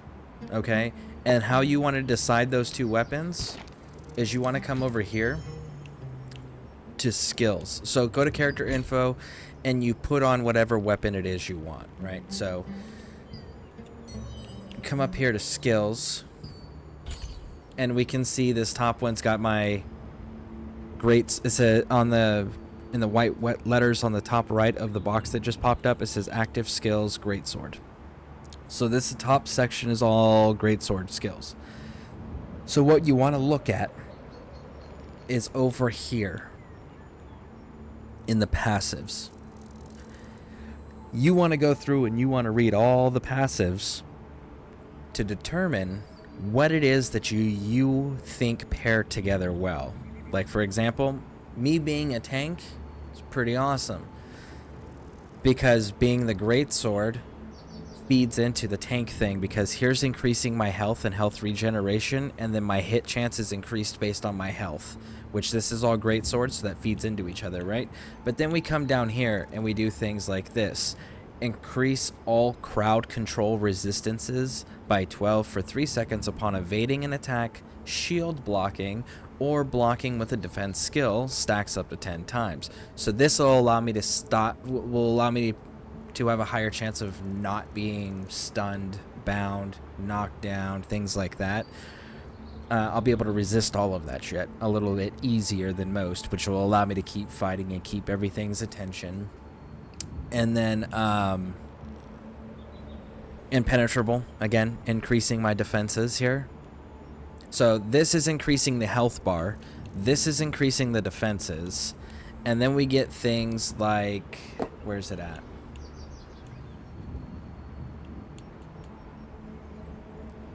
This right here increases damage reduction, which this is an active skill, but then I come over here and I go to this one, and this increases health regeneration, max health, and attack speed for everybody. So both of those are an area effect for the entire party, so I'm able to buff everyone's defense and health, which then in turn, because I'm buffing the health, it buffs my hit chance, it buffs my defenses, it buffs, so it really feeds into each other. You can see where these start looping into each other and making each other stronger.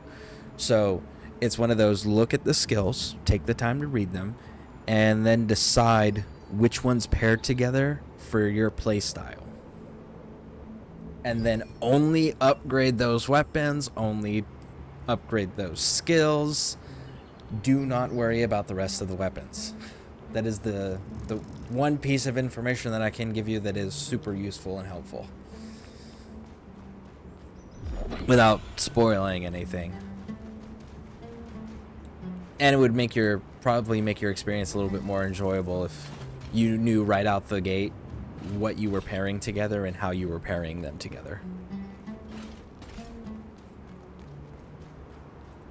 There you are. Because You the find skills are something at attached the to the abandoned weapon tower. type, not the specific weapon, and not your character. They're attached to the weapon type.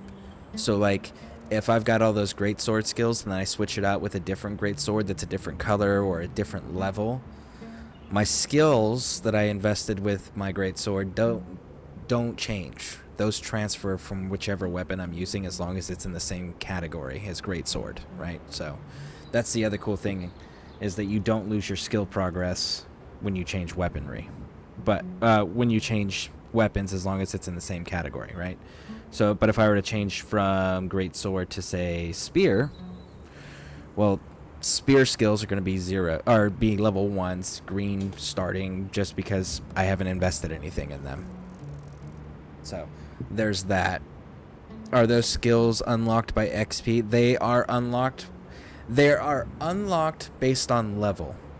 When you reach certain levels, you get access to the skills, and it progresses. Like you can see in mine, I still have 4 right here that are locked by level 50.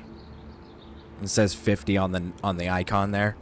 So they'll be locked until you hit whatever the milestone is to unlock them, and then to level them up, you'll get books and stuff. Actually, I can level up one right now. It levels up just like weapons. So like I can level up this one, the increase my magic melee range defense proportional to the number of targets within 4-meter radius. Magic melee range defense is increased by 179 if there are 2 or fewer targets in range, increased by 280 if there are 3 to 6 targets, and increased by 700 if there are more targets.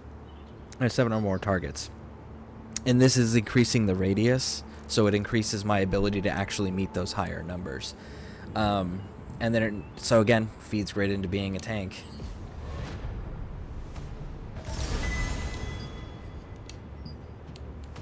And then, oh, almost forgot. In between passive and active skills, you can see where it says greatsword and sword. So if we come over to like greatsword, for example, you get mastery points as you're using them. And the mastery points, you can put them into wherever you want. You just have to get the prerequisites, so you have to follow the arrows. But like if I wanted to say like just stop here at concussive stun and then go down here to melee hit chance or ranged defense up here, I can absolutely do that whenever I get another mastery point. And then the mastery effect, you can see there's passives that are taking place over on the right there. From what we've added up, from what we've unlocked, it gets added through all of this. And that's for each weapon. So whichever weapon you're running around adventuring with, that's the weapon that's going to end up getting mastery points. So yeah, that's another skill area. And then you got your skill specializations, which, by the way, as a tank, right, you want the aggro to always be on you. You want the attention of the enemies to be on you. So the great sword, which is the other reason why this feeds into great with the sword and shield, is you can see, look, the bottom one, aggro increases, and then this one is, actually we're gonna grab that one. We're gonna get some other ones, but aggro increases by is there for the 3 on the middle left side.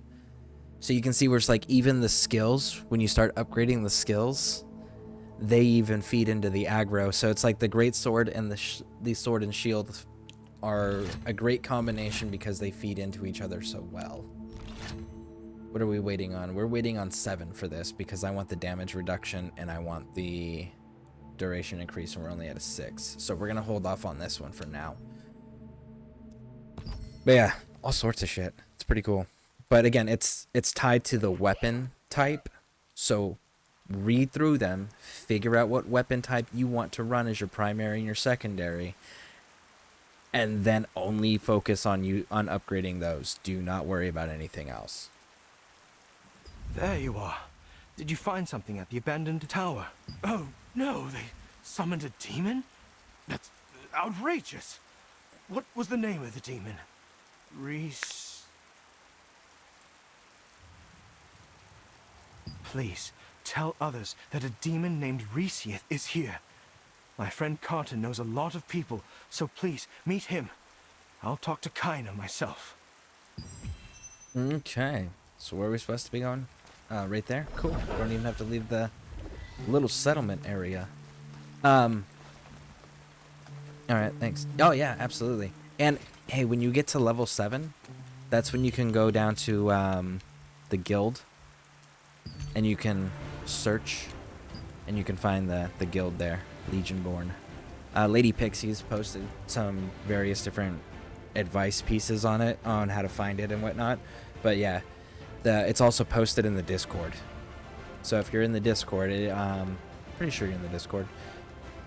The information for the server and the guild are both in there. Are you a tourist? Are you looking for special items or locations? Ask away. I will tell you everything that I know. Oh, and green items. Whatever green item you're going to use, max upgrade it, and do not turn it into do not turn it into a book or anything. Do not sell it. Don't do any of that. So when you get to the point where you're getting blue items, the green items that you have equipped, if you max their level out by enchanting them, which you'll get a tutorial and shit on that, you can transfer its power level to the next higher tier item. So if you have a green, you max out, I think, at like 6. Green maxes at 6. So then you can transfer that to your blue item. So say you have a green sword you're running around with, right? You got it up to level 6, and now you get a blue sword. So you can take the green sword you were using and transfer it to the blue sword, and that'll level up the blue sword to level 3. So now you have a starting level 3 sword without having to use blue upgrade materials. So then you can use the blue upgrade materials to go from 3 to 9, which is blue's max level, and then sacrifice that to go to purple. I haven't got purple yet, so I don't know what their max is. But yeah, transfer the power from your greens to your blues. A demon is here? Is that why the new wizard asked me about Grudron? Who's Grudron? Grudron is a wandering crafter who knows this region well. He also knows about legends regarding demons. I didn't know why the wizard was asking me about Grudron. But after hearing your news, I think he wanted to ask Grudron about this demon. Okay. Oh, this is no time for chit-chat. Please tell Norman this news. He will talk to the other villagers. I will talk to the... A demon is here! Everyone, be careful! Huh? A demon? What are you talking about? This fucking guy. I'm gonna talk to everyone. You don't worry about it. You go talk to these people instead. I'll tell everyone else. It's like immediately creates a mass panic hysteria. Bro. What are you talking about?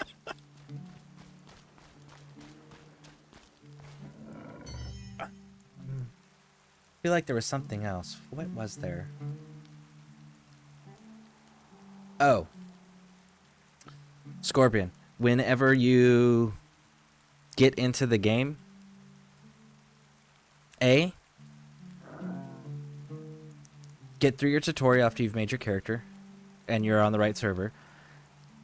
And once you're through your tutorial, you're gonna be in this place called Castleton. Okay? You're gonna start out in this village. Right here. Okay? Pretty early on, you're gonna get a quest to craft items. And it's gonna tell you that it's prohibited from crafting by the Lord. And you're not allowed to complete the quest. So, if you go from Castleton down the main road, boop, boop, boop, boop, boop, boop, boop, boop, boop, to this village right here, you can do the same crafting thing on the green items here, and you can get all the materials by killing monsters along the way in between those two places, and that'll count for the quest too. But Castleton, there is that one known issue that it prohibits people from crafting green stuff for the quest in the city that it assigns it to you to do it in. So, just so you're aware, that is the workaround. Is there something you want to say? A demon? A real demon is here, wandering around? I can't believe this happened again. How are we supposed to live in fear?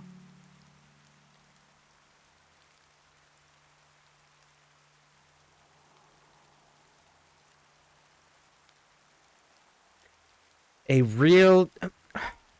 Okay, so... First things first. Imps. We just saw a bunch of those little fucking things running around. There's an entire area of the map dedicated to just imp monsters, right? Aren't imps just little tiny demons? Weak, tiny demons, right? That's what imps are. So that would be a real demon. Weak and tiny, yes, but a real demon nonetheless. And then you're saying you can't believe it happened again. So you mean that there's been other major demons that can just wipe shit out, been summoned on this planet before, and nobody's thought to make sure that that can't ever happen again? Norman, we need to have a talk about the future preservation of the sentient species, homie. And how we're going to prevent this dumb shit from happening again, because demons are definitely not controllable. Did you know that demon Juniboat at the Sanctum of Desire was once a human? I heard he got his power from the demon of knowledge. Okay. But for some reason, the demon of knowledge died, and Juniboat was hidden away in the Sanctum. Some people say it's just a legend, but I believe it really happened. Did the demon just become him? Like, did he take over the demon's position because he had all the knowledge that he had and made him null and void? Like, is that what happened there? Transfer of title? Did you tell this news to the priestess? Look here. You should have told the priestess about this first. I will inform the residents. Go and tell the priestess as soon as you can. Everyone listen! We have a demon in this area!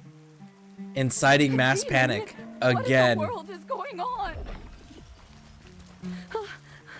Seriously? Pray to Einar. You seem very concerned. What is it? You think in that line that goes right over her eyes, do you think that's actually like old school sunglasses? Or do you think that she's legitimately blind? A demon is summoned? Ah, that's what everyone was talking about. So Alea was right to worry. Alea is a very famous wizard from Benelux. She came here upon Da Vinci's request. The wizard thought that a demon might be the reason behind all these abnormalities happening in this area.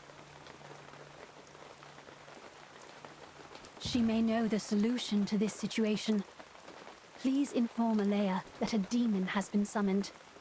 I will inform the Order. At Lucas's request, you warned the residents around the Sanctuary Oasis of the demon Resiath's summoning. Priestess Abigail suggested that you meet with Alea, a mage from Benelux. Alea has long suspected that the strange phenomena in the Mana Waste are of demonic origin. Okay, sounds good. And looks like we leveled up out of that too.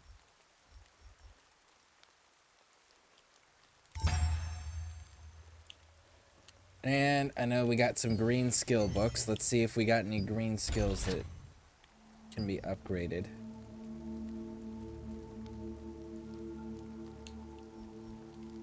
We actually do have a few.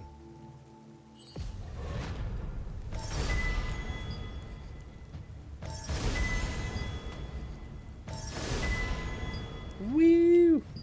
All right. And the chain, yep. Chain is the next one.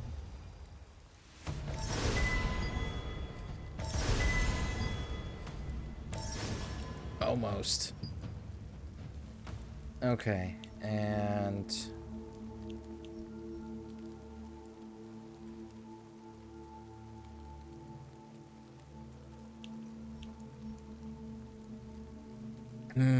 colliding. Attack a victim of the user's provoking rogue clovier extends the duration and deals 30%. I mean, I might do that one instead of shield damage reduction increased by 2.5%. No, because when I block, I need to actually be able to block.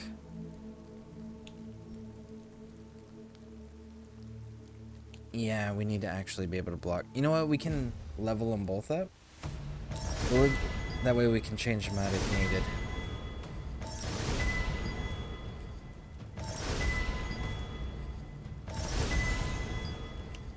There we go. What is this one? Increased damage skill boost when there are 3 or more targets.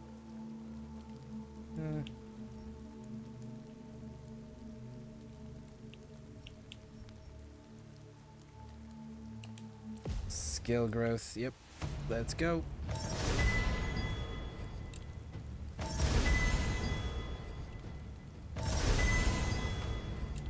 And if at any point anyone's running around and you guys see me online, whether I'm streaming or I'm just playing and I'm not streaming, you know, if you guys see me online, you guys need help, you send me a message. I'll go and help you guys with whatever content that you guys are doing.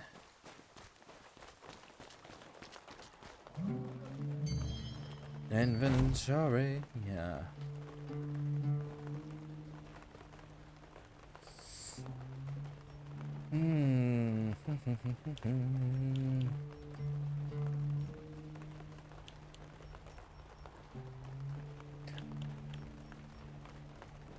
Also, don't open up these chests. All these, like, where you get to select a material and it's a crafting material and shit. Don't open up those chests. Leave them alone.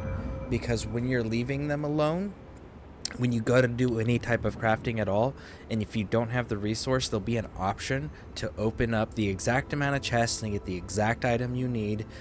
So that way you can keep them and save them and only use them for the exact things you need and not have to guess on what you're probably going to use the most of or what you're probably going to need the least, the most, not usage, but hardest to find, you know? So like the scarcity versus supply demand, essentially, right? So if you leave those boxes alone and leave them in your inventory, when you're crafting, you'll have the ability to just use the ones you need when you need them. Alright. Wait, you actually have astral force powers. So Yes. what brings you all the way over here? A demon. Someone summoned a demon. Do you have any evidence? Well, this is... It's a parchment that's been used to summon a demon. Oh, you mean exactly what I just said? Venelux thought all these abnormalities were signs of a demon to come, but I thought differently. I surmised a demon had already invaded our realm. Demonic beasts usually lose their minds whenever demons are near. I didn't expect it would be Resieth. Oh, this is much worse than I perceived. According to the ancient tome, Resieth is a high-class demon who can disguise himself as a human. It is possible that he may already be among us. Well, that's exciting. Burning the snake's tongue compels the demon to flee. The purple incense scent is more than heavenly. Well, this is a phrase from an old poem. I believe the quote makes it easier to describe a demon's weakness. Purple incense. So is that going to be Starborn related? Adventurer, please talk to Grudron. He might be able to figure out the true meaning of this phrase and find out how to defeat the demon. I will take a look at this summoning parchment. I might learn something more from it. Okay. Well, let's go find out, shall we? And I'm going the wrong direction. Oh, where are you at?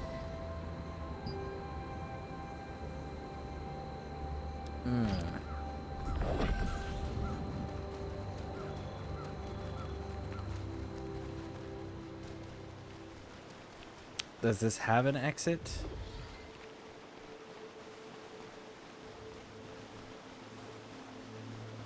Yes, it does. Nice.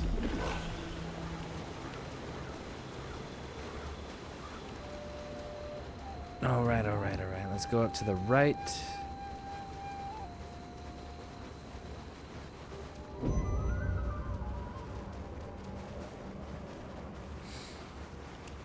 Also, for those who don't know, this item right here, World Tree Leaf, you can buy that at the vendors in town, and it's, I think it's like 20 gold per leaf, which you can see I've got over 5 million. So gold is stupidly cheap, so make sure you get yourself a stack of those World Tree Leaves, because those World Tree Leaves will let you, Ooh, let's keep going. Don't fight me. Those World Tree Leaves will let your little doll that follows you around, it'll let them heal you. If they don't have the World Tree Leaves, they can't heal you. Hey, Lady Pixie. Oh, not looking to make a weapon? What can I do for you then? I mean, if you'll make a weapon for me, what are your prices, homie? Of course I do. This phrase about exorcising demons, the snake tongue means a fully bloomed cremosa. Okay. Burning a fully bloomed cremosa will cause a purple smoke, and demons will flee when they get a sniff of it. That's why it's called the heavenly incense. Cremosas are found in the raging wilds, but to get a fully bloomed cremosa, you will need the poison from tentacle desert flowers. Cremosas only bloom when they are touched with the poison.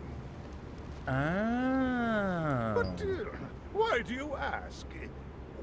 Are you really going to fight the demon? 100%, homie. You must be kidding me.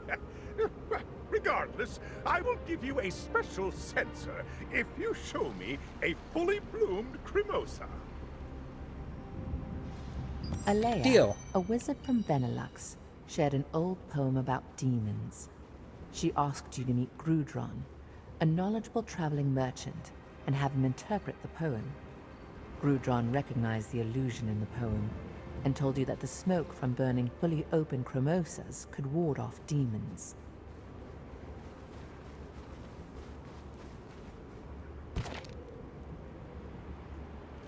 Oh my goodness. Okay.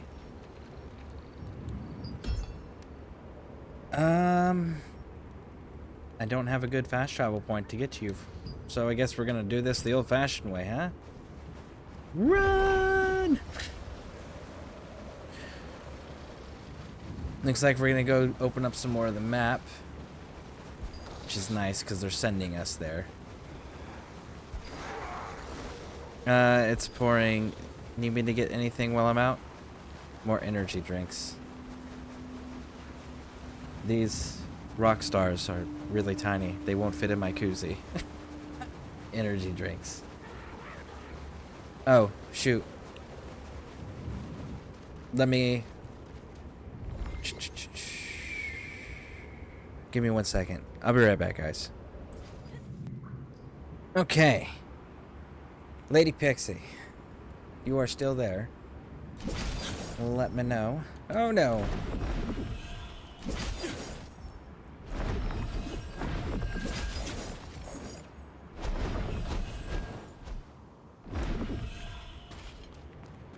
Yep, okay. If you get both gluten and gluten-free burger buns, our son will make burgers tonight. That's the only thing that we're missing. So if you get the burger buns, both gluten and gluten-free ones, he'll make up burgers tonight. Behind a jackass, who started going school zone half a mile early. Oh wow, that's exciting.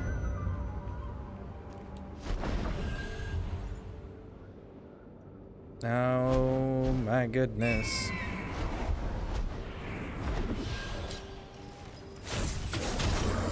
Fight me.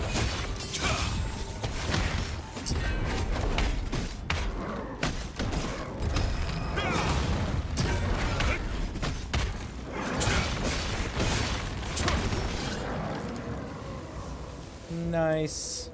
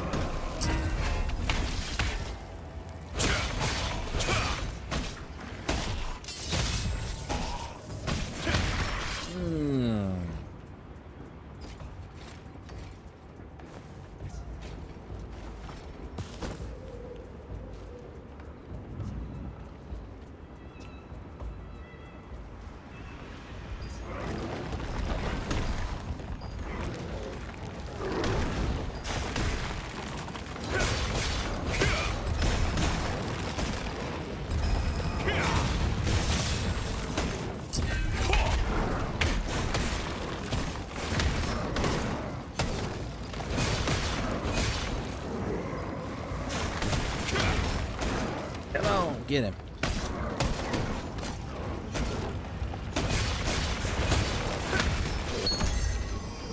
All right. Now then, that one.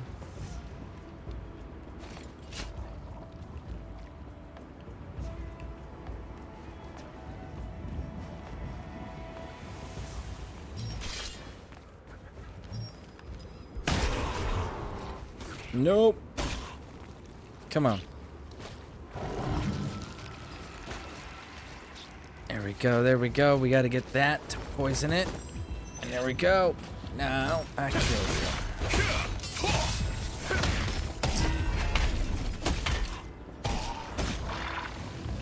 Okay. Go to the Moonlight Oasis and speak to the dude. Wilco right after we get our fast travel point that we were coming in here for. Let's go, let's go. Oh. Almost to the kids because we're in. Okay, sounds good. But yeah, just get the, oh. And if you want french fries with the burgers, you can pick up some french fries.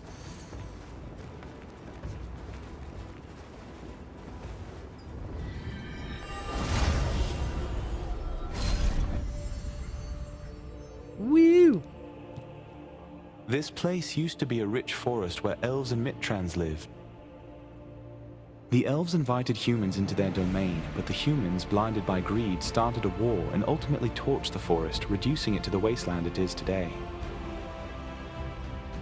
I want to learn more about the elves in this, to see if they fit the narrative in every single fantasy trope of elves being arrogant bastards.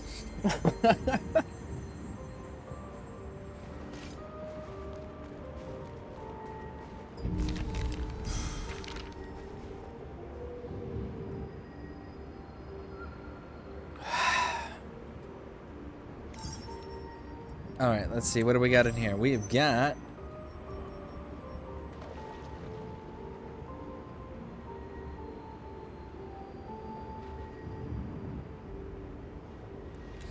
Interesting.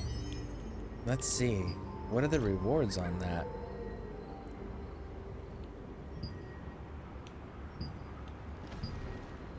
No. No. What are you? Okay, so you're the morph. Collect materials and bring them to the apprentice wizard in south of Dry Roots. Defeat tough bark, large stone golems. Okay. And this one? No. No. Okay.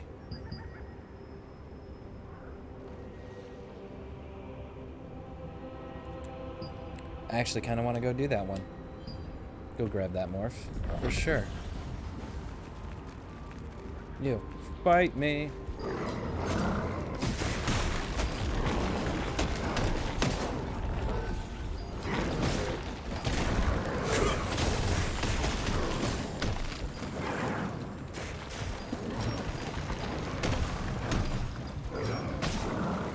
Alright, let's go back this way, folks.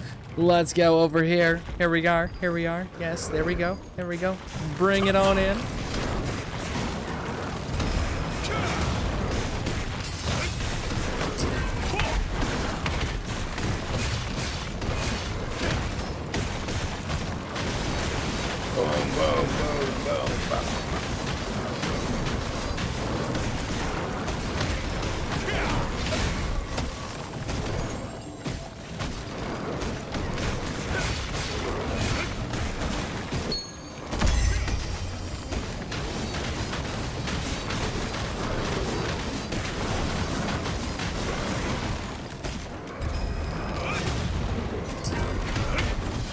Boom. Nice. Wow, out of all of those, we only got 2 pieces of bark. Okay. Well. You, fight me.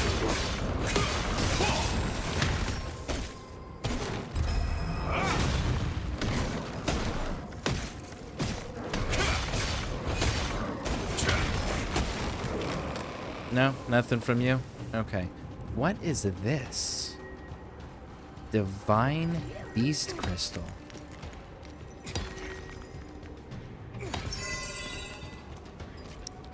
Cool. Okay, sure.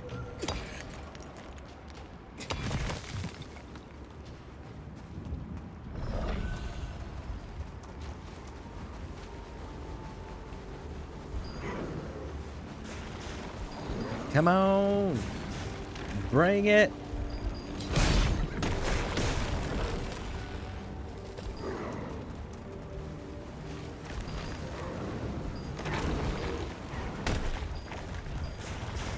Come on, get tighter packed. There you go, there you go.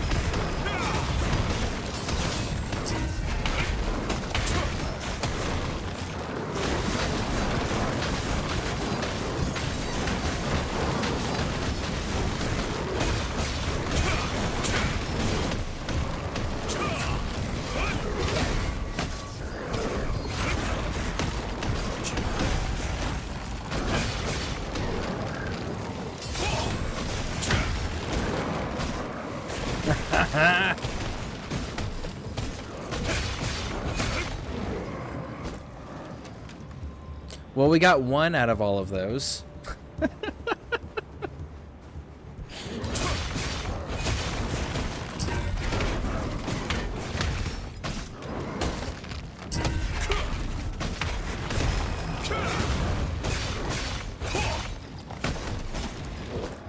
No, we need one more. No? Nothing?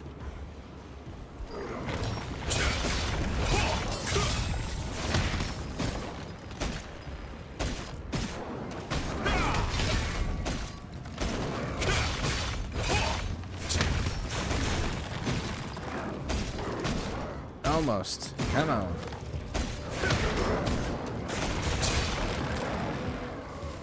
Nope, nothing. Oh, there's the stone golems. So we're actually like right where we need to be. You. Come here.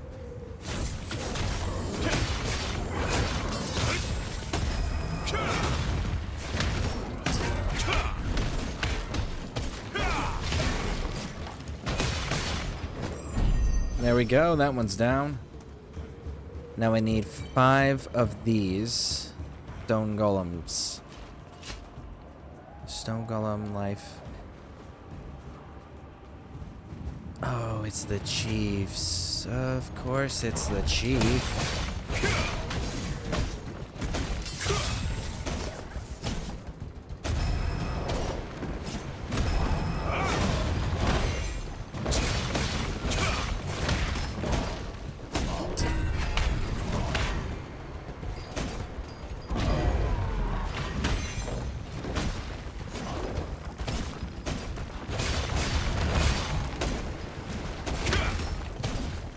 Oh, come on.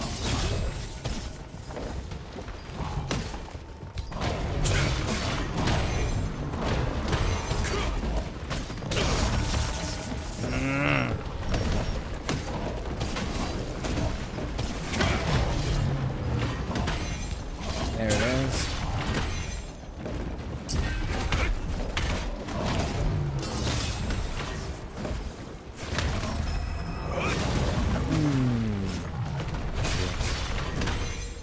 Perfect, nice.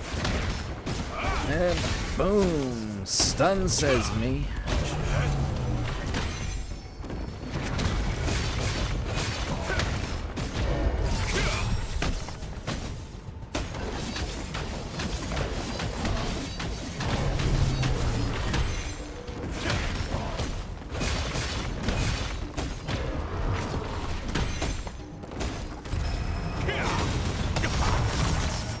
Oh, damn, that's a good one.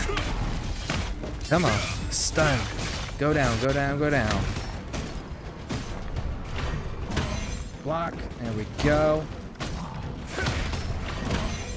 Block, there we go.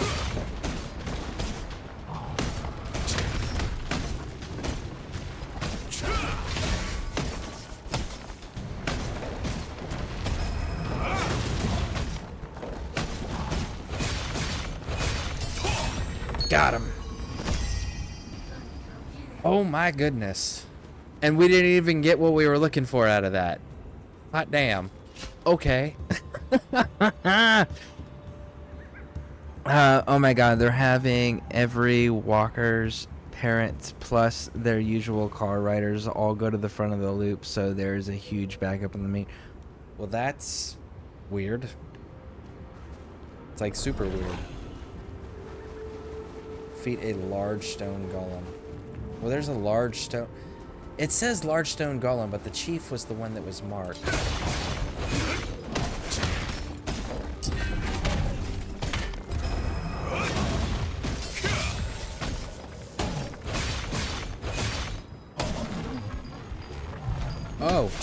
My goodness, you break into fragments that I was not anticipating.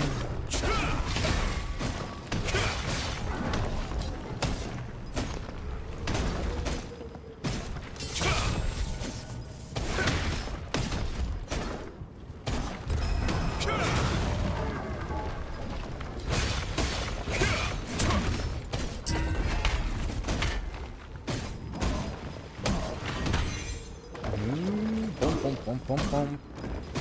Boom.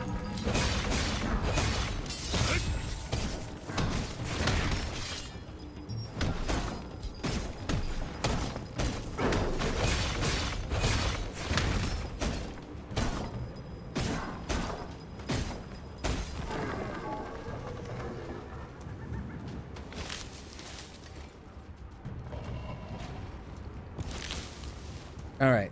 So those are all stone golems. Here's a large one. Bite me, you bastard.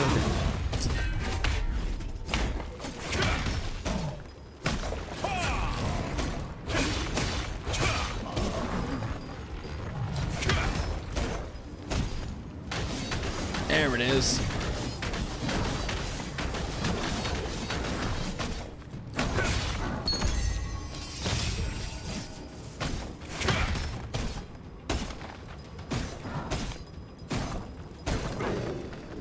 Nope, still nothing. Rainy day dismissal. They hold the walkers until the rain passes or let the parents switch to car. I switched to car to get them some time today because all day rain. That's fair. It has been raining all day. I've been waiting for it to let up so I can go out and check the mail.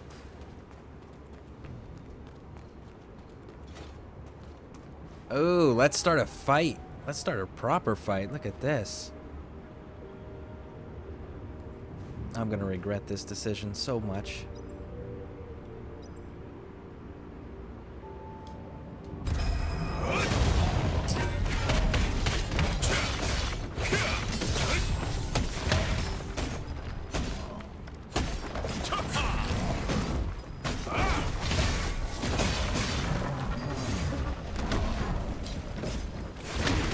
Oh my goodness. Of course I did.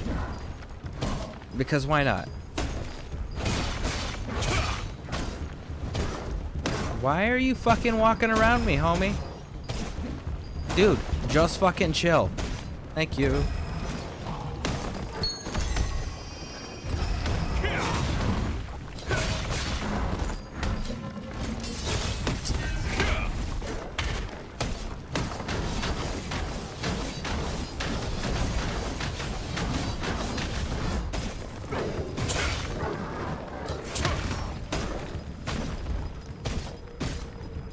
There we go. Man, not a single one of these things have dropped what we've been looking for yet.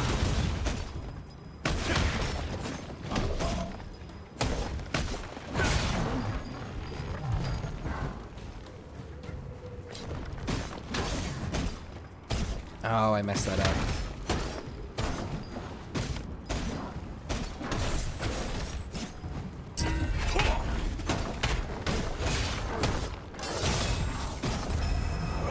There's one, so we finally got one.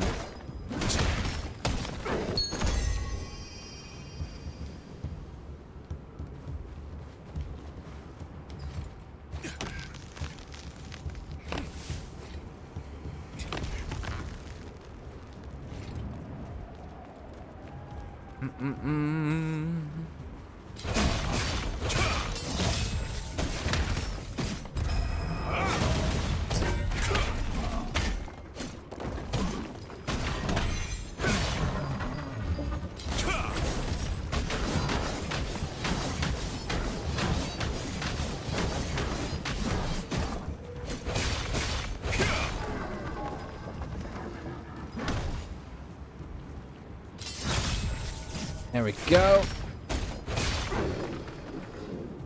Still only sitting at a 1 count.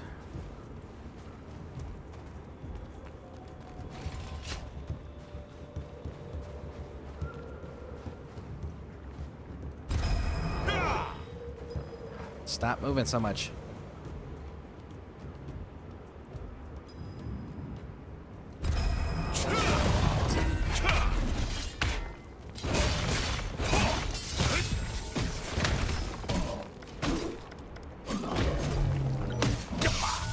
I pushed the wrong button. No, I pushed the wrong button. There it is. Come on.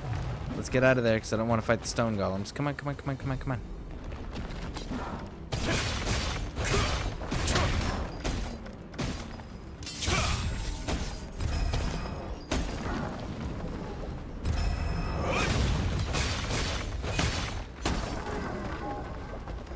Still nothing. Man, how many of these are going to make us fight?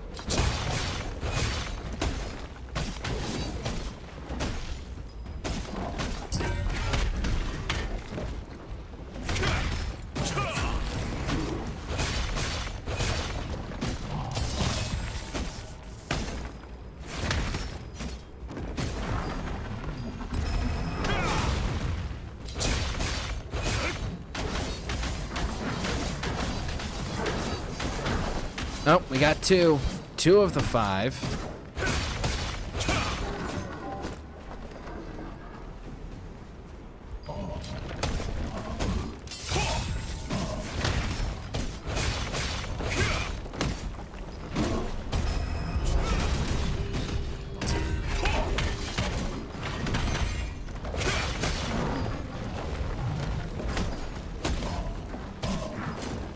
All right, let's do this.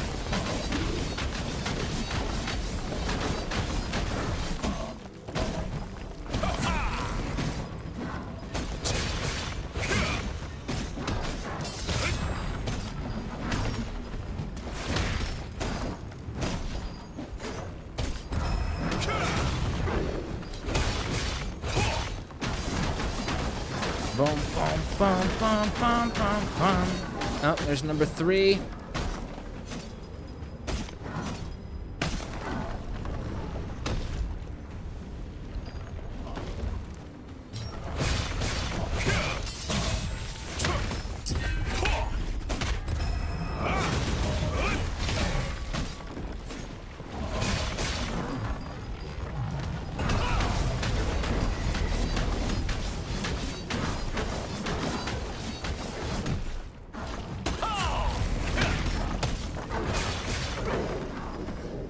Still sitting at 3, still 1 shy.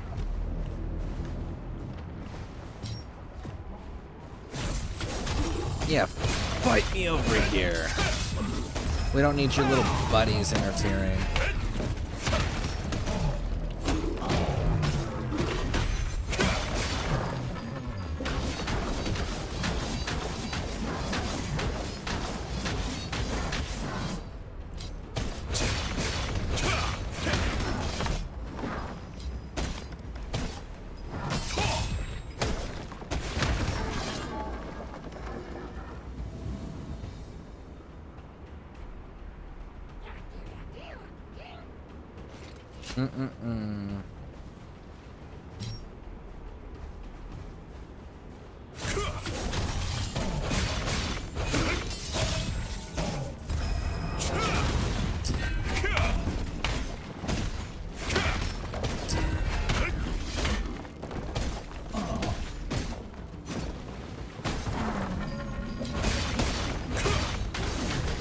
There we go.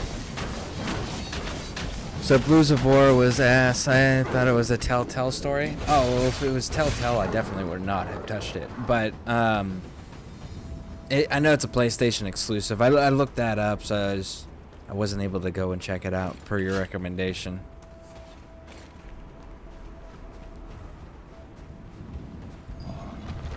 So what kind of game is it if it's not a Telltale style game like you would have anticipated?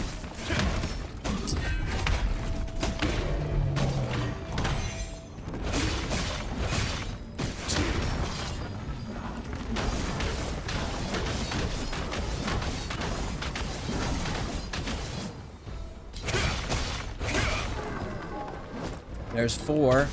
We need 1 more.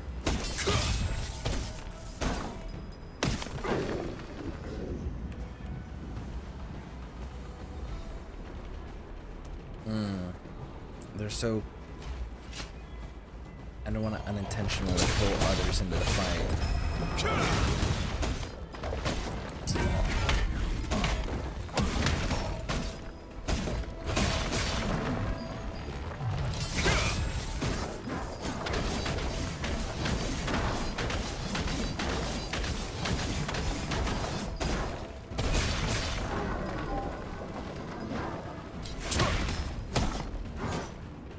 Okay, come on. Nope, nothing.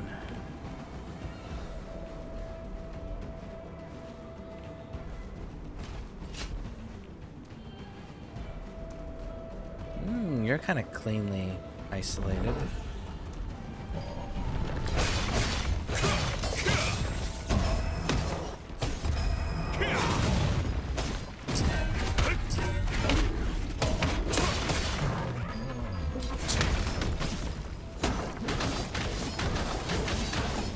They literally quiz you on war history, then you watch a story. It was a free Platinum Easy trophy. Oh. So it's an educational game where it's just teaching you about history and then quizzing you and stuff on it.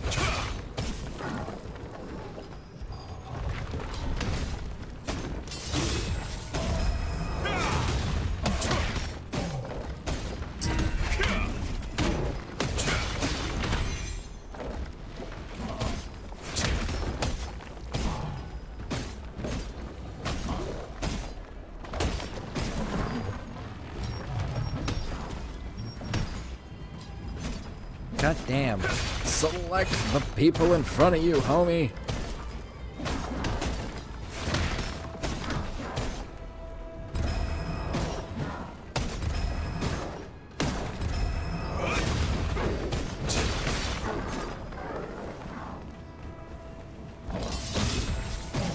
Well, that was some quick respawn turnaround times there.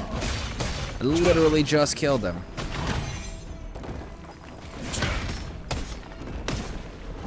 Luckily, I still haven't got the last one that we need.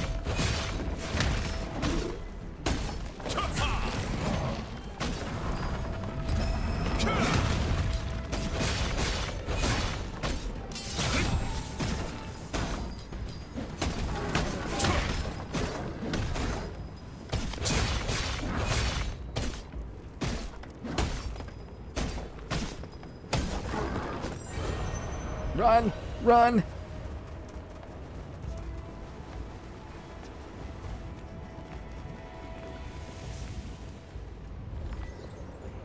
Aha! We made it. Alright, so now we've got to return it to somebody. Who is it we're returning it to? Unnamed Golem. Nope, nope. Catapult. Nope.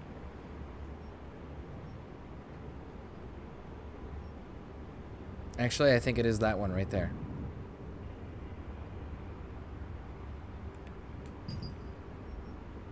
Have you ever played Dark Pictures? No story games are fun. I have not played those ones. I saw some of the things because my son played one where they were I can't remember if they were Marines or soldiers, but they were in the desert. I think they were in Iraq, if I remember correctly. But yeah, that one was fucking wild because it was just like, you could tell clearly that the people who had made the game had never spent a single day in the military or around military personnel in their entire lives, because the way that they had the characters behaving and interacting with each other is like that's not how that works in real life. Not even remotely close.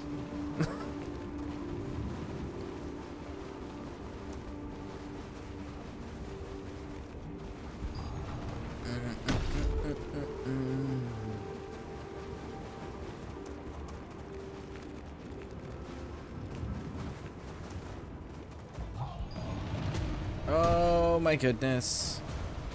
Don't eat me! They're golems. I don't think they want to eat you. They want to crush you. The same damn thing. You're turning me into paste and the worms will eat me. Don't eat me. Son of a bitch. Where's the cowardly freaking wizard? Where are you, you little bastard?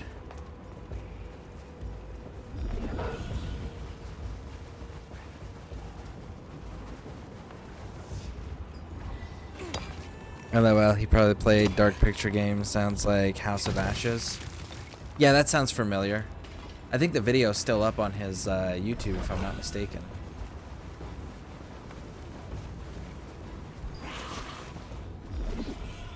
Go!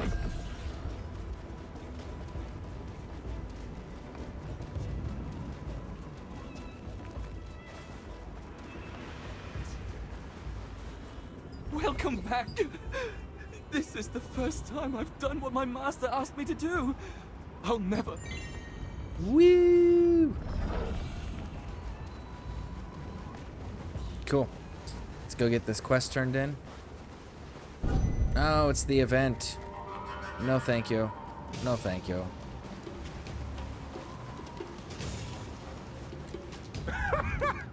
You actually found a fully bloomed Crimosa? I found two, actually, homie. Hold on. Where did I put my sensor? Oh, there it is. This sensor intensifies the fragrance and helps to spread the smoke. It is no use for me, so you can have it. Crumple the pebbles into a ball. Put it into the sensor along with some charcoals, and there you are. Purple smoke will arise when you burn the charcoals. Also, the Crescent Blade merchants will pay triple the market rate.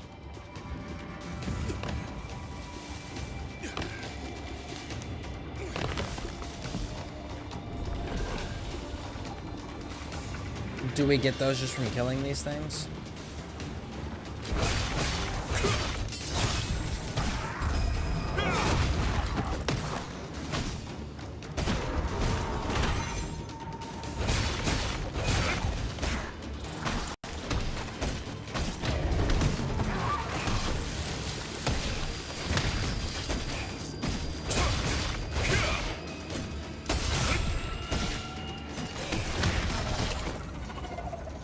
Boom. Alright, we're just gonna turn this in.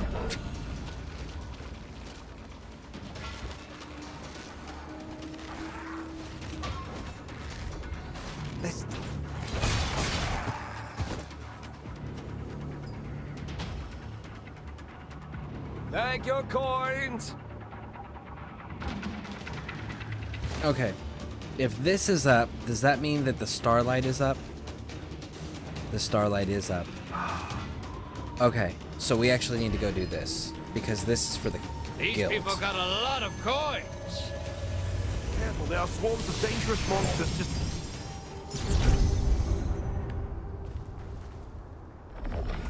Oh shit, there's people playing. It doesn't matter. We don't have to win.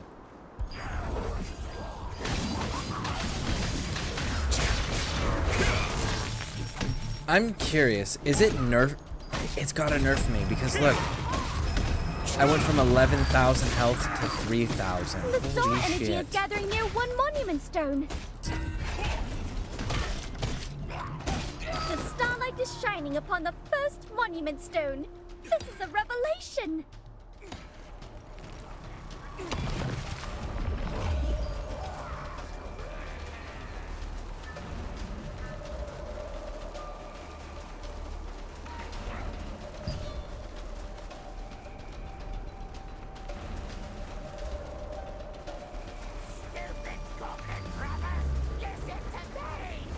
Okay. I see 4. Ah, there you are.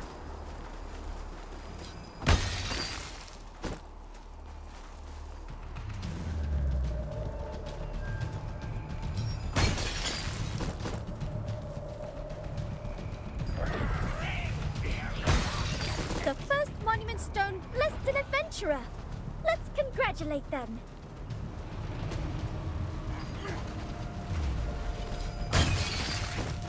There are 5 monument stones left.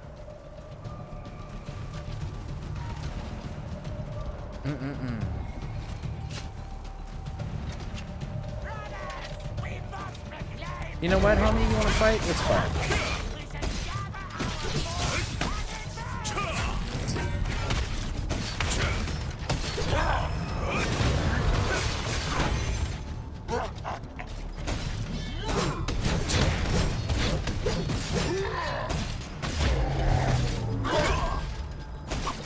There we go.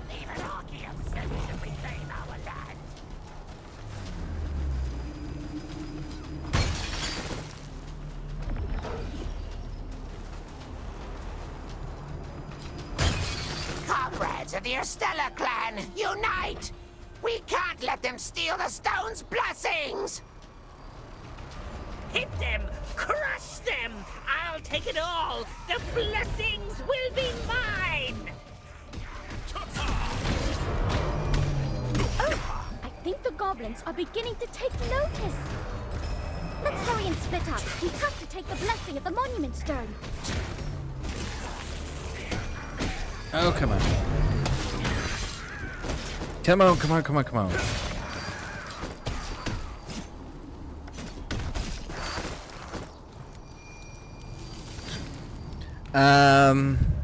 They can be fun if you have a little family night.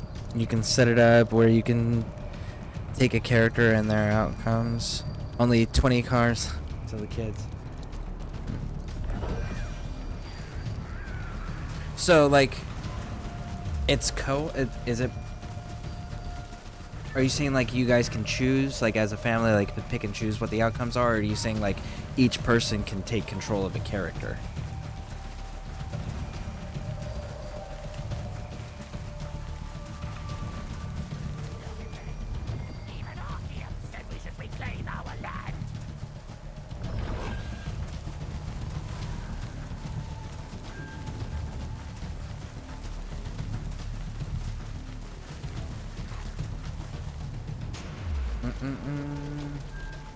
Trying to find more of the star shards that are just laying on the ground.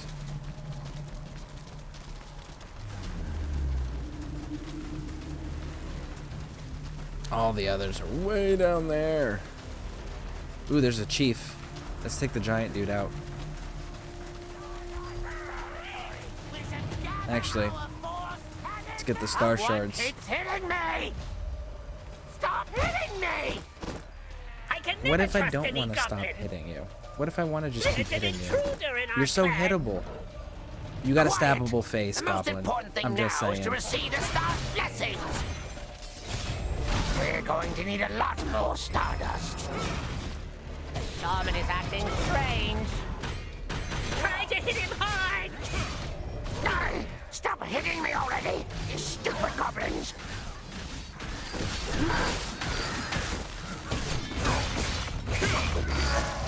Ooh, buddy. Look at this! Even Archeum said we should reclaim our land.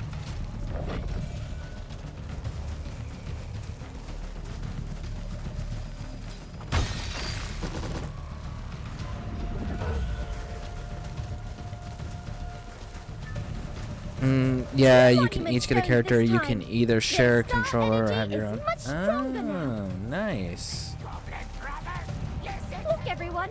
The starlight shines upon the 2nd and 7th Monument Stones. Of course, it's the second.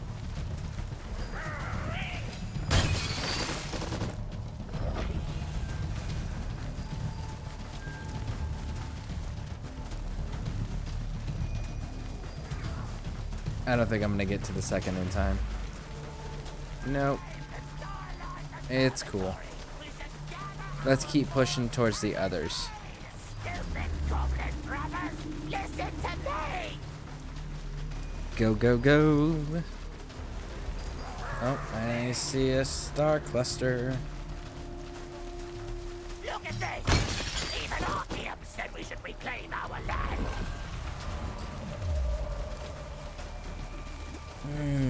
Where are more big guys?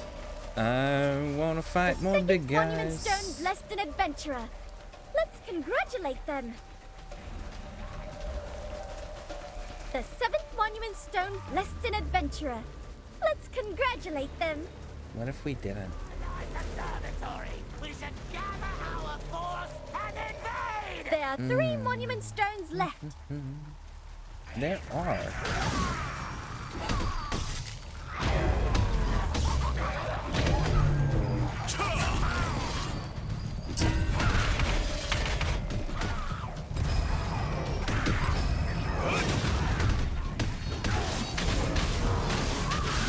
Alright, let's go home now! Call me the king of dog dance!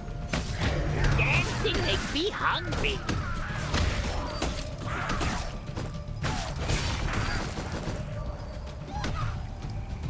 There aren't many Monument Stones left. Choose carefully which Monument Stone to offer the Stardust. Which monument stone will give us its blessings? That is the question.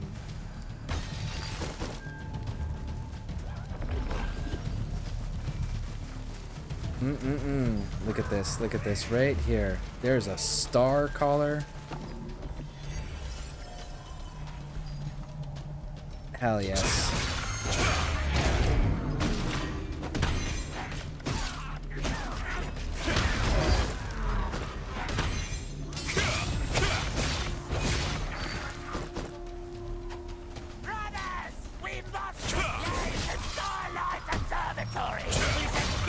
Oh, come on.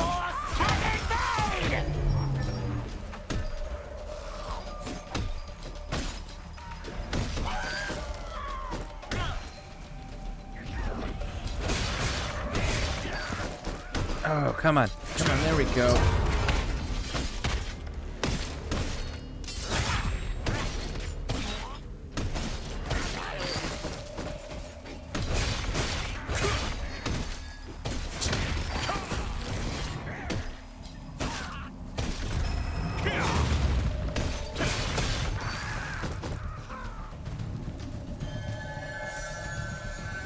And there we go. Boom, boom, boom, boom, boom, boom, boom, boom.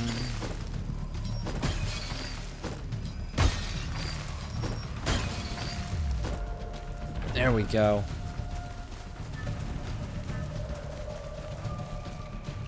Stupid goblin brothers, listen to me!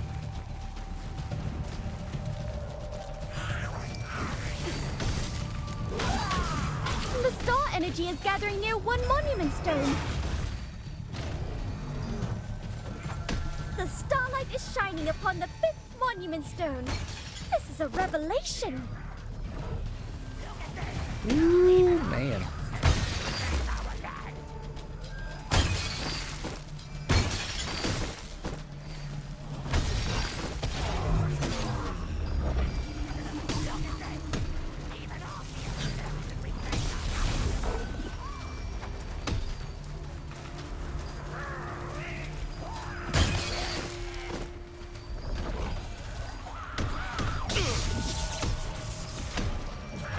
Oh, we lost that one. Dang. We put up a good fight for it, though.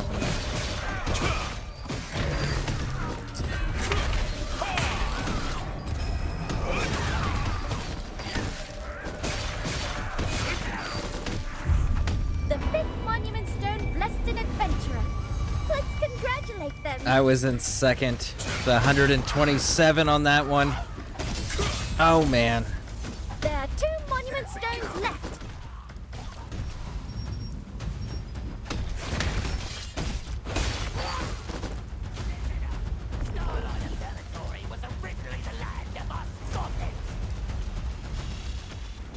Yeah, I'm not getting either one of those. Soon you'll see 2 of them with stronger star energy.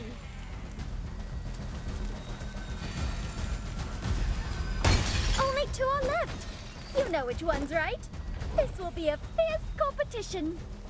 No, not really. give it Whoever's our got the all. 259 on it has got it by a long shot.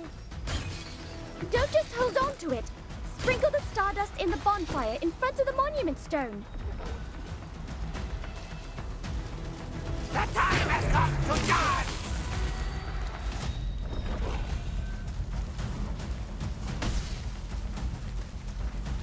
Nope, it doesn't look like there's gonna be any more shining down on this one. Yeah, that one wasn't even gonna be close. But hey, it still counts towards the guild contract that we got going on. And that's all that really matters. Making progress towards that.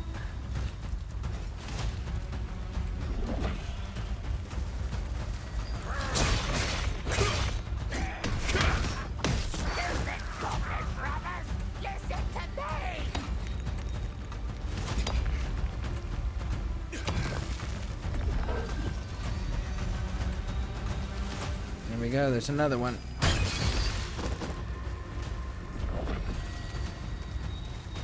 The star energy is at its peak. We don't have much time left.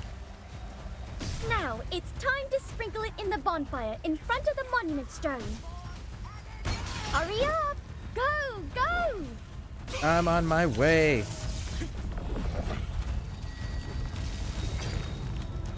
Okay. So we contributed 226 in this event so far. Not bad.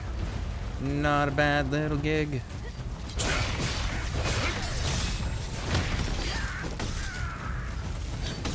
$28.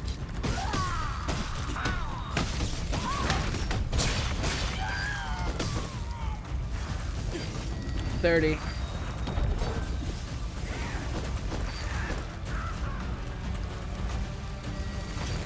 $235. $235. Nice. And that's it. The fourth monument stone blessed an adventurer. Let's congratulate them. Very nice. And that's the event. Sixth monument stone blessed an adventurer. The star energy is slowly fading away. Cool. We should head back before the goblins start hating us even more. Guild contract. Come Nice. back soon. Their stellar fields Nice, are nice, always nice. open. So we're at 836 out of the See you next time 4,000 we the need. Starlight calls us. Take care.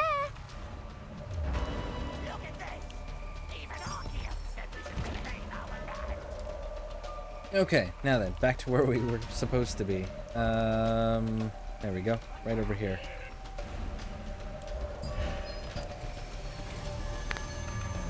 Oh, I just wanted to get that event in there.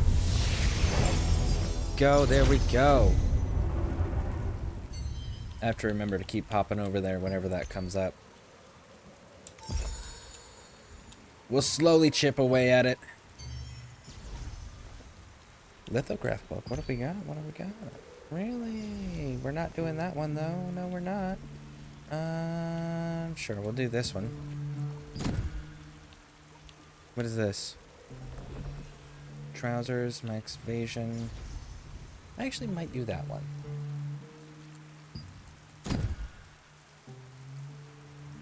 Cool. And inventory. Got some books. What is this?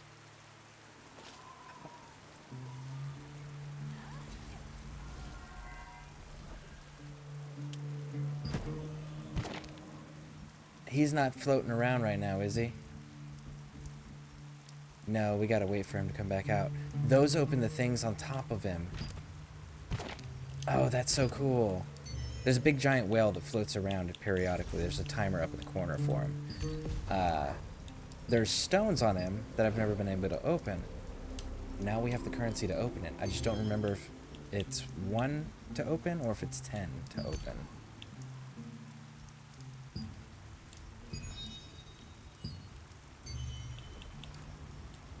Battle Pass.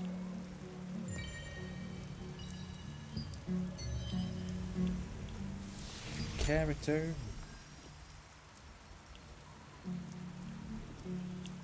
There we go.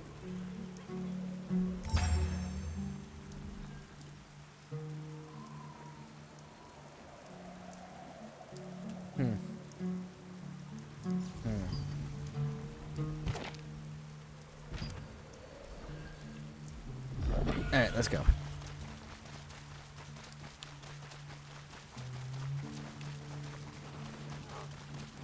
It's raining. Aren't you going home?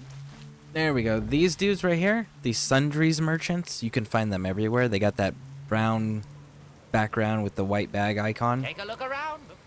These guys sell a world tree exhausted leaf. from wandering You can the get it pretty desert? cheap.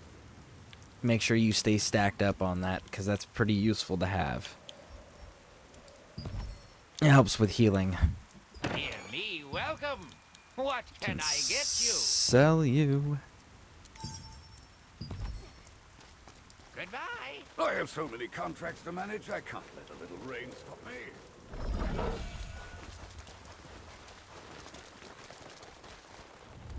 Oh, back already?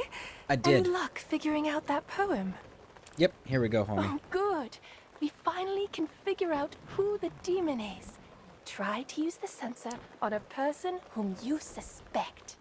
Like you? Humans won't I mean, have just much of joking. a strong reaction to it, but a demon will try to flee when you show it to them. Don't use it on just anyone, though. If the demon finds out what you're doing, you'd better escape before he can ever catch you. That's not good. The demons just started rearing their ugly heads recently. How about checking up on any new faces? There's that wandering merchant, for one thing. If you find the demon, you will have to kill it before it can escape. These demons are treacherous and cunning creatures. Never listen to them, and just kill them on sight.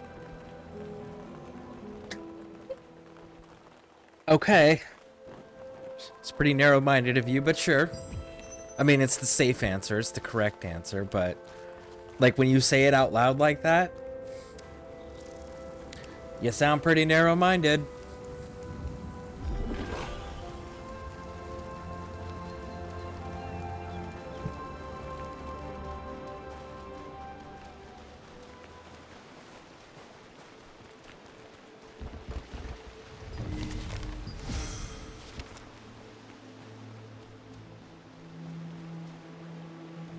I haven't even started my business yet, and people already know that I'm here.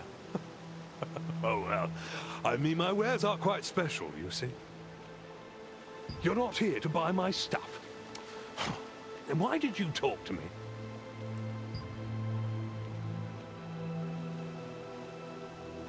Weren't we just told to, like, be careful who we show that to? So I guess we don't actually get to pick and choose. The story's going to tell us who we're going to show it to. Hey, that's a unique sensor. Oh, and this incense is...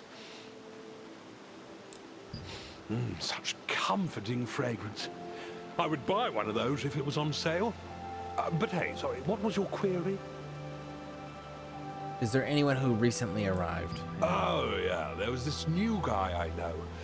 His name was Rayton, I think. He came here on the same day I did. That's why I remember him. Rayton was assigned to a guard post. Try there if you want to talk to him. So you're telling me a demon came back,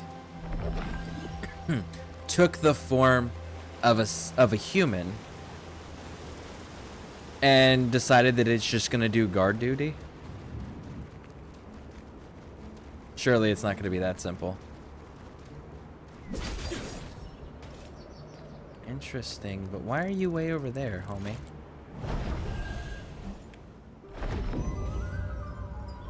What is it? I'm on duty now. You sound pretty nervous for a guard. Are you just a new... You must be new to the ranks. Oh, the purple smoke. Nope, you are, And demon. Cool. I'm feeling weird, somewhat lethargic. It feels so nice and comforting. Oh, I shouldn't fall asleep now. I'm on duty. I don't know what it is, but put it away right now. Well, it's making... People find it comforting, okay, yeah, because it's a heavenly sense. So why were you repulsed by it initially and then comforted by it immediately after? That's weird. There is That's another weird recruit. writing. Okay. His name is Lucas. He was injured recently and is off duty now. I'm sure he's around here somewhere. How did you get up there in your plate mail, homie? There's not like...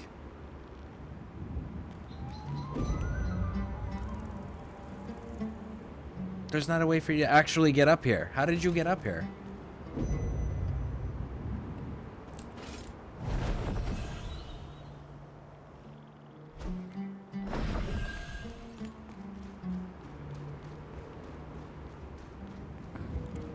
Oh, hello. I was preparing a report for Kaina. Now everyone knows that there is a demon among us. Thank you for letting us know. The one who is helping us... that makes sense. That makes sense. Yuck! Oh, please, put that sensor away. What on earth are you burning? It smells awful.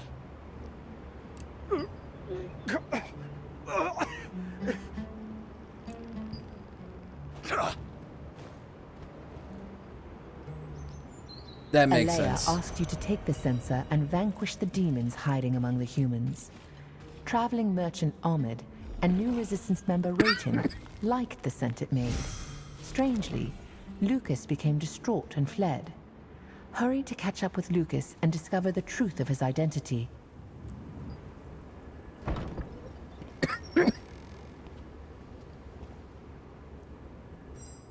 That makes sense that the one that's trying to avoid getting caught would be trying to lead or inject themselves into the investigation so that way they can track how close or far the investigators are to catching them. Makes sense. Hey, you're scaring me. Why are you following me? I don't know where this is. You chased me, so I ran away and found a door in front of me. It seems like someone's library. My true self? I'm only a new recruit. I can't even kill an imp on my own. Kaina can vouch for me. Please, calm down.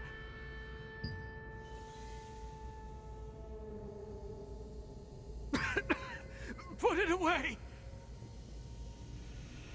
Do not call me with that disgusting name. Ooh. My name is Havras. I am the Demon of Knowledge. I was almost ready to go back to Diabolica, but you ruined everything.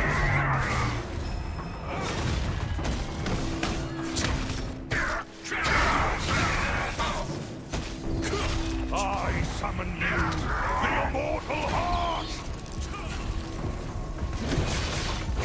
There it is. I summon And bam! you, Come the on. Immortal Heart! I summon you, the Immortal Heart!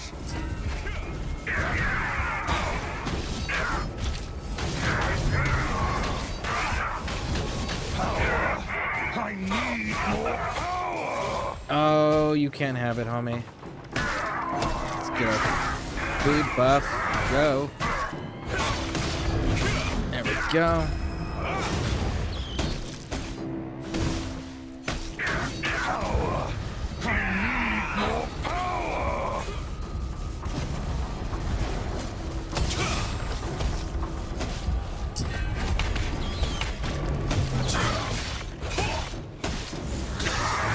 I summon Oh, come on. Come on. Come on, get me back in the fight. There it is. Filled with power!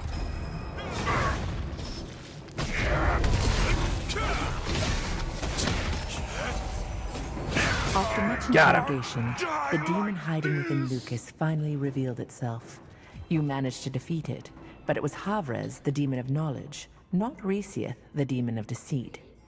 Chillingly, this meant that more than one demon walked the land. Now you must find Resiath, the demon of deception, who's been summoned from the abandoned tower. Well, that's exciting. So how many more are in existence that we're just unaware of because they've gone out of their way to make sure that they are unfindable, like you can't find them? It was dropped during the Battle of the Demon of Knowledge. This is now unusable. Why is it unusable? We just said that there's another demon that we gotta go find. I feel like that's an important item. No?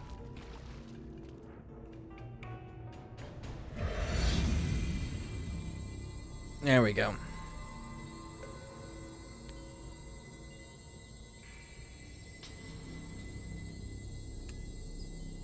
A bright floating orb is illuminating the painting on the wall. The painting has empty spaces in the middle. Maybe the orb's light can complete the picture. As written on the magic circle, you have to make the devil's shadow. Make a devil's shadow. Use the objects around you.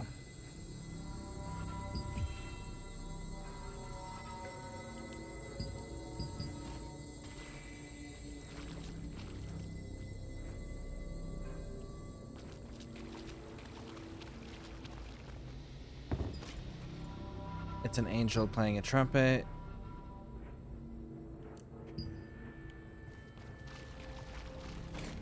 So we got angel playing a trumpet. Winged goat. Probably. That's probably going to be the answer right there. A winged goat. And what else? A golden eagle. Okay.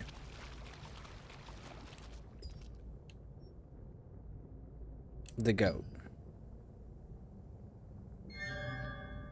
There we go.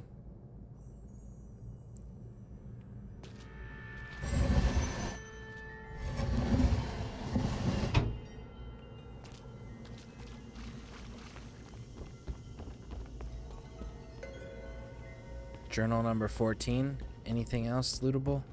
Nope. Alright. It's very dusty. It looks like no one has touched it in a long time. It records the moment when the Demon of Knowledge was first summoned on the Earth. This human who summoned me is very interesting. His thirst for knowledge overtook his very own soul. His name is Junoboat. Okay. He was willing to do anything to get any knowledge from me. He even spooned out his one eye and gave it to me as an offering. That sounds like an Odin reference right there.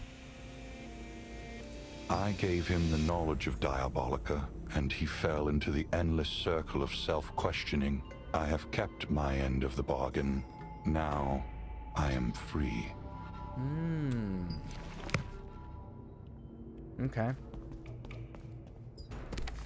This journal records the moment the demon knowledge met Rizith, the demon hated by... Jealous humans of Junoboat summoned an abhorrent being from the Diabolica for themselves. That greedy Resieth invaded my domain to take all the star fragments, leaving me gravely wounded.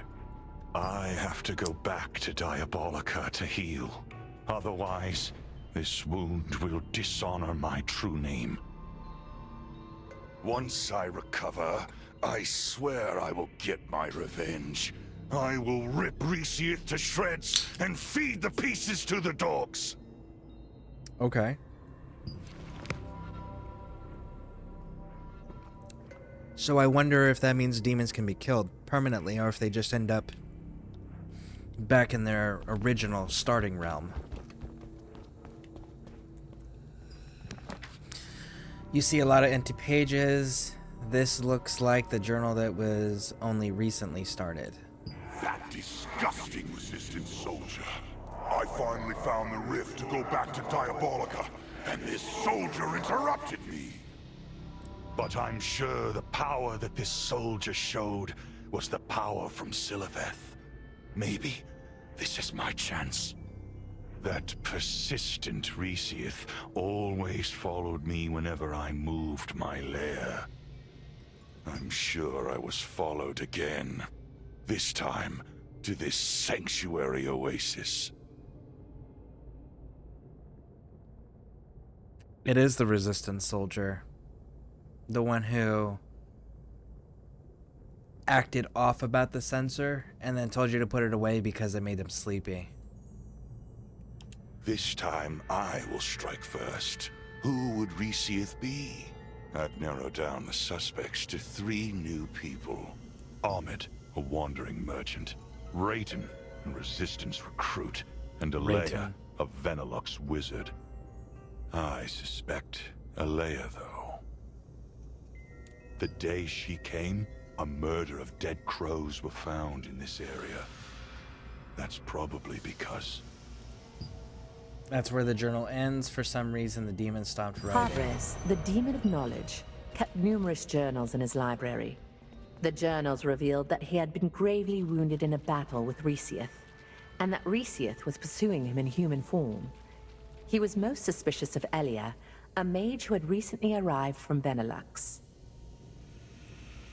I still think it's Rayton, because he said that resistance soldier and all of those things. Like, I still think it is Rayton, the recruit.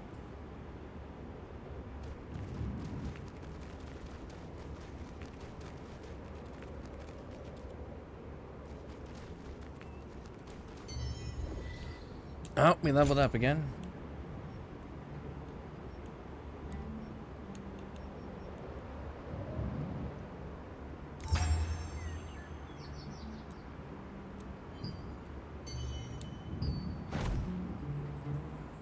Oh my goodness.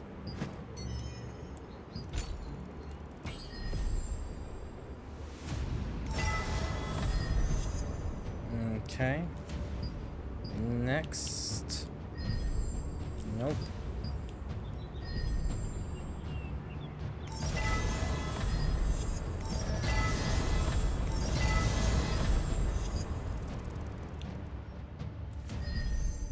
There we go. We're almost got all of this done up. Look at that.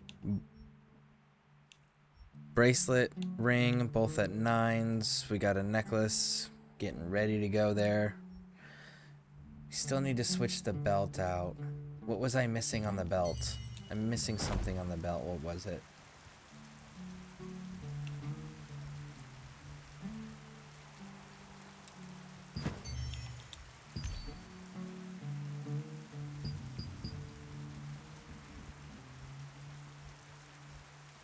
No, not those.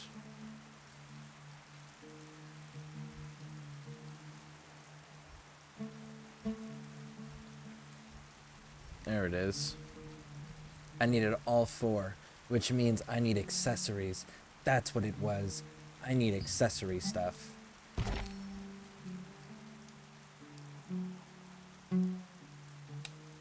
We'll deal with that later.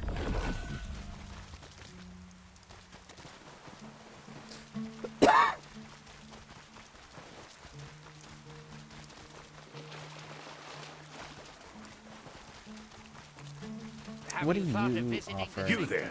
Do you need a contract? Welcome. Maybe. Depends on what you're offering. No, I don't need a contract from you. No. Where is she? Oh, at a time like this. These demonic beasts are going crazy, and I can't... Huh? What brings you here? I'm looking for her too. She's not here. I'm Olus. I'm a member of the Venilux investigation team. I think she's at the lab, and I don't know when she'll come out. I found a letter in her quarter, though. Maybe it was for you. Go ahead and take a look at it. So both demons were playing each other. Not playing us off of each other.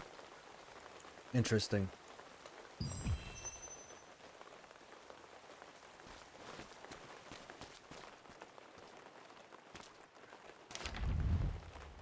This letter was not here before. This must be from Elia. Turns out that I've got some important business that I need to take care of. Once you're done reading this letter, come meet me at the lab. I left behind a teleportation magic circle just for you. Find it by taking a look behind my quarters. Alea. Interesting. Okay. Is that what they're gonna do? Is that how the story's gonna go? Where the demons were playing us off of each other?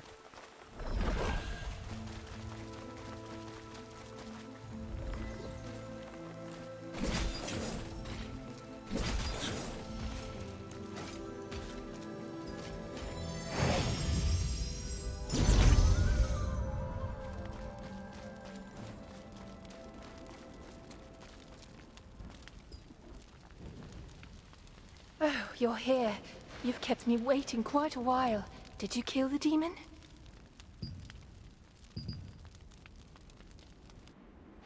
Impressed that you defeated Resieth. I killed the demon of knowledge, not Resieth.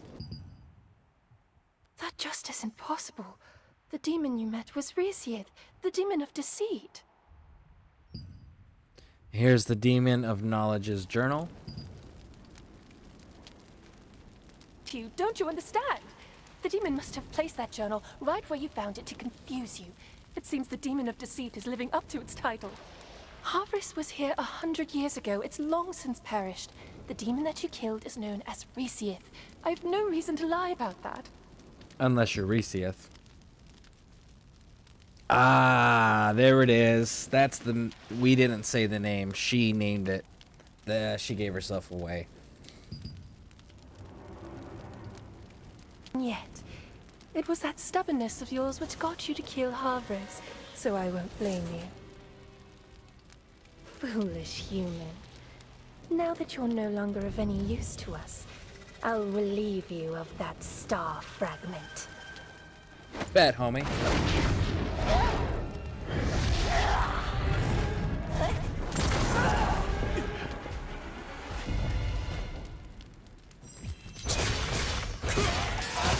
The star fragment is mine! You think you'll be able to find me?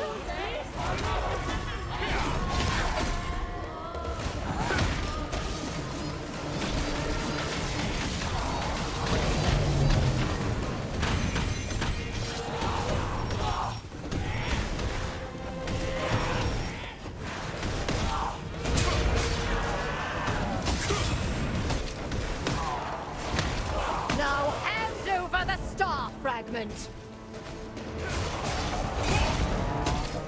Okay, let's see.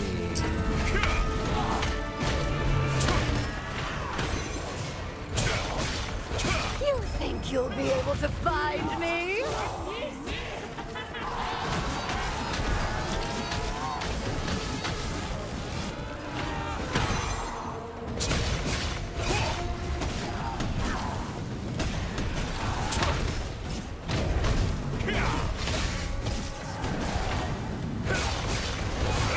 Now hand over the star fragment! Okay, come on. You think you'll be able to find me? I'm doing a pretty damn good job so far.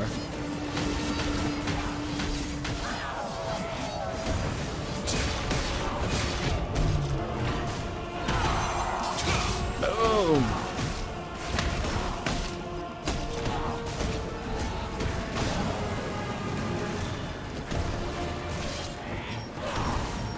Ella left the barracks and waited for you in the hidden hall. While trying to avert suspicion, she made the mistake of mentioning Havres. In the end, she revealed herself as Resieth and attacked you to get your star fragments. Boom. Resieth, the demon of deceit, has been reduced to ashes. The chaos caused by demons seems to be over. Okay, so now we get...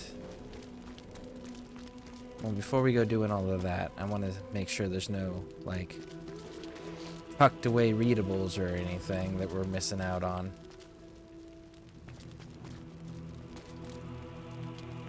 Nothing on that side. Can't go that way. Can't go that way. Okay. Let's see it.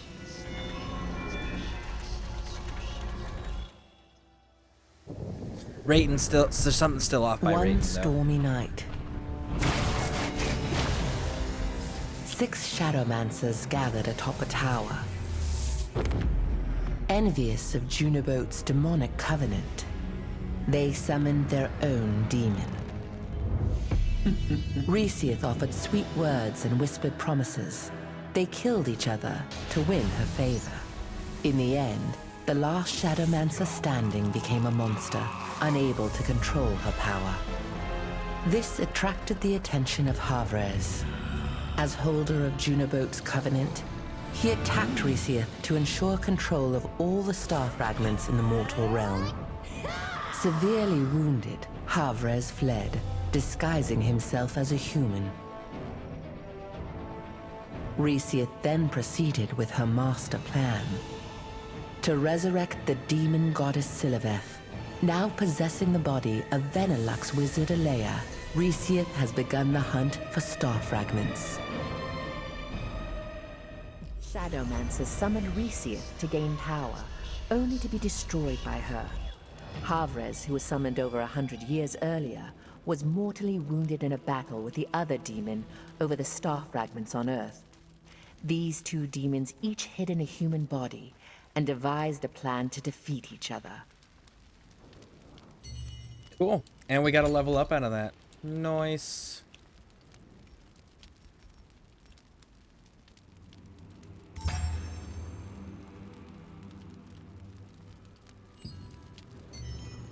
And I think we got a new title, didn't we?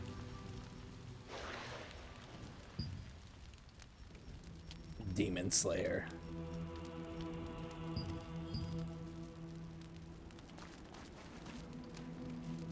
All right, let's go.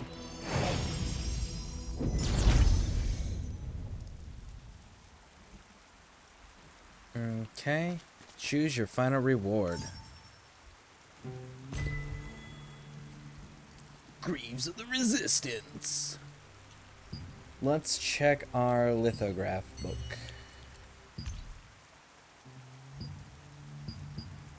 It's gonna be this one. This one. Do do do do. Do do do do do do do do do do do do do do do do do.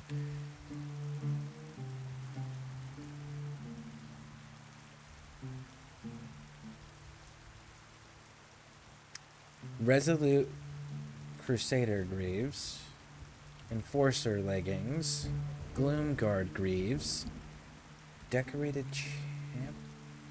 Really? No shit.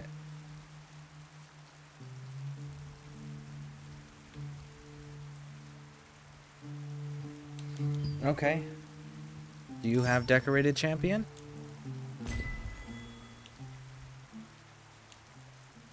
Nope, you only have Greaves of the... You only have the Resistance stuffs. Okay. There we go.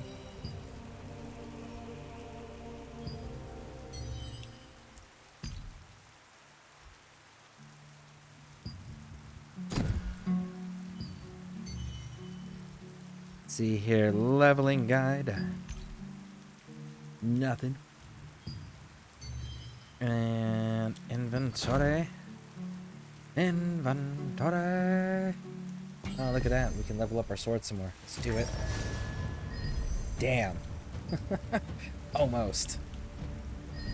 We're good on that one. We're good on that one. Okay, what are our skill logs? We can maybe do something with some skills. We should use that immediately.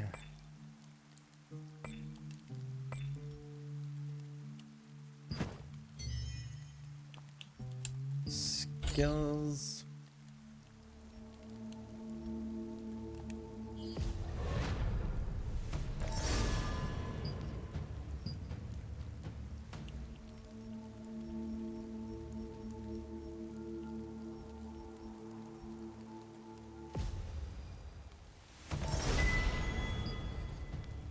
And there we go.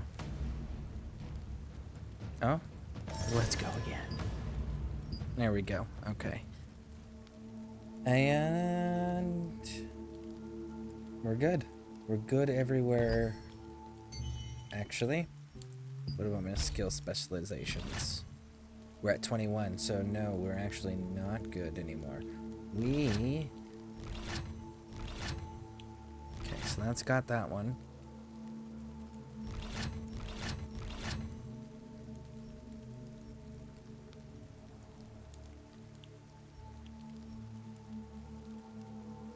Increased duration, nice. And then come down here and we go to Starwalt Bastion. Actually,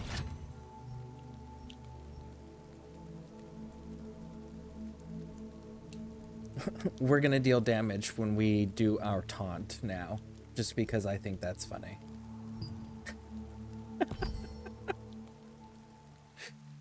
Alright, so let's see here. Speak to Sanctuary. We've got a few people to talk to in here. No, we have to do something now. Oh, adventurer, can you please help us? This is an emergency. I was going to ask Alea, but we don't have the time to wait anymore. One of my colleagues who are guarding the barrier contacted me, saying they can't contain frenzied demonic beasts any longer. The barrier will collapse if we don't do something about it. Please go to the Mana Wastes and help them protect the barrier. Thank you. The beasts in the Mana Wastes are very strong. Make sure. So we can't tell her about the fact that that person's not coming back because they were a demon? And they said that the beasts and everything frenzy and do that when there's a demon nearby, and considering that we just put down 2 demons, shouldn't everything have like calmed the hell down a lot by their own lore?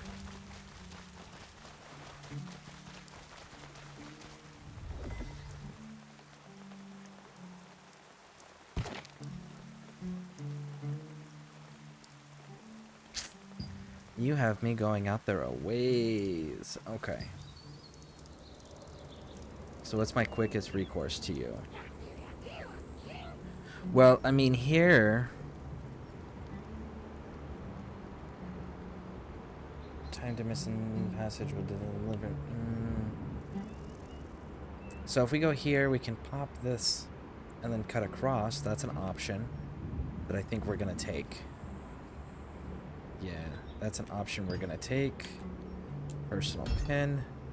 And we are going to stand by. 1 second, folks. Sorry. My apologies. All right.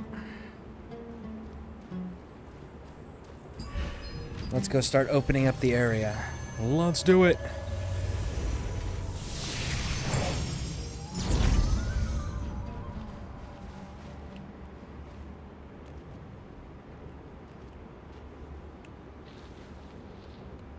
So we need to go that way. How are we getting through?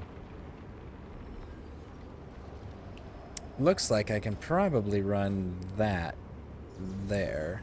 Actually, what the hell am I saying? Look at this. I don't have to do this. I can just do this. I love this mechanic.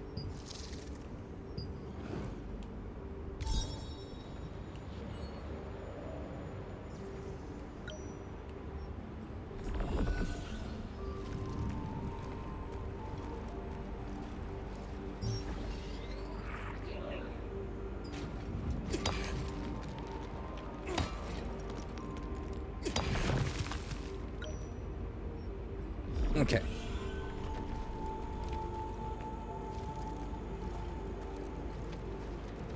Boom, boom, boom, boom, boom, boom, boom, ba-dum, boom, boom, boom. Hey guys, see y'all later.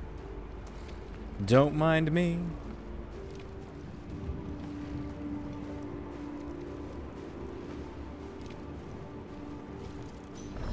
All right, there we go.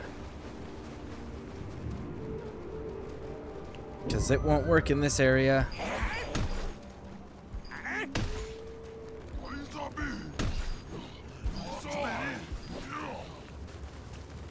Oh my goodness. Stop chasing me.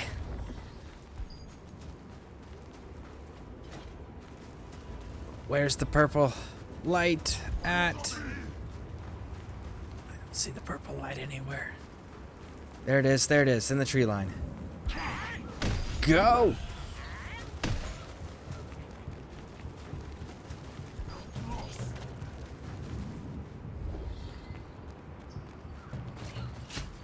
Haha! We made it. Oh, apparently he's still gonna chase me. And the resistance officer is not gonna help. They're just like, not my problem. Alright. Let's see what this place is about.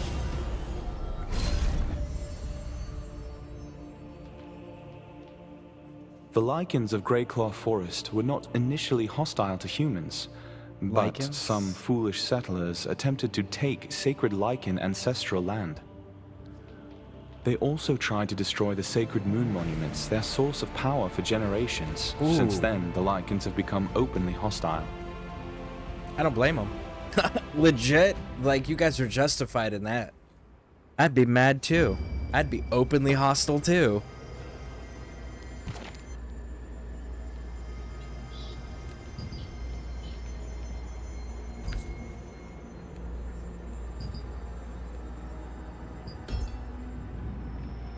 Okay, so we're gonna go hit that one.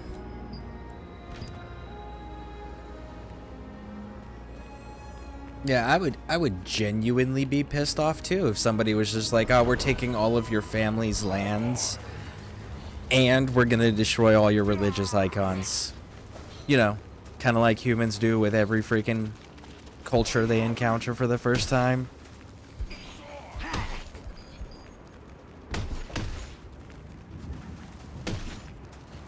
No, it's not that way. Oh my goodness, maybe I need to go up. No, don't you be chasing me. You leave me alone. Yep, we needed to go up. There's a bridge. Cool.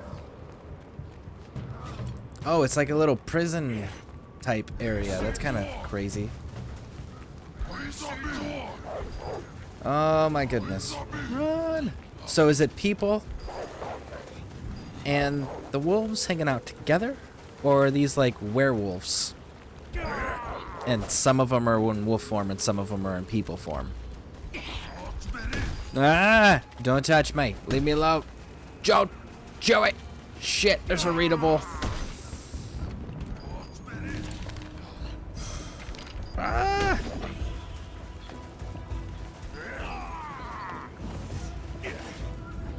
Oh, we're going to the guard post.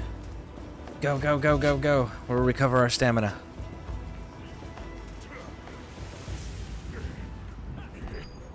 Okay, so we made it. Let's go. Almost full.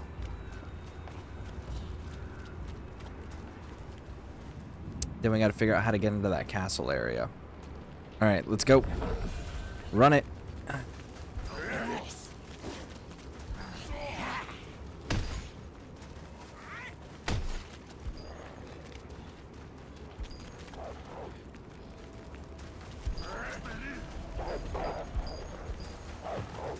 Oh no.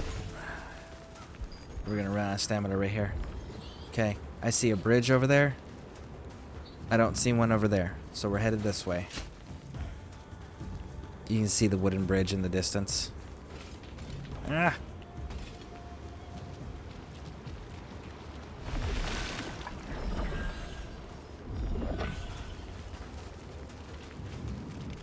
I love the fact that the sprinting doesn't use your stamina when you're not in combat. But if you're in combat, then your stamina starts getting used for this.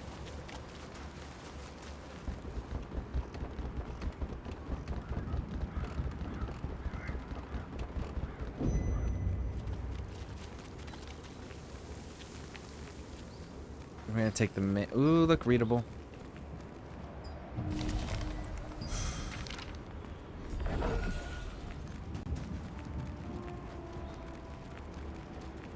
Okay. I knew the Talon Guild was different. Finally, someone who knows my worth. Yes, indeed. This is the Sundry store. Alright, let's see what they got to say.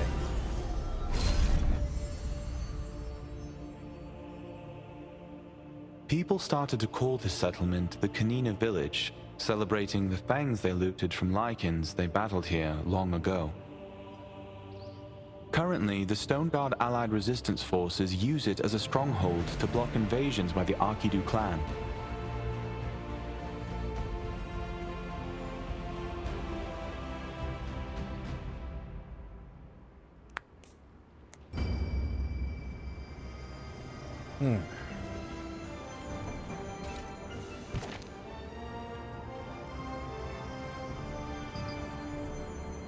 Remove.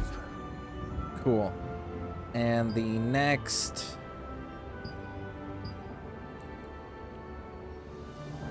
Bum, bum, bum, bum. Here we go. The next waypoint is actually where the quest marker is, it looks like.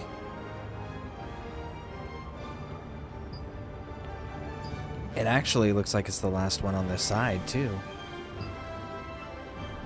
So then we just need to go get these on this end. Oh, that's so cool. Okay, cool. Let's go do the quest and get the mission done. I knew the Talon Guild was different. Finally, someone who knows my worth.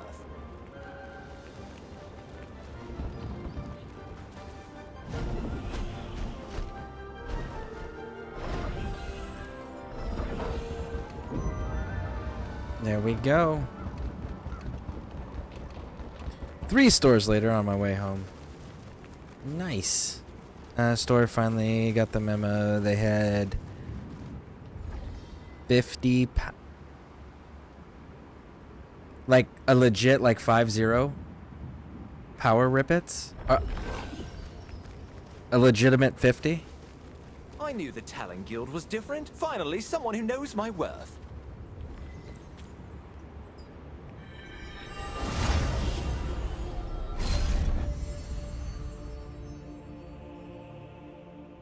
The Arkidu clan of orcs takes their name from their home in the Arkidu Valley.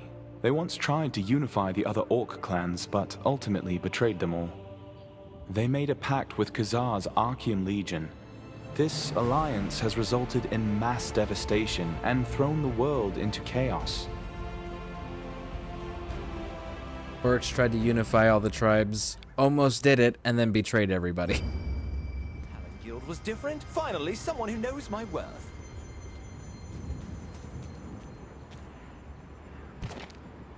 And there we go. Man, I kind of want to go through and open everything up now. Don't do it. Don't get tempted! Hey, how long has it been? Who knew we'd meet again here? Yeah, we grabbed 20. It was less than half. Oh man, that is so amazing. That is so amazing. Hey, this is the dude from the beginning, right when you wake up from the tutorial. He's the first guy you talk to. Whoa, you look like a proper member of the Resistance now. I also joined the Resistance not long ago. I'm part of the Talon Guild now. Heard of them? Benny, you should have joined the Legionborn Guild. We would have let you in, homie. We got a place for you. Must be small, never heard of it. You didn't know. It's the They're most probably famous guild among the larger Resistance than these our days. I'll introduce you, so join while you have the chance. You'll need an introduction to be accepted to our guild. Just look at this. It was also a wizard from our guild who healed my arm. Excellent. The biggest building on the west side of town is the Talon Guild's home. Tell the guild leader, Arthur Talon, your story. He'll take good care of you. Follow your map if you don't want to get lost. Are they going to force us into the Talon Guild? Because the actual leader of the entire Resistance offered us a place in his guild, and the game forced us to say no. So are they going to force us to join Benny's guild? Is that what they're going to do?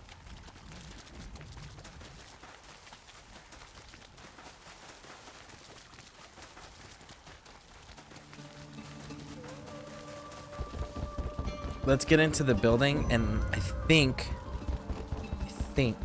we actually have a new...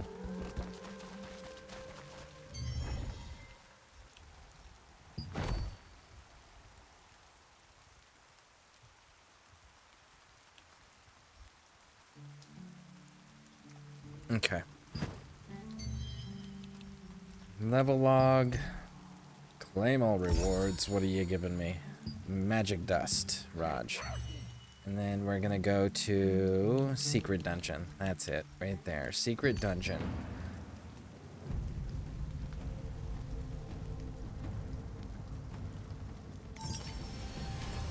Let's go check it out.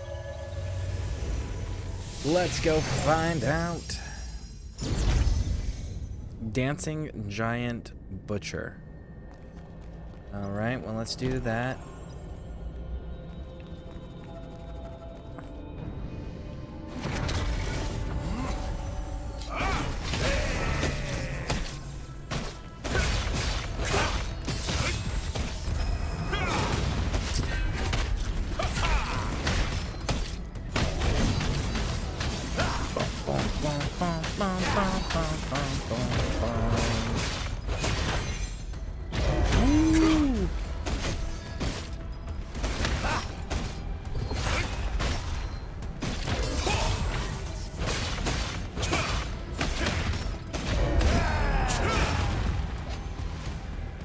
Where'd he go? Eternal.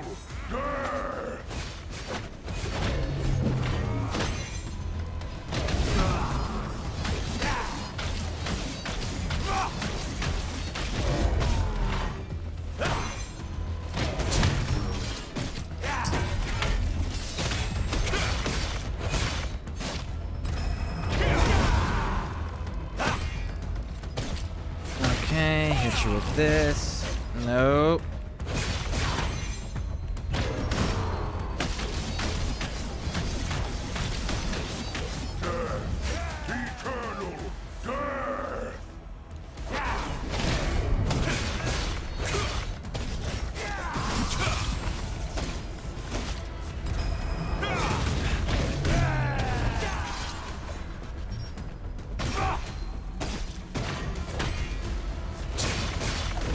Oh, I need to figure out how to get my stamina to go up, because that whole not being able to block things is kind of a bummer.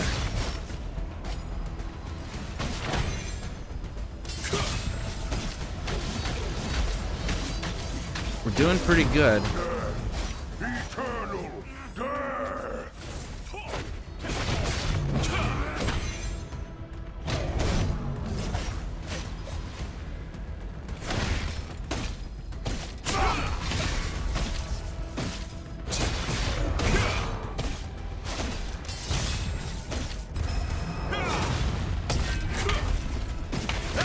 Okay, come on.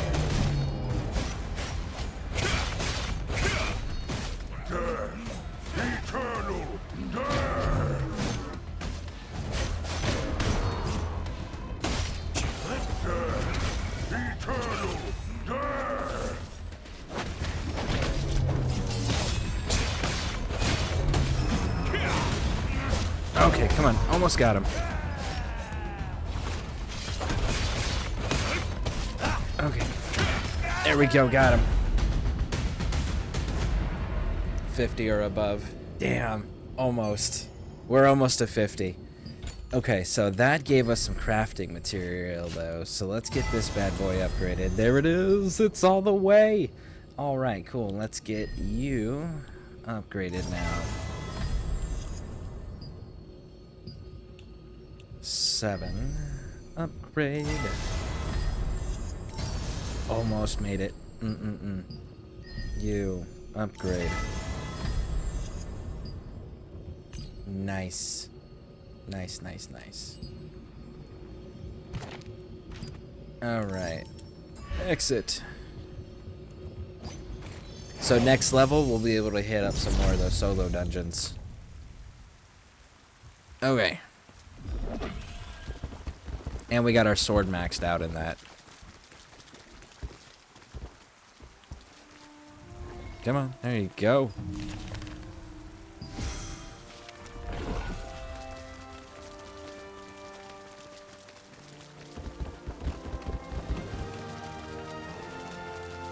Oh, I see a readable.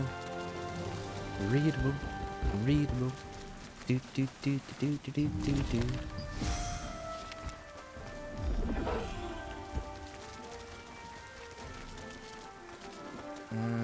How do we get there? Through here. What do you sell? It's Rain. Goodness. Hello. Welcome.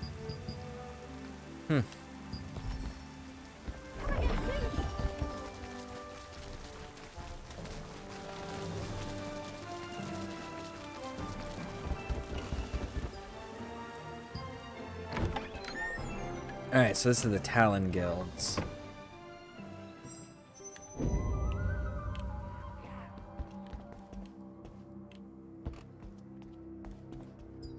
Welcome. Hi, Benny sent me. Ah, you're the one Benny's always talking about. A pleasure to finally make your acquaintance. Our guild's been waiting for someone talented like you. There's plenty of work, if you're willing to help. You won't find a better deal anywhere else. Except for the leader of the entire fucking resistance. You know, the one that all the guilds are part of and answer to. Yeah, he offered us a place in his group. I'm just saying. My guild has been investigating these orcs. We've been asked to look into them due to the trouble caused by the Phonos orcs. I believe they're all related to the Festival of Fire. Okay. We've planted a device that measures fire energy in Phonos Basin. Could you recover it from that cave? Zarek was planning to go too, so you can rendezvous with him there. You'll help me investigate the Phonos orcs? Their cave is deep in the Phonos Basin. Please come to the east side of the Watcher's Post. Are you worried about me? There's no need. Come on, let's go. The guild leader of the Talon Guild, Arthur Talon, was asking resistant soldiers... Oh shit, please continue when I get out here. Nope. Damn, that was my bad. My bad. So stay in the room next time until they are done talking. Alright, so where are we going?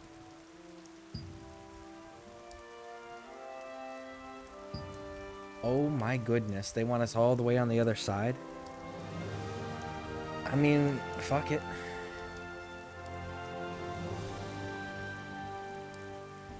Actually, it's a really good opportunity to start opening things up.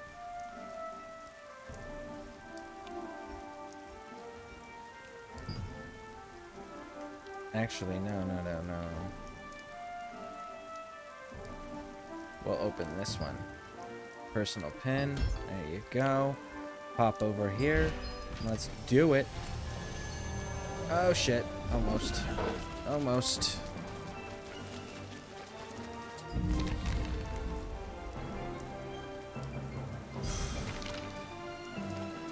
Alright, now let's try this again.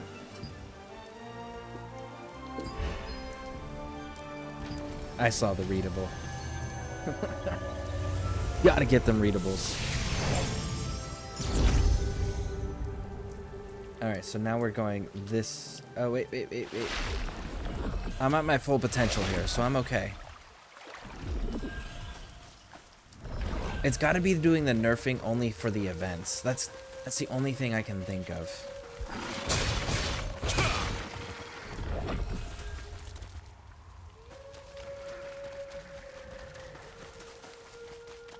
I wonder if... I gotta look into that still.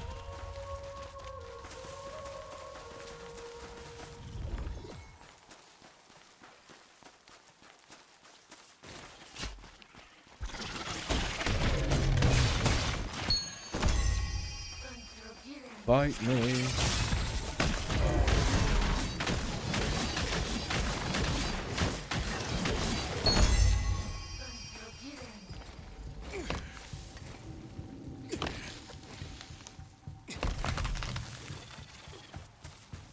Okay, so far so good.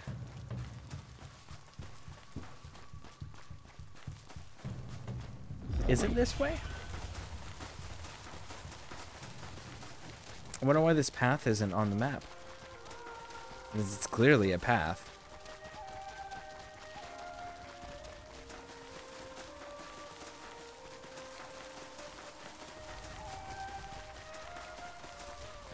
See the readable up there. Does it zig back around? No, it does not. Is that a readable over there that I see? No, that's a cocoon. Huh.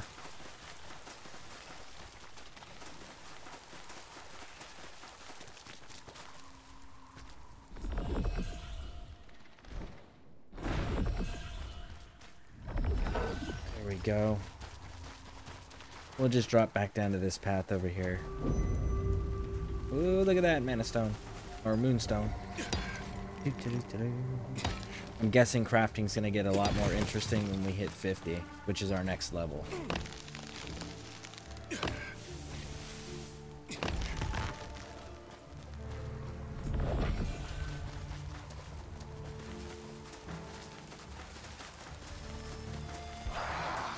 No, no, don't chase me.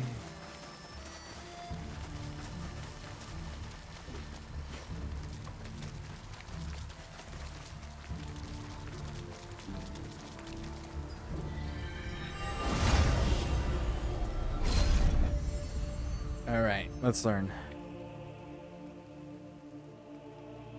Skeletons and spectral mages wander the area around the Shattered Temple every night. They do it to search for sacrificial victims to appease their ruler, Azrael, Grand Elder of the Solavian Order.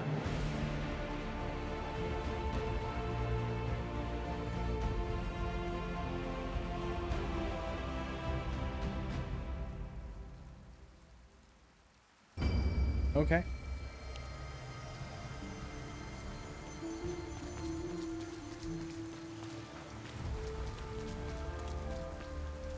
All right, so removes that. Okay.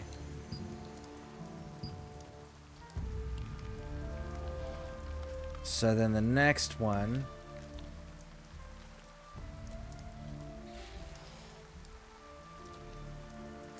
We can probably get there faster from here.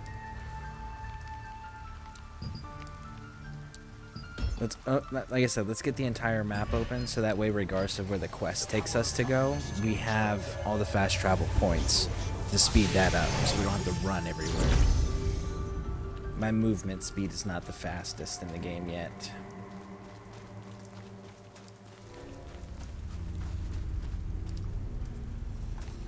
No, we'll take the Moonstone, but actually, this is not the fastest way.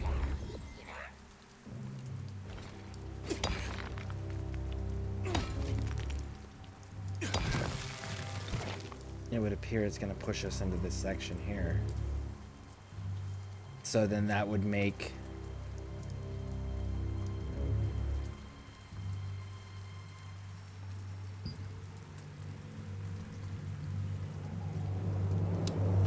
I still think maybe I can reach there from here.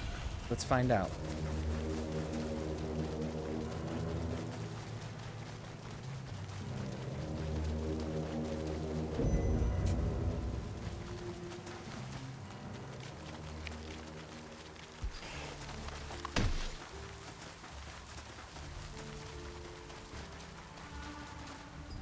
This has got like purple glow on it. That's kind of cool. Ah, we're getting blue mana steel out of that. That's not going up. Can we go up over here?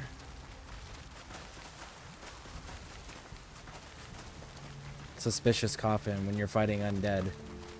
What's suspicious about it? Is it the fact that, you know, it's intact? I don't have any idea what this does. Oh, it draws enemies.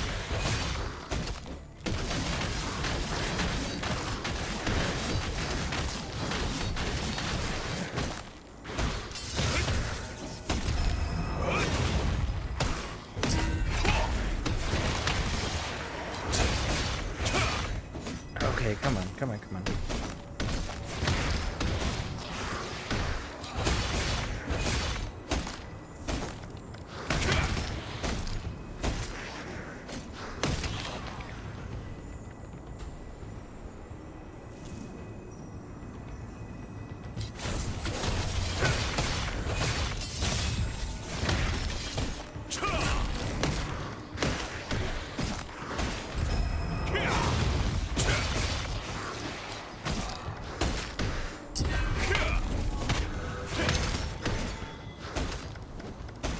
Okay, come on, come on. Boom, boom, boom, and boom.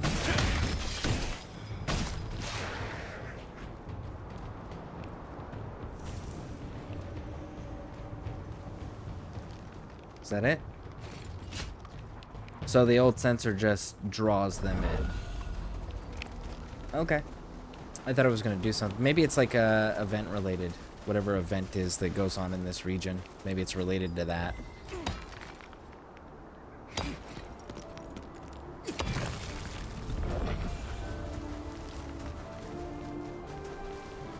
There is an up. I was right.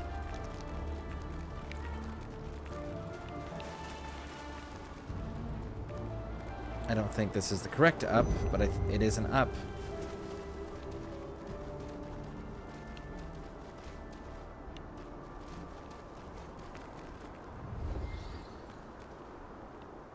Okay, so I wasn't right. Never mind. It's an up, but it's not the up. It's fine, because if we keep going all the way around, it'll wrap around and drop down where we need to go. Oh my goodness, so many! Stop chasing me! Don't do it! Don't do it! What are these? Ah, somehow I don't think I'm supposed to be touching those right now. Don't fight me, leave me alone.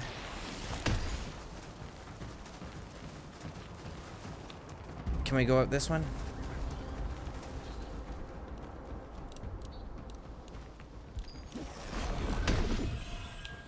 Ah, missed me.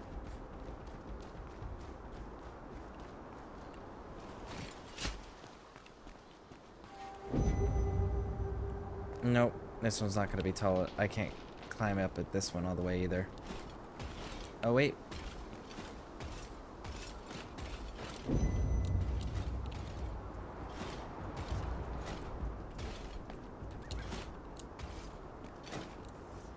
Nope. Okay.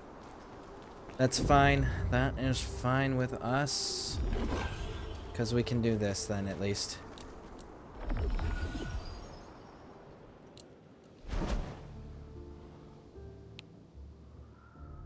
Woo!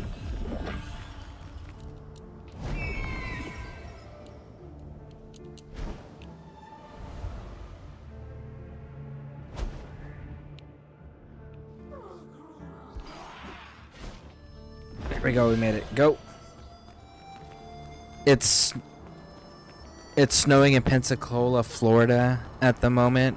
It's... wow. That's insane.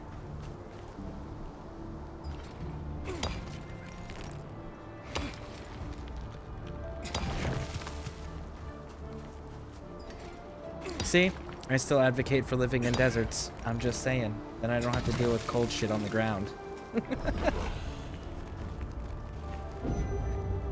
Of course, I say that knowing full well that it snows in Arizona. At least in northern Arizona it snows. Of course, northern Arizona doesn't really count as Arizona because it's got fucking trees and grass and stuff like that.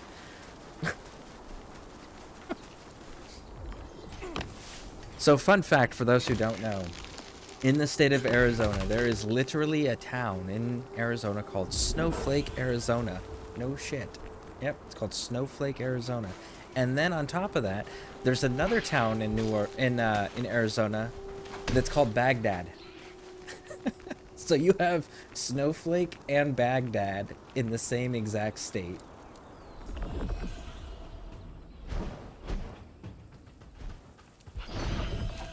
I feel like I'm missing... Nope, I'm going to the right direction. Ow! Stop touching me. Knock it off. We're not friends. Don't do it. I don't know what a Katori is yet. I haven't fought one.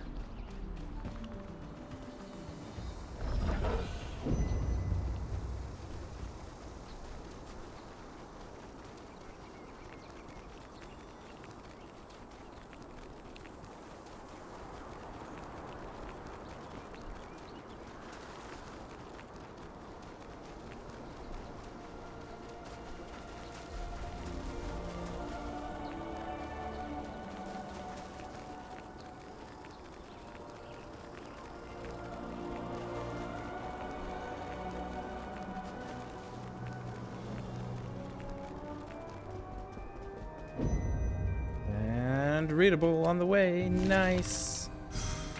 All right, let's get over here.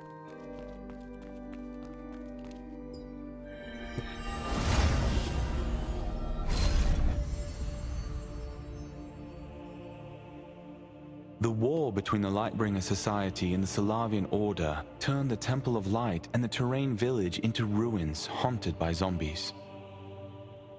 In order to purify this land of darkness, the Wizards of Venilux built the Pure Light Tower atop a great mana stone.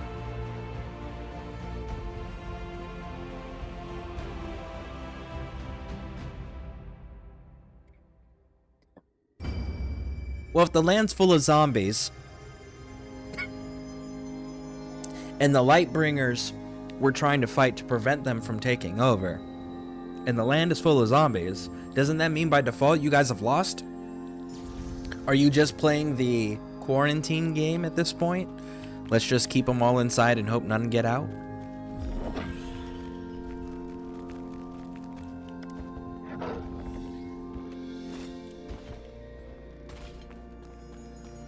Okay, so how do you get to that one?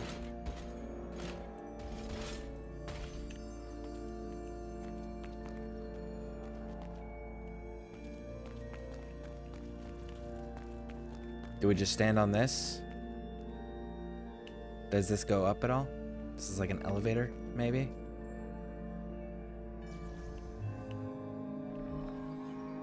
Or do we have to like jump off the railing and glide down to the bookcase and land perfectly on the bookcase? Oh shit, oh shit. Okay, almost died there. So that's an elevator. Don't get underneath it.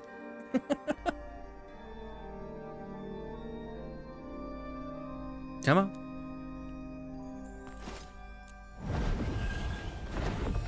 There we go.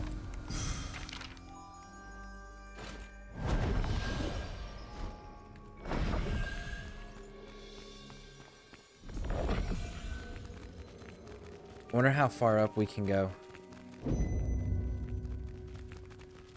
Oh, there's a readable in that room.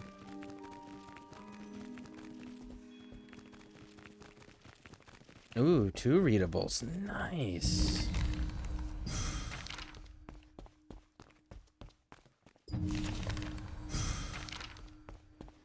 I have no... Oh, 3 readables in one room. I don't know what those ornate coins are, but we keep getting ornate coins every time that we interact with a readable. We came from that direction. We need to go this way. I wonder if I can jump off the top of the tower and glide to wherever it is I want to go next. That'd be kind of cool. There's got to be a glide thing.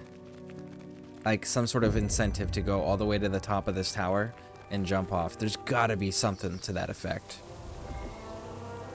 Oh, fuck you. Really? There's not a way back up here, is there? If I jump off right here.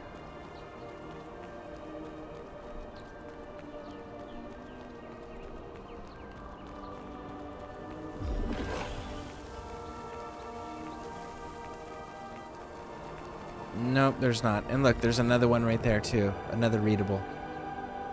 Oh.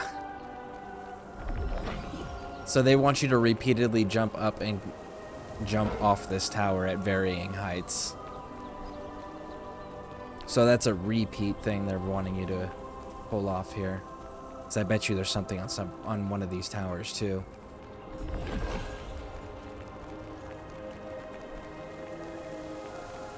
Let's see, what do we got? What do we got?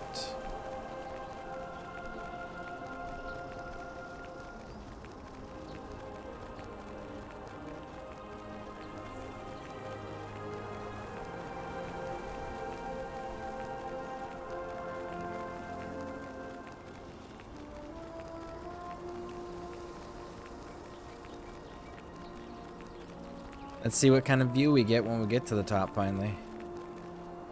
Bum, bum, bum, bum, bum, bum, bum.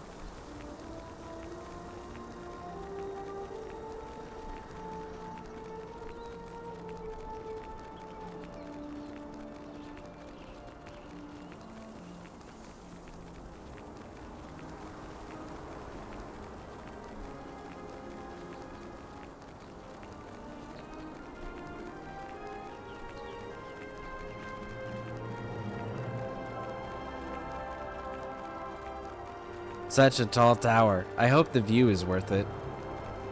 Because, like I said, we've... Oh, look, the elevator.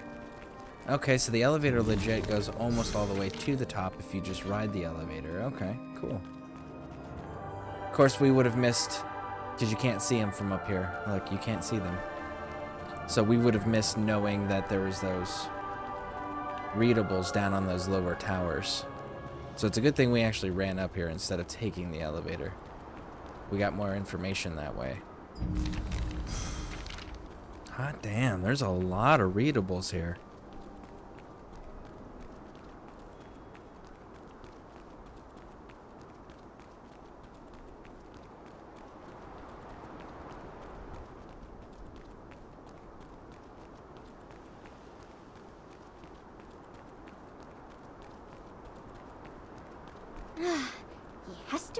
on a day like this? What am I going to do? No clue. Don't have context on what you're talking about, and I'm sure you're a quest. I'm just not really interested just now.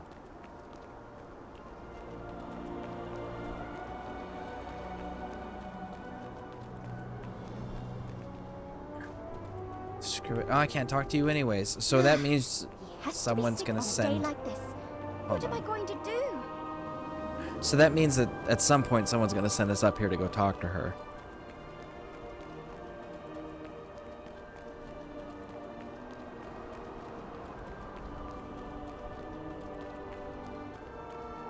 Is it 16 minutes till the big guy comes out? Alright, cool. We're getting close to when the whale's coming out. We've got vital stones now. And I need to go jump on the top of the big whale to see... Man, this is so cool. So this is as high as we can go, though.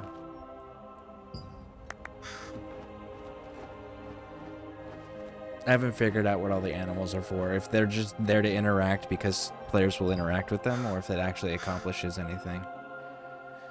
Alright.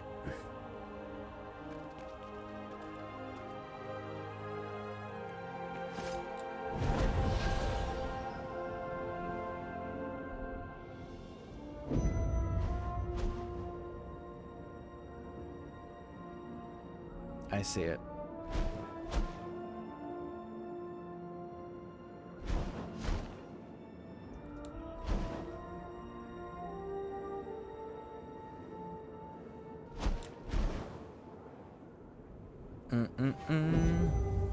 Bado bado boom boom boom. Bado bado do do do. Your badass kid did some zip ties since the rains. Hold on. Oh, there it is. This is zip ties since the rain stopped. Stopping them partway because we need to cut for the doors. Oh, okay. Makes sense. Makes sense. I figured with as cold as it is, we can't really put... They can't be outside, can they? With as cold as it's going to be this week? The chickens? I don't know. You're the chicken expert. When the war between the Solavian Order and the Lightbringer Society ended, this place became a vast land of the dead. Venelux built the Pure Light Tower on a hill in the center of the area and has been attempting to purify and heal the land for hundreds of years. Okay, so you guys did win, and this is just the remnants that you're trying to fix up afterwards. Okay, so you are playing Quarantine.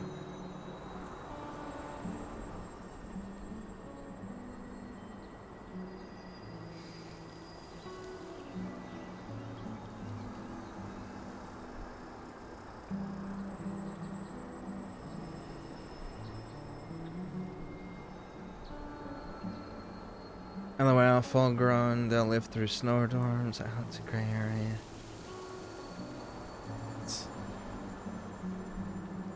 Okay, cool. Yeah, I didn't think about that beforehand until just then. I was just like, oh, yeah, Okay, so I think it's going to be easier to come from the watch post.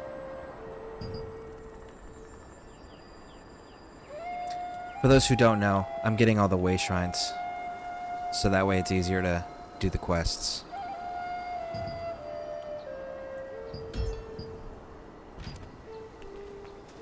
Let's see, so this is gonna be in... Oh, hold on. It just wants me to do this?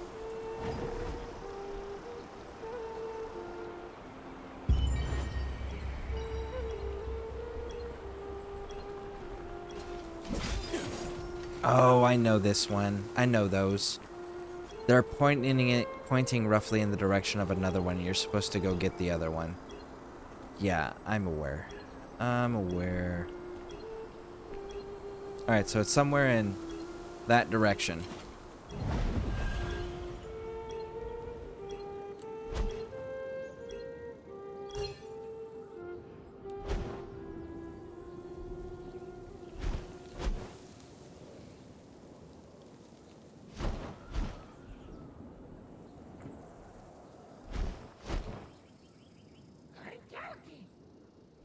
Yeah, I figured because they're not baby chicks, but they're not full grown either.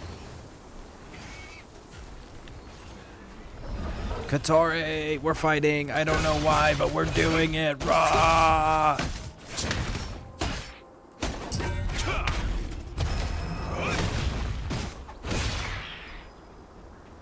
No idea why I fought that one.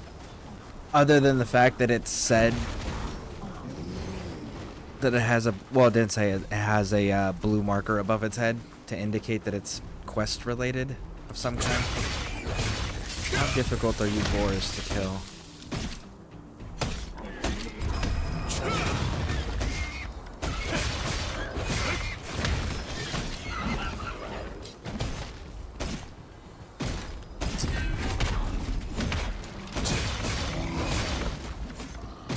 Come on. There it is.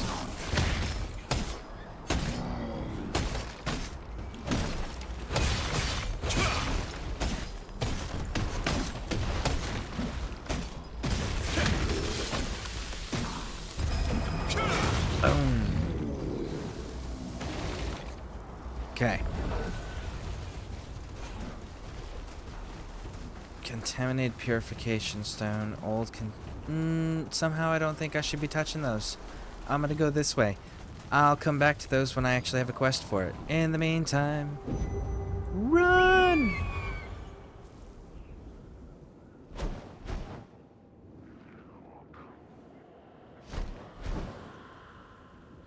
Chicks can generally tolerate cold weather once they are fully feathered, which typically occurs around 6 to 8 weeks of age. At this stage, they can handle temperatures as low as 40 degrees Fahrenheit. Depending on their breed as to the environment, we won't risk it. Okay. That sounds reasonable, because I know that there's some days, there's at least one day getting down into the 30s.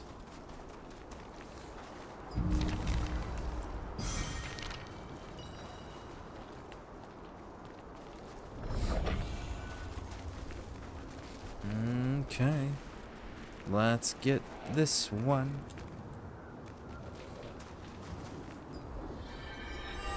Tell us about this spot.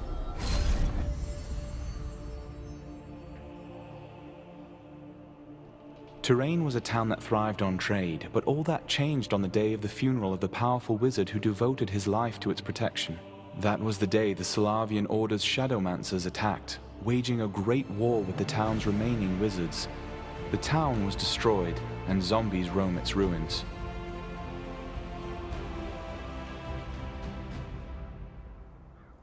Okay.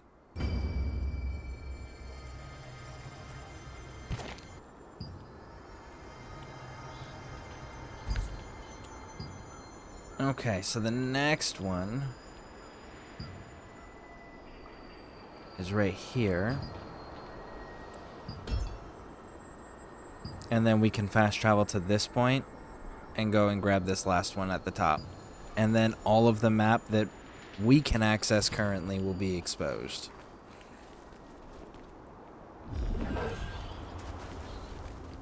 Readables.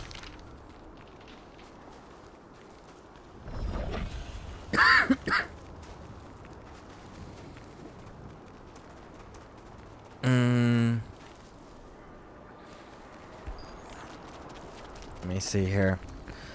We will do it when there's nothing below 40 in a 10-day forecast. Okay, sounds good. Sounds reasonable. It looks like Saturday is a candidate. We will reassess then. Sounds good to me.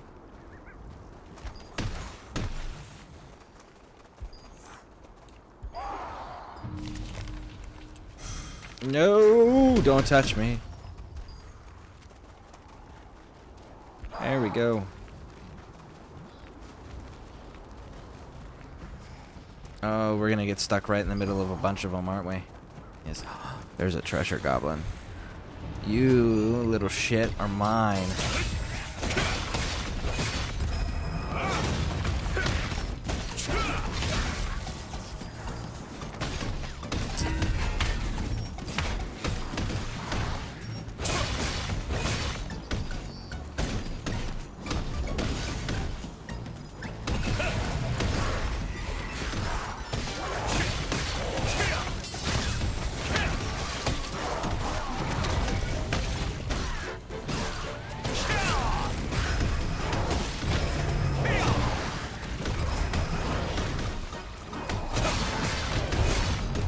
Oh my goodness.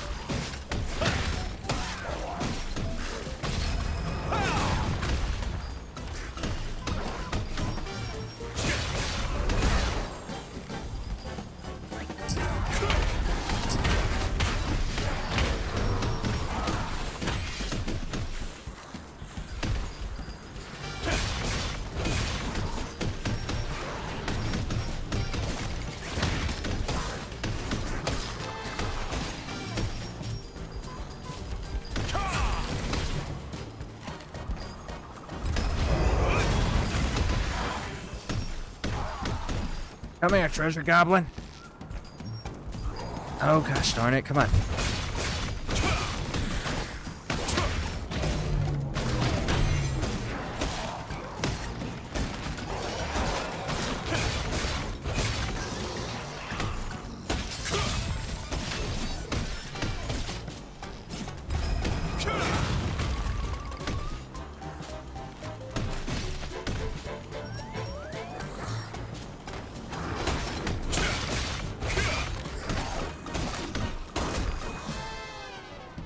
Oh man.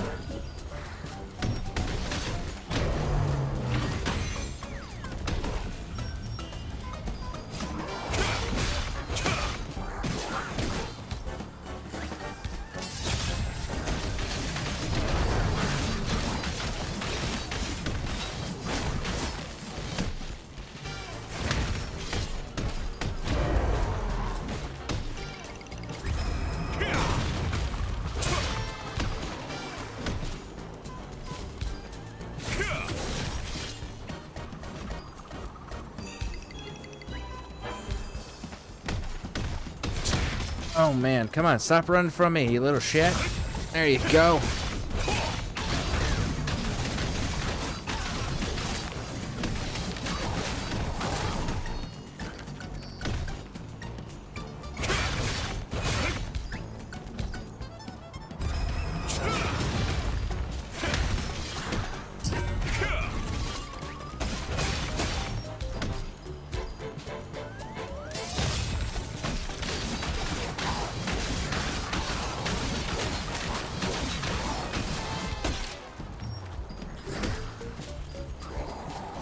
Come here. Stop running.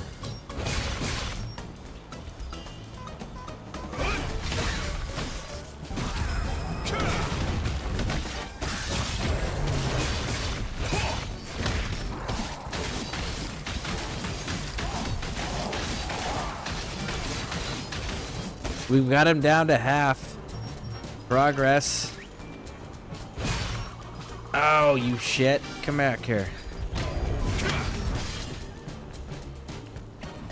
Come here. There it is.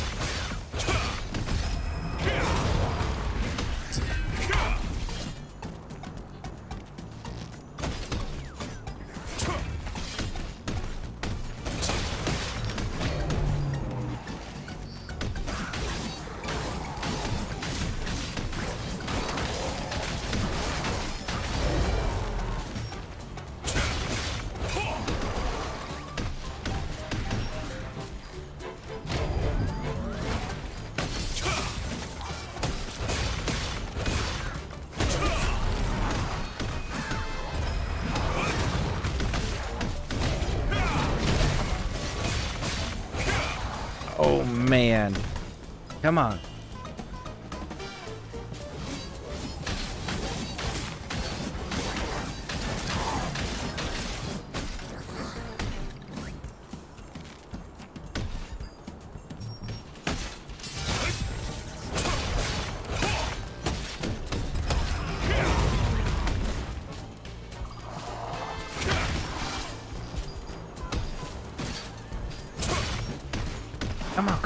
Come on. We got this. We got this. Still got 6 minutes on that.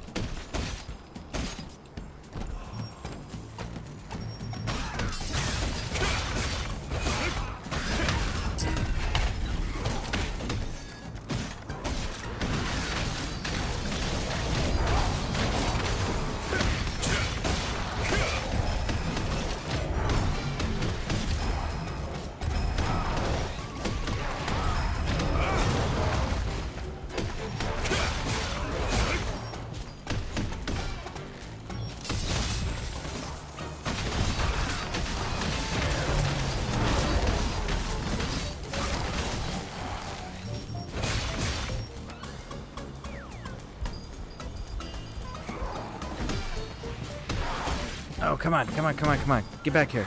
Get back here, you little shit.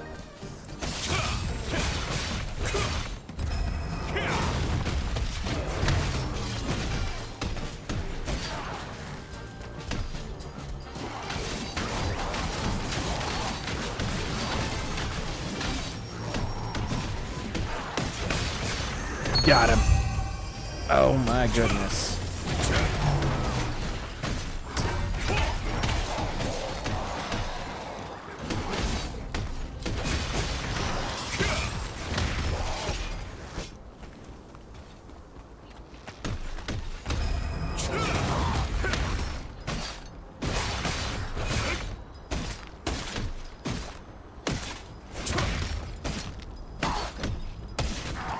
Okay.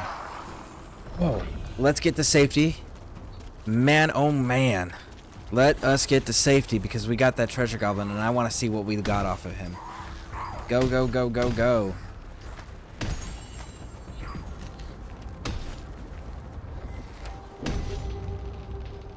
That dude had so much goddamn health. Over 87,000 health. Alright, we're good. Let's hit this. Man. I'm surprised those skeletons didn't kill us in the process. I was like fully focused on him. Shadowmancers is now famous for traces of the Grand Elder Beluatan, who researched the secrets of immortality. Even now, it serves as the main base for the Solavian Order. If they expand their influence, they will become a great threat to Laslan.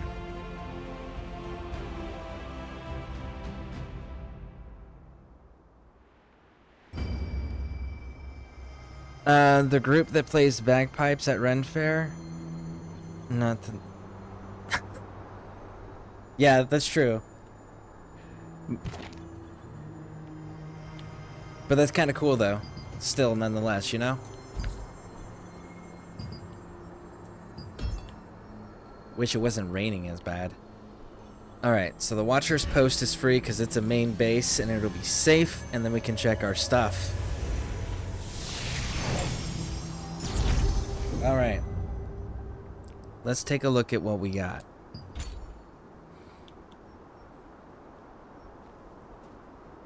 Crossbows of the Resistance. Okay. Staff of Undead Banishment. Gloom. Oh, we got a purple item. We got a purple item. And it's the Heroic Gauntlets of the Resistance. Nice. Oh, that is so cool. Oh, that is so freaking cool. That's my first purple item. That is so cool. Okay.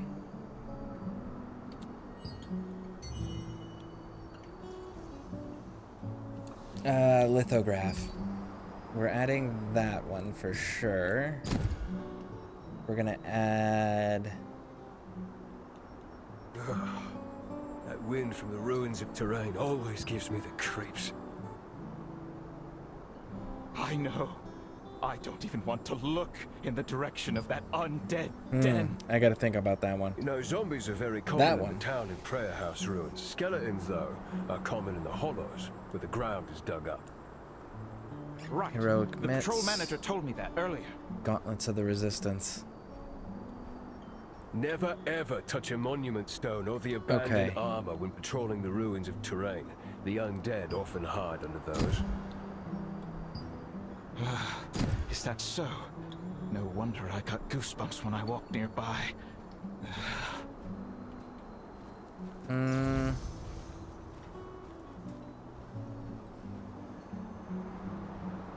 I gotta think on that one. Battle Pass. What do we got? Always.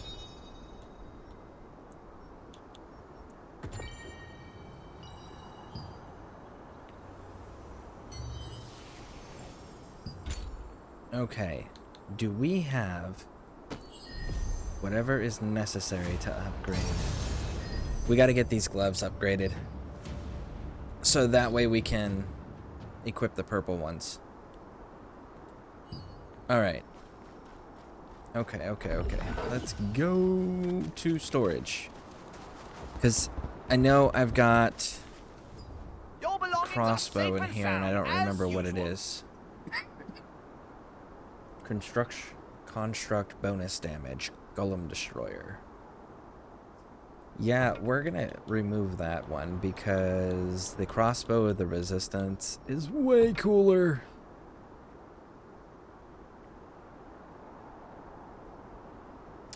Screw it, we'll put that one in there too. And we'll put that one in there because it's gonna be a minute before we can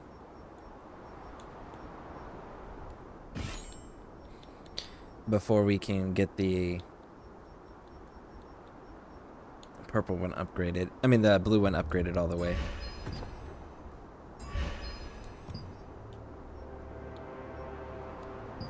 Oh shit. The whale's out right now. Let's go get our marker real quick. That'll give it time for that whale to get down to the observation post. And then we can jump from the observation post onto the back of the whale and see if we have enough vital stones or if it's a 10 count, because I can't remember if it's 1 or 10.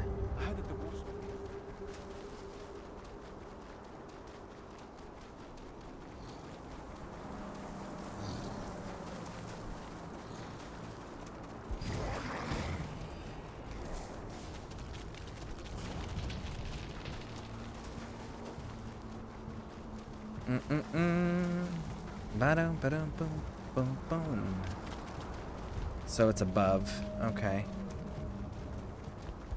And yet we gotta piss shit off to get there, huh? Really?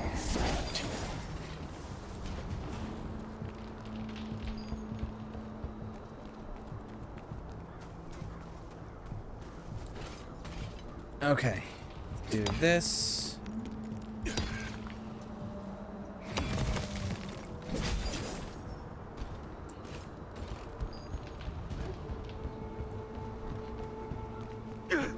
It's right in front of me, and I can't take it!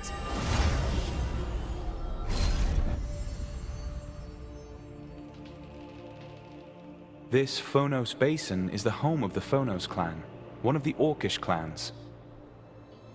The Phonos clan regularly holds the Festival of Fire, where they receive the blessing of Flammakan, the god of fire, to attain even greater power. Huh. Okay. Cool.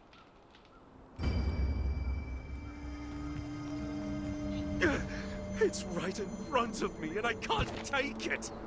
And there we go.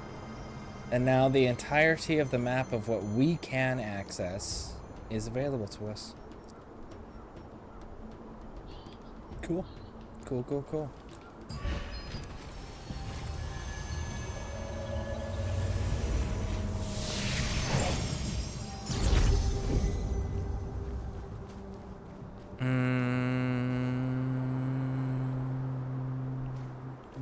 Okay, I guess we'll take this path.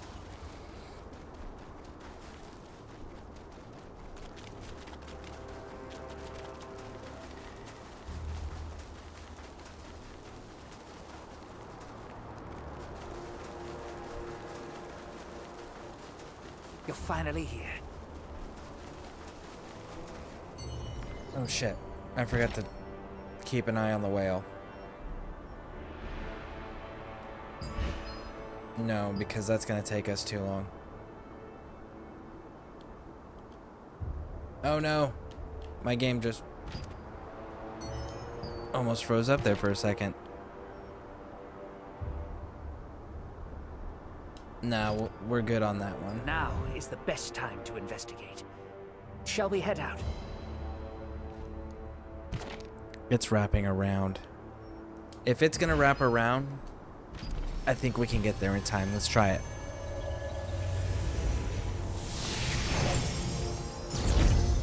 No! Fuck. I needed that.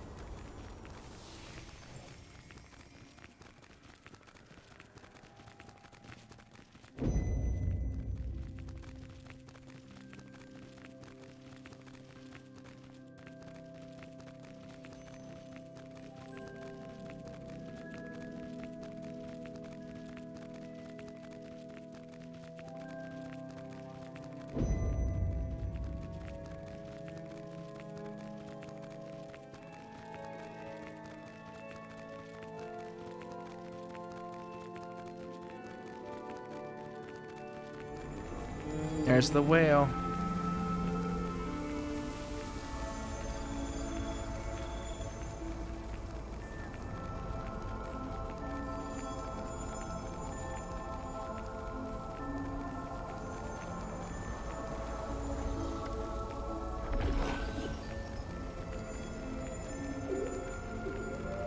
Oh man. Look at that thing. That thing is just so amazing to me.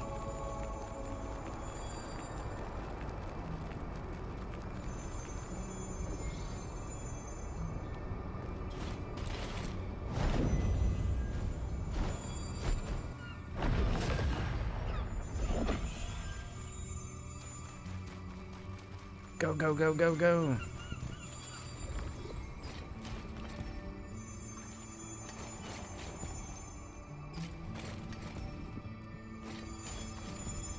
So it's one vital stone. Okay. Nice. There's ore deposits up here. See? Right there.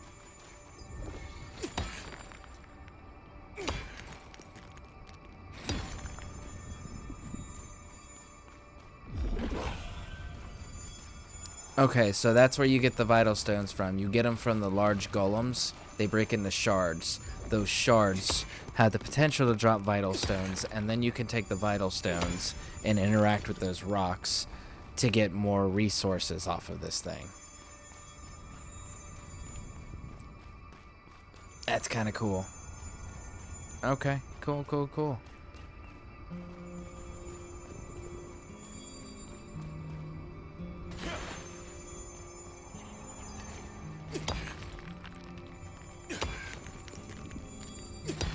Grab that.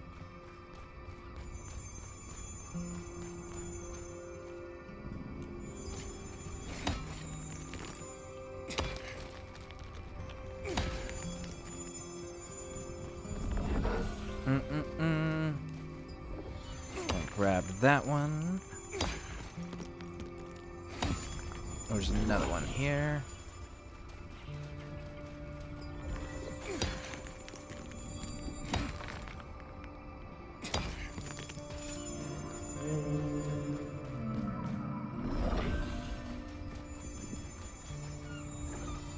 Okay, cool.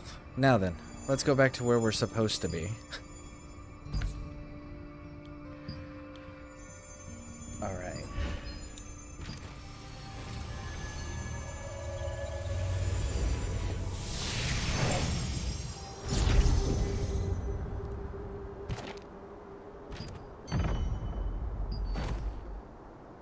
Inventory. No, nothing relevant, nothing new. Cool. And then lithograph. Which one's this one? Golem Dismantler? Yes, you can have that one. And codex. What are we sitting with? Collection. Okay, good, good, good. And is that everything? And then co-op dungeon. Yep. Okay, cool. Let's do it.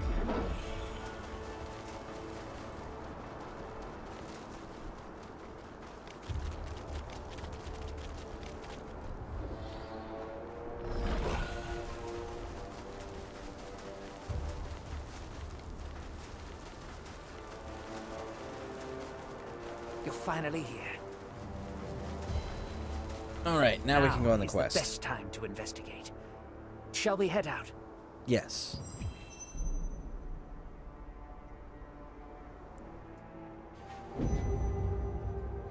First, I'll brief you, and then we'll start the First, we'll have to observe how they move. Okay. Shape-shifting abilities won't work on them right now. Luckily, I've prepared some better transformation magic. Would you like to try it? Very well. Take care not to be discovered, and come back in one piece. Ah, nice. Why do I have to speak to them? I don't think speaking to them is a good idea. Yes, feel the power of Flammakan. We shall be much stronger. Krah! Flammakan's power comes from flames. When the chief priest starts the festival, we get the fire energy. Krah! I feel like this... I don't know what the intelligence levels of orcs are in this universe, but I feel like you asking about a basic cultural thing that all orcs know about would be suspicious. It's kind of like if a human would be like, so tell me about food. What is this food you guys eat? You know, it's like that food, you know? Anything that you eat, and you have to explain what food is. It's like if a human's asking what food is, it's kind of suspicious, right? Like everyone knows what the fuck food is. What's this smell? You smell funny. We don't smell like orcs either. Nice.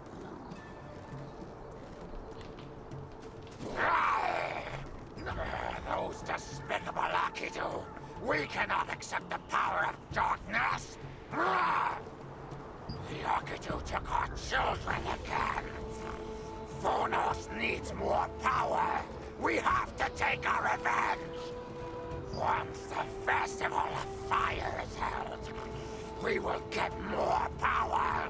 Kill all the Akidu. Okay. Long live the Phonos.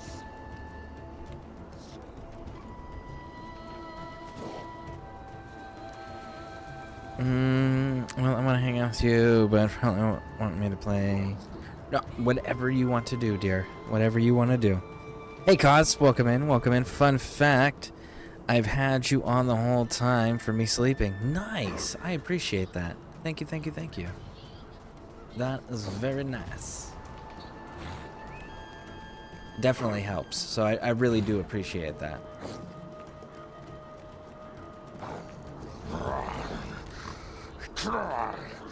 The intruder must be killed. Bring in the bright-eyed shaman immediately. After infiltrating the Phonos clan for an investigation, you learn that their recent ferociousness was due to tension with the Akidu orcs. The Phonos orcs were trying to gain more strength to fight the Akidu orcs by staging a festival of fire.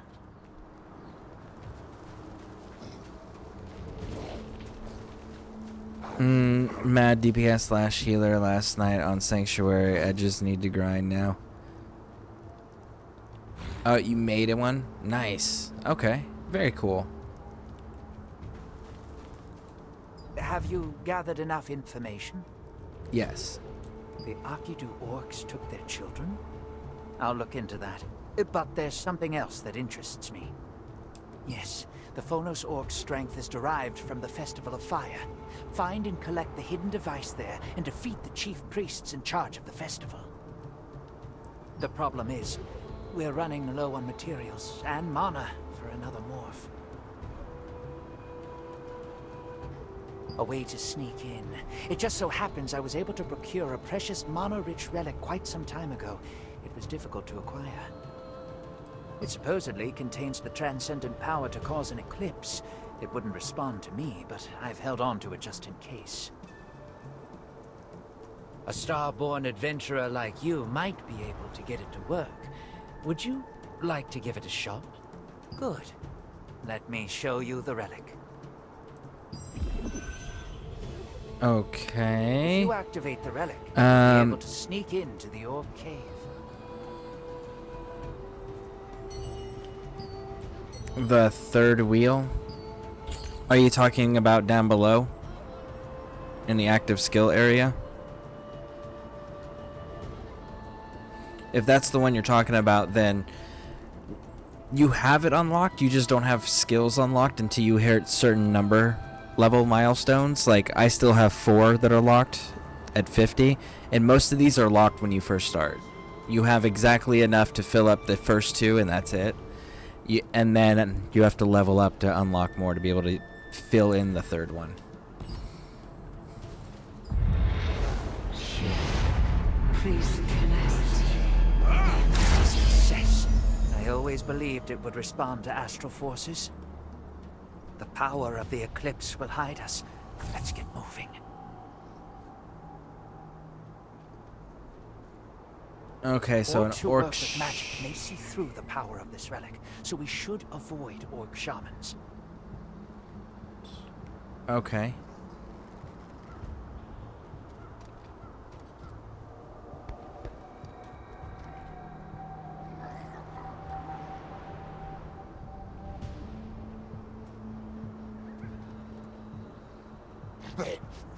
I think I smell a human.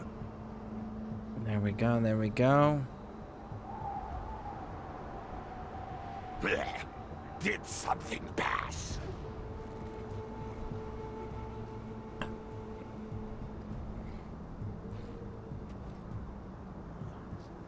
I wonder if I just gotta keep him out of it, or if I gotta keep him from seeing me while he's inside the circle.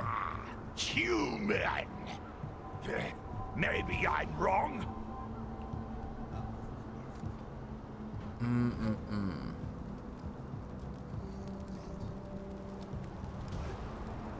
Okay.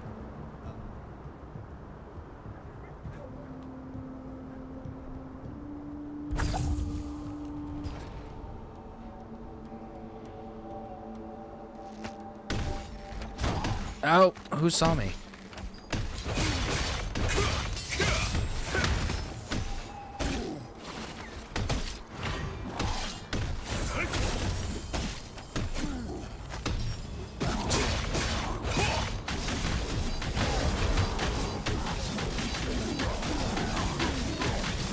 And back up, and we're gonna go like this. Oh!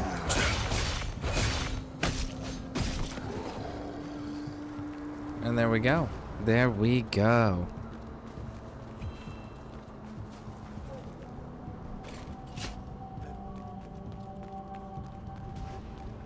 Shit. Are you gonna make me fight my way all the way through, homie, because you didn't follow me?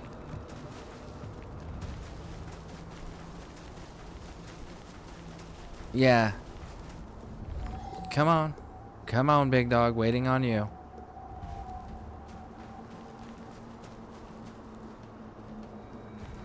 Come on, sunshine. Run faster. Before these assholes respawn in.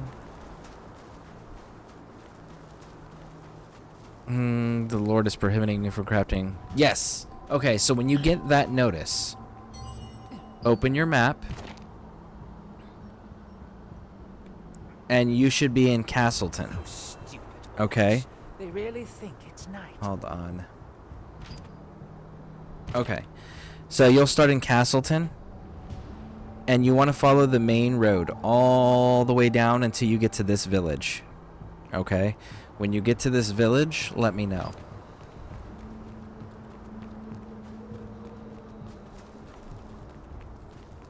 The orcs seem to have bought our ploy and believe that night has come. With any luck, the Festival of Fire will begin soon.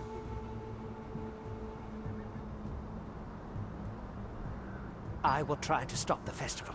Adventurer, you find the device hidden in the cave and bring it to me.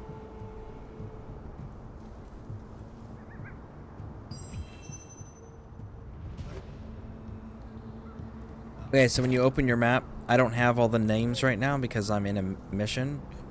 But Castleton is the name of this place right here. It should be on your map.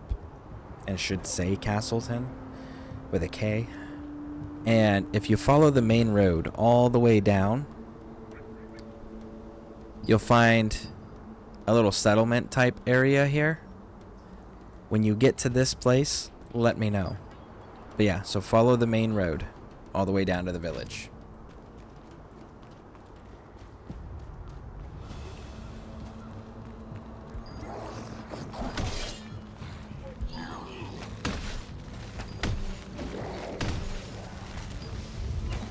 Ah, come on.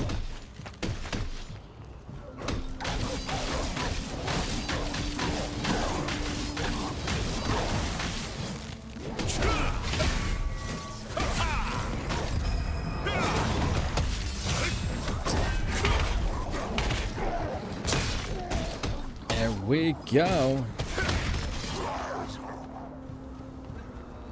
One down.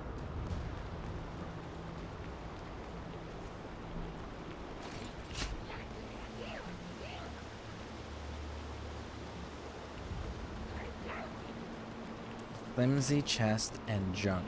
Okay. So, how do we get to the flimsy chest? By jumping and gliding. That's how. There we go. It looks like Windhill Shores, which I fast travel to. Yeah, and then keep pushing through on your map, and there'll be a village. It'll have village in the name. Just stay on the main thick road.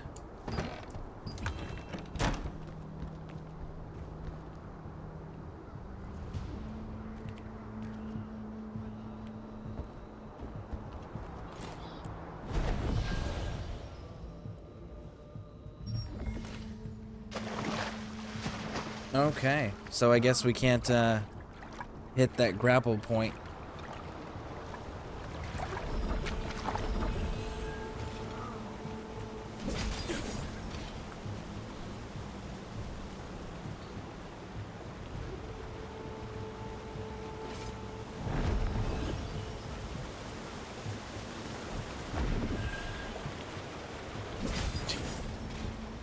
Okay. So how many people are we gonna have joining the... I don't know how many we're going to have. I know how many we can currently have is 70. But how many will actually join? I don't know. But I know 70 is the limit so far. There's something important in here. You found a measuring device mixed in with the junk. Cool. Now what?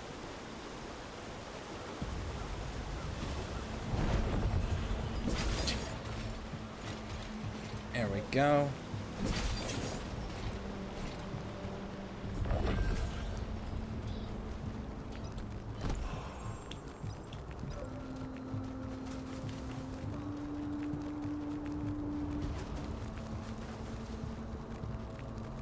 It's too late.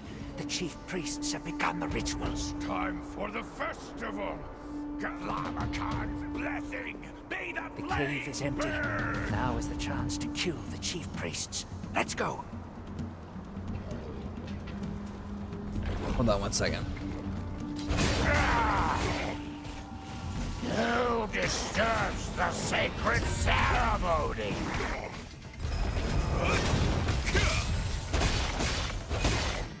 You dare interrupt the festival of fire? Yes. Feel the fury of Flash!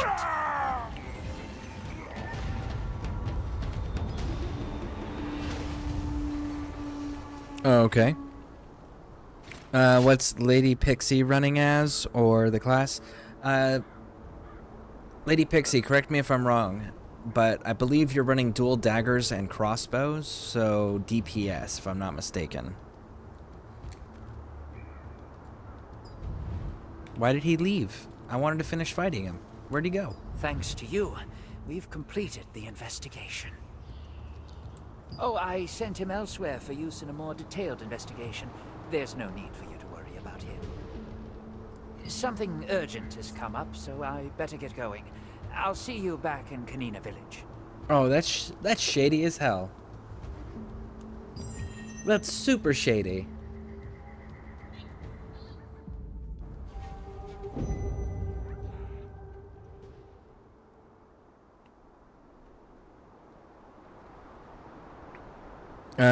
I'm running staff and wand. Nice. Yes, I know guild members left shows weapons chosen. Ah.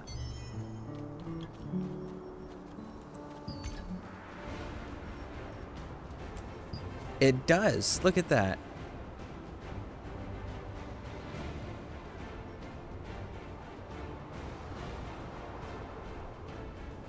Yep. Well, cause when you are able, when you hit level 7, you can join. And it'll have the list here. That is pretty convenient, though. Yeah. Right there. Crossbow and daggers. Crossbow and wand for... This is Curse of Stephen Ledger here. And this is me with my greatsword and sword and shield. And the Gamer's Freak, she is running greatsword and bow. Nice. Guild contract, where are we at with that? We're at 20%, 8%. Okay, cool.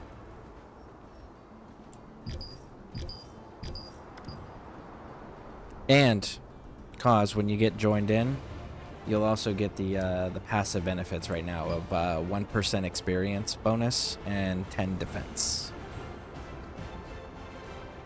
Is it Venetia? Yes, go to that place. Now that, actually, you're there, I'll just meet you there. Bum, bum, bum, bum, bum. On my way.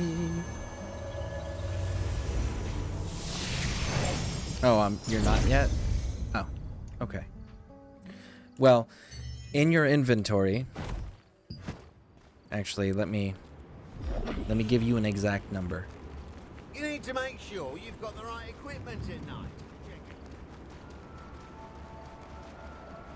Your quest, is it to have somebody what's the item they're wanting you to craft? Is it the armor, weapons, or growth skill books? Got any parchment? You can learn skills with it. Look.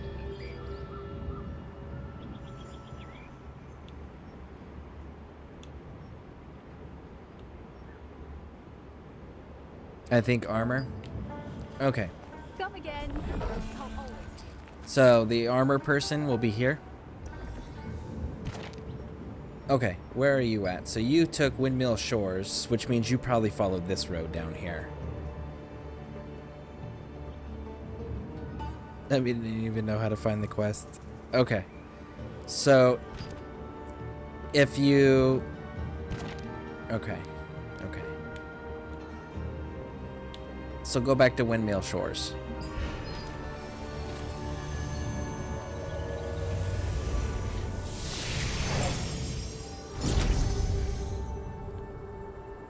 Cause, are you in right now by chance?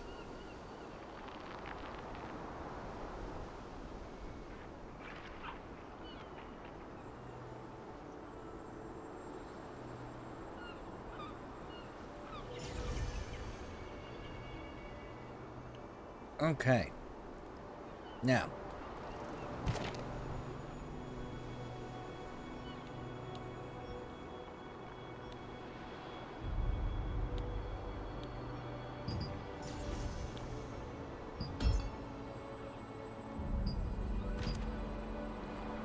Alright. Follow me. Lady Pixie. Oh, who's this? Next bill. Okay. Follow me. Yeah, about to head to the first city. Okay. Cool.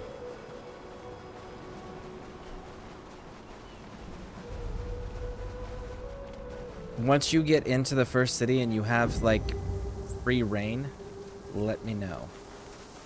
That way you can run with us to get the fast travel point so you can freely fast travel.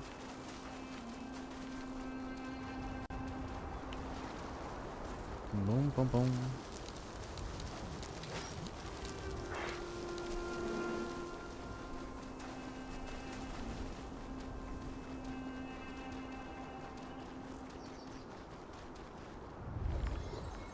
All right. Can we trade stuff? Invite to party, character card, follow. Oh, you can just click follow? Hey, Lady Pixie. Just move around. Never mind, we got engaged in combat. Oh, look at that. It is following her. Oh, that is so cool.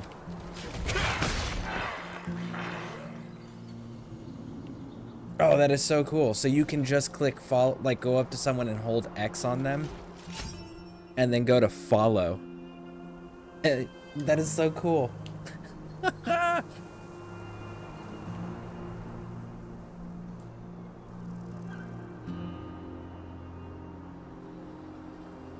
That's such a cool little feature. All right, so I'm gonna repack my pipe. Cause you're gonna be in Castellan. Once you get to Castellan, get this Castellan waypoint icon, and then follow it out. You'll get another one right here,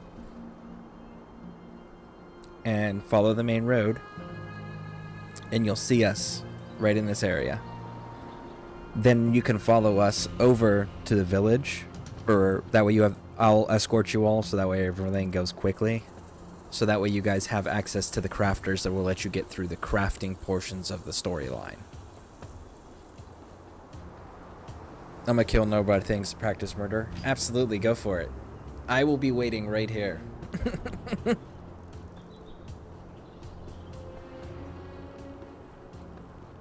What else do we have that's new? Co-op dungeon. Relationships, escape. Do they got anything new in the store today?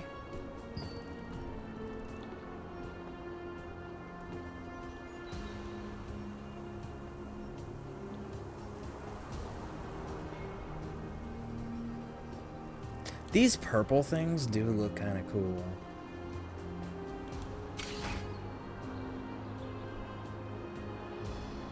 Like, look at that shield. That shield is so dope. That sword handle. That's a good looking shield. And sword. And let's see, what about this one? What does this one look like? Oh, that's dope. Those are kind of cool skins.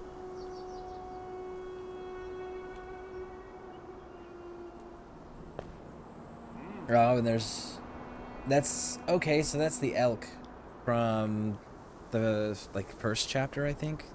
First or second chapter. I think it's the first chapter. It's kind of cool.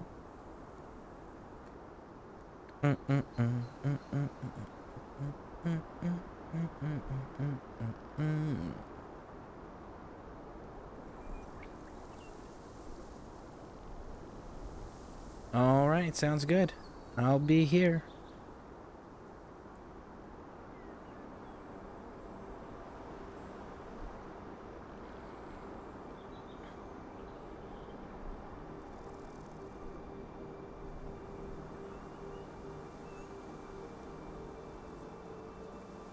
But yeah, so anytime you guys get crafting quests on this server, you want to go to the Venetia village, or Venetian, or however they pronounce it. But you want to go to the village. The village itself will allow you to craft everything that you need to craft for the quests. The only one downside is where you have to craft growth books, skill growth books. You have to go and collect your own materials. You can't use the materials they give you. That's the only downside.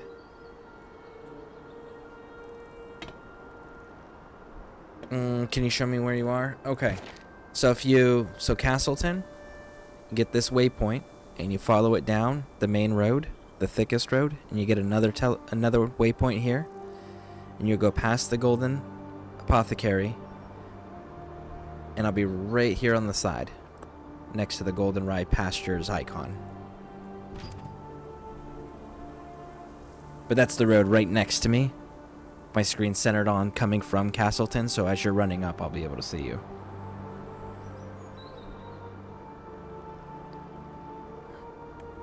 Alright, Lady Pixie. Where are you at? You're right there, killing things in the field.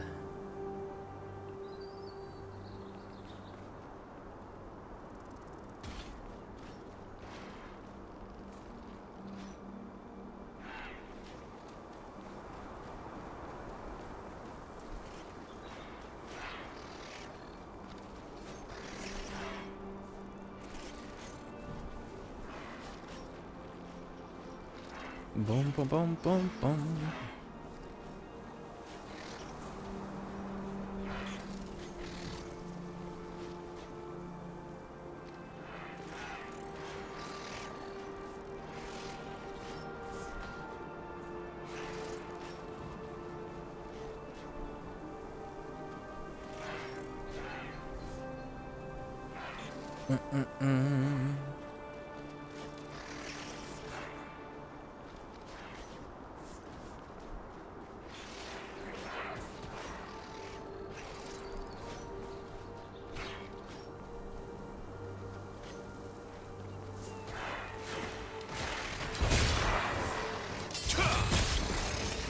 There you are. I see you running.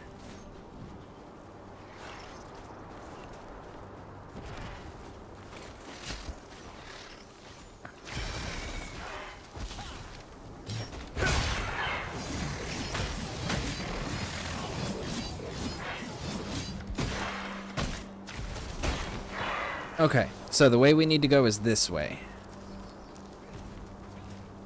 Alright, onto the main road here. I'll be standing by.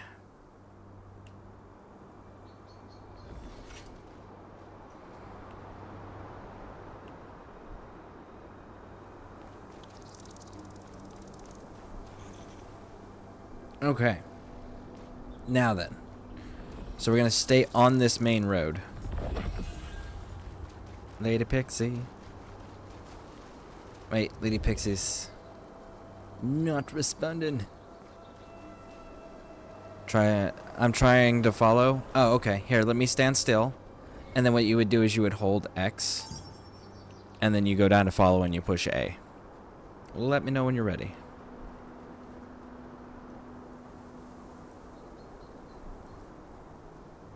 Done. Okay. Let's go. Honestly, now's not the time to be worrying about goblins. Oh, it makes you guys run in human form. Okay. So then we will just keep running.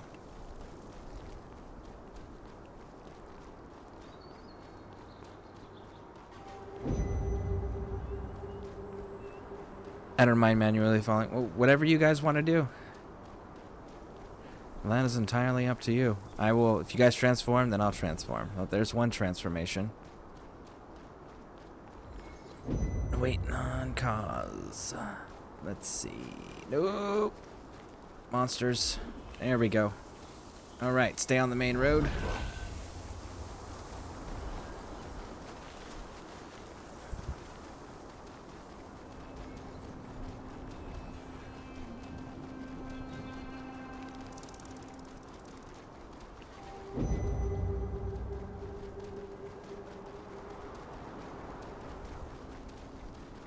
There'll be a fast travel over here that we're gonna grab.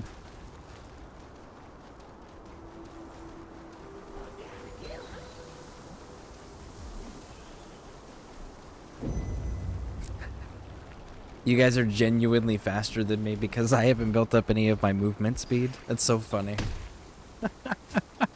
It makes sense. I'm a tank. I'm not supposed to be fast. Oh, that is so fantastic.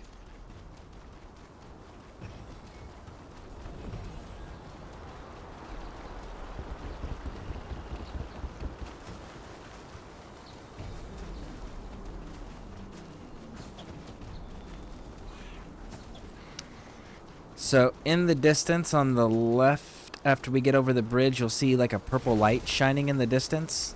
Go towards the purple light because it's another waypoint.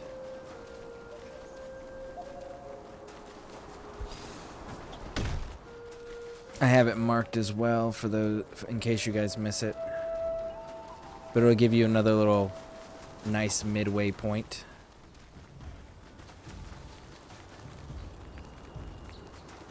Yep, I'll go right up this hill. Grab your guys' way shrine, or waypoint as they call them. And then when you're done, I'll wait by the light post for you guys because I know it does a panoramic view and explanation of the place.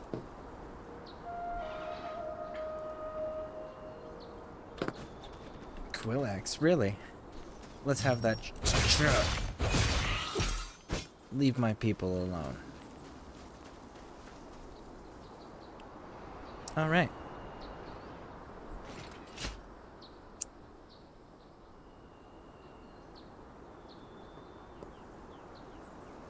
And then the one that we need is up here.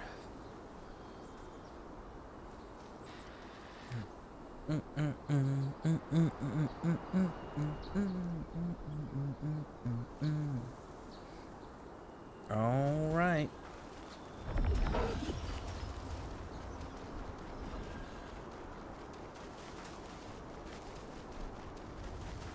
So now all the way up until you're level... Hold on. All the way up until you're level 30, all the waypoints are free to travel between. After you're 30, the main settlements are free to travel to. And then the ones that are out like in the wilderness and stuff, those will start costing coin. the gold currency that you'll have in abundance. So up until you're 30, everything's free as far as fast traveling goes.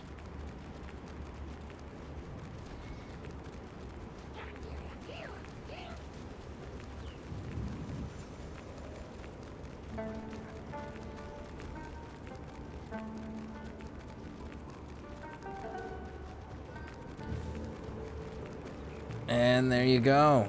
Get your waypoint done up here. And then I will be behind up here where the priestess is whenever you all are ready.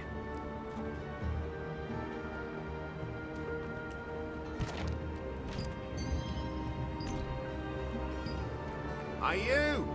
Welcome.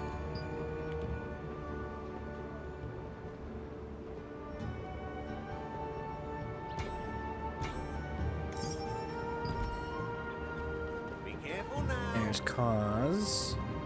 Just waiting on Lady Pixie.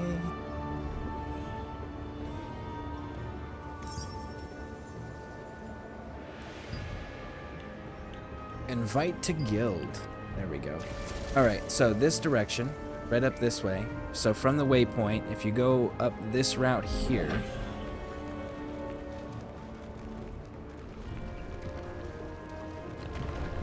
on the left here is where all the crafting people are, okay? So when you get crafting quests, talk to these folks. You there? Your armor looks And around the well corner is where the growth scroll person is, Got which me is right here. parchment. You can learn skills with it. Now, for her, Looking for a skill. you're growth gonna need book? to do the green books in order for it to count for the quest, which is these. So you need quality parchment, which you can find from killing random monsters out in the wilderness. Next, if you come back down here, right where these crafters are and right where this golem is, this is the guild base. So, once you join the guild, which I don't know what level you are. Level 1. So when you're level 7, Cause, you'll be able to join the guild, and then this is the guild entrance for when you get there. But yeah, there you go. So do all your crafting for your quests here, because Castleton is restricted. So, there we go. Helpful 10 for the day. Oh, you're 8. Oh, you were 8. Nice. I gotta get caught up there. Let me hold on a second. So many fun new things. Yes, absolutely. Are healers just really fast or something? I think it's probably maybe it's something to do with your guys' equipment. I know none of my equipment increases my movement speed. Yeah, I don't have anything increasing movement speed, so I don't know if that's a factor. Let's see. What does the stats do?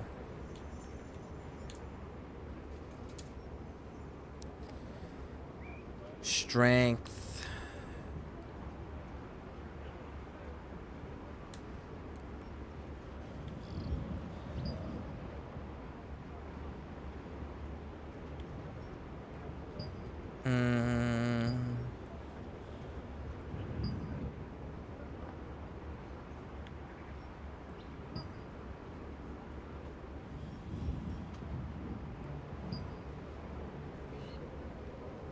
Yeah, no, I don't need... So it's got to be equipment based.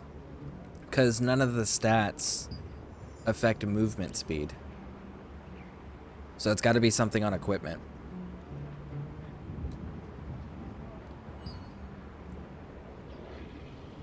You're 8. Nice. Is there a weight thing? No. What they have is, if you look down in the bottom right corner, it says 113 out of 130. They have slot limitations is how they have theirs set up. So it's not based on weight, it's based on how many slots you have available in your inventory. And you can use the gold that you get throughout the game to expand that by going to, if we come down here,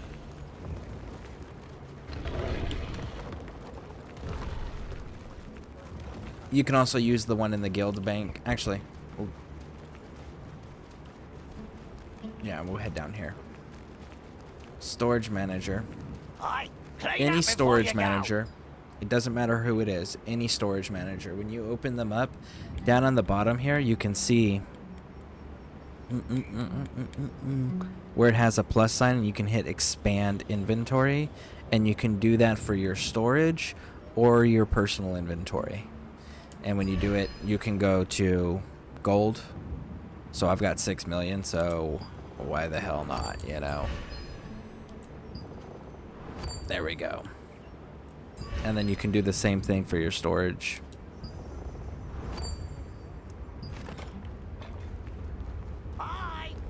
But that's how you increase your storage space, is just by doing it with the gold. I haven't changed anything I'm wearing. Well, I mean, it's like if you go to character info, right? And you go over to the items on the right side there, anything that has an E on it, if you read in the middle there, like this sword, for example, gives me critical chance and max health. And then it gives me a heavy attack chance. So like if you go through all of the ones you have equipped, you might have something that affects movement speed. I know I don't. But like, for example, if I were to go to lithograph book, show you. Because there's one down here that I've been debating on doing.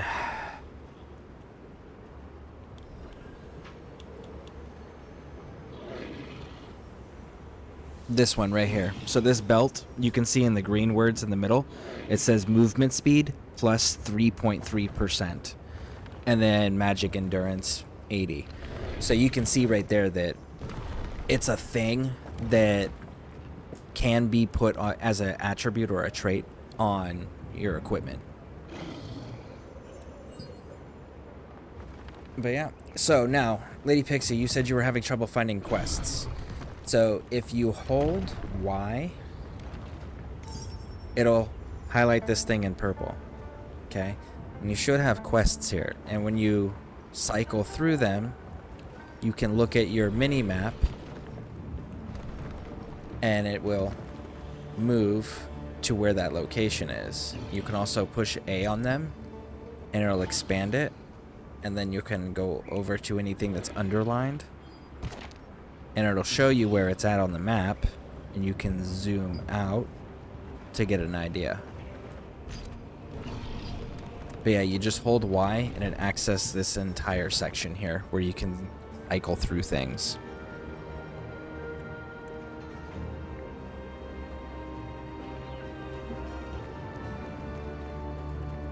And then if you're ever like, I don't feel like doing the purple quests or whatever, or you can't figure out the purple quests and you feel like just kind of like hanging out in a easier area, you can also find more quests in Codex. If you go to Codex and you go to Exploration, so Adventure is the main storyline quests.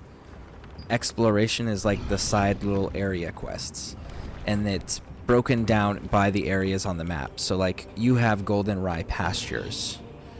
That's the first area right outside Castleton. You and Cause both have this area. And if you look at it, it says, talk to Contaminated Rain researcher Liana. So if you were to go over to this quest and you were to push X on it, or whatever the equivalent is for other systems, where it adds it to favorites, I'll show you this one. So like you can see when I have this one selected, which I haven't completed, down in the bottom right corner it says add favorites. When you add it to favorites, it goes, so this one's called Master of Carmine Forest, defeat Mordecai, right? Okay, so I'm going to add it to favorites. Close all this out. And you can see over here, it is now added to my quest list. So that's how you can add the exploration quests to your list there as well.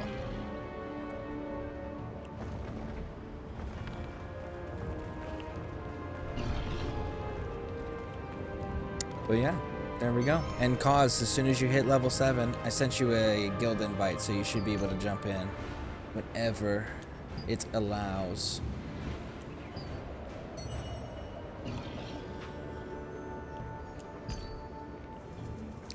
Accept. There we go.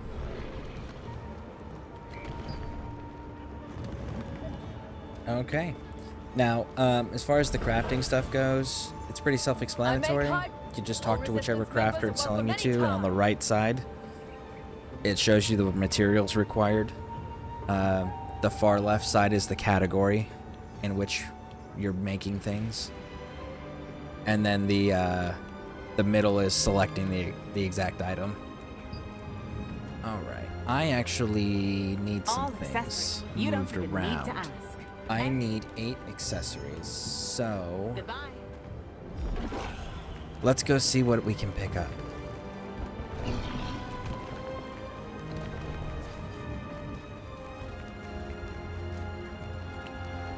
That's culinary. I don't want culinary. Clean up before you go. You there. Just let me know if it's contracts or greetings. Here are today's contracts. Nope. See you later. Okay. Oh. Thank you, helpful. Oh yeah, you're welcome. If you finish the stream in 30 minutes, will you bring an energy drink? Smelling burgers. Burgers are getting ready? Well, you know what that means. That means I gotta raid out of here. So let's go raiding, and I'm probably gonna continue to play. So we'll just do it off stream so I can eat. Alright, let's go see who we are raiding today. We are gonna go raid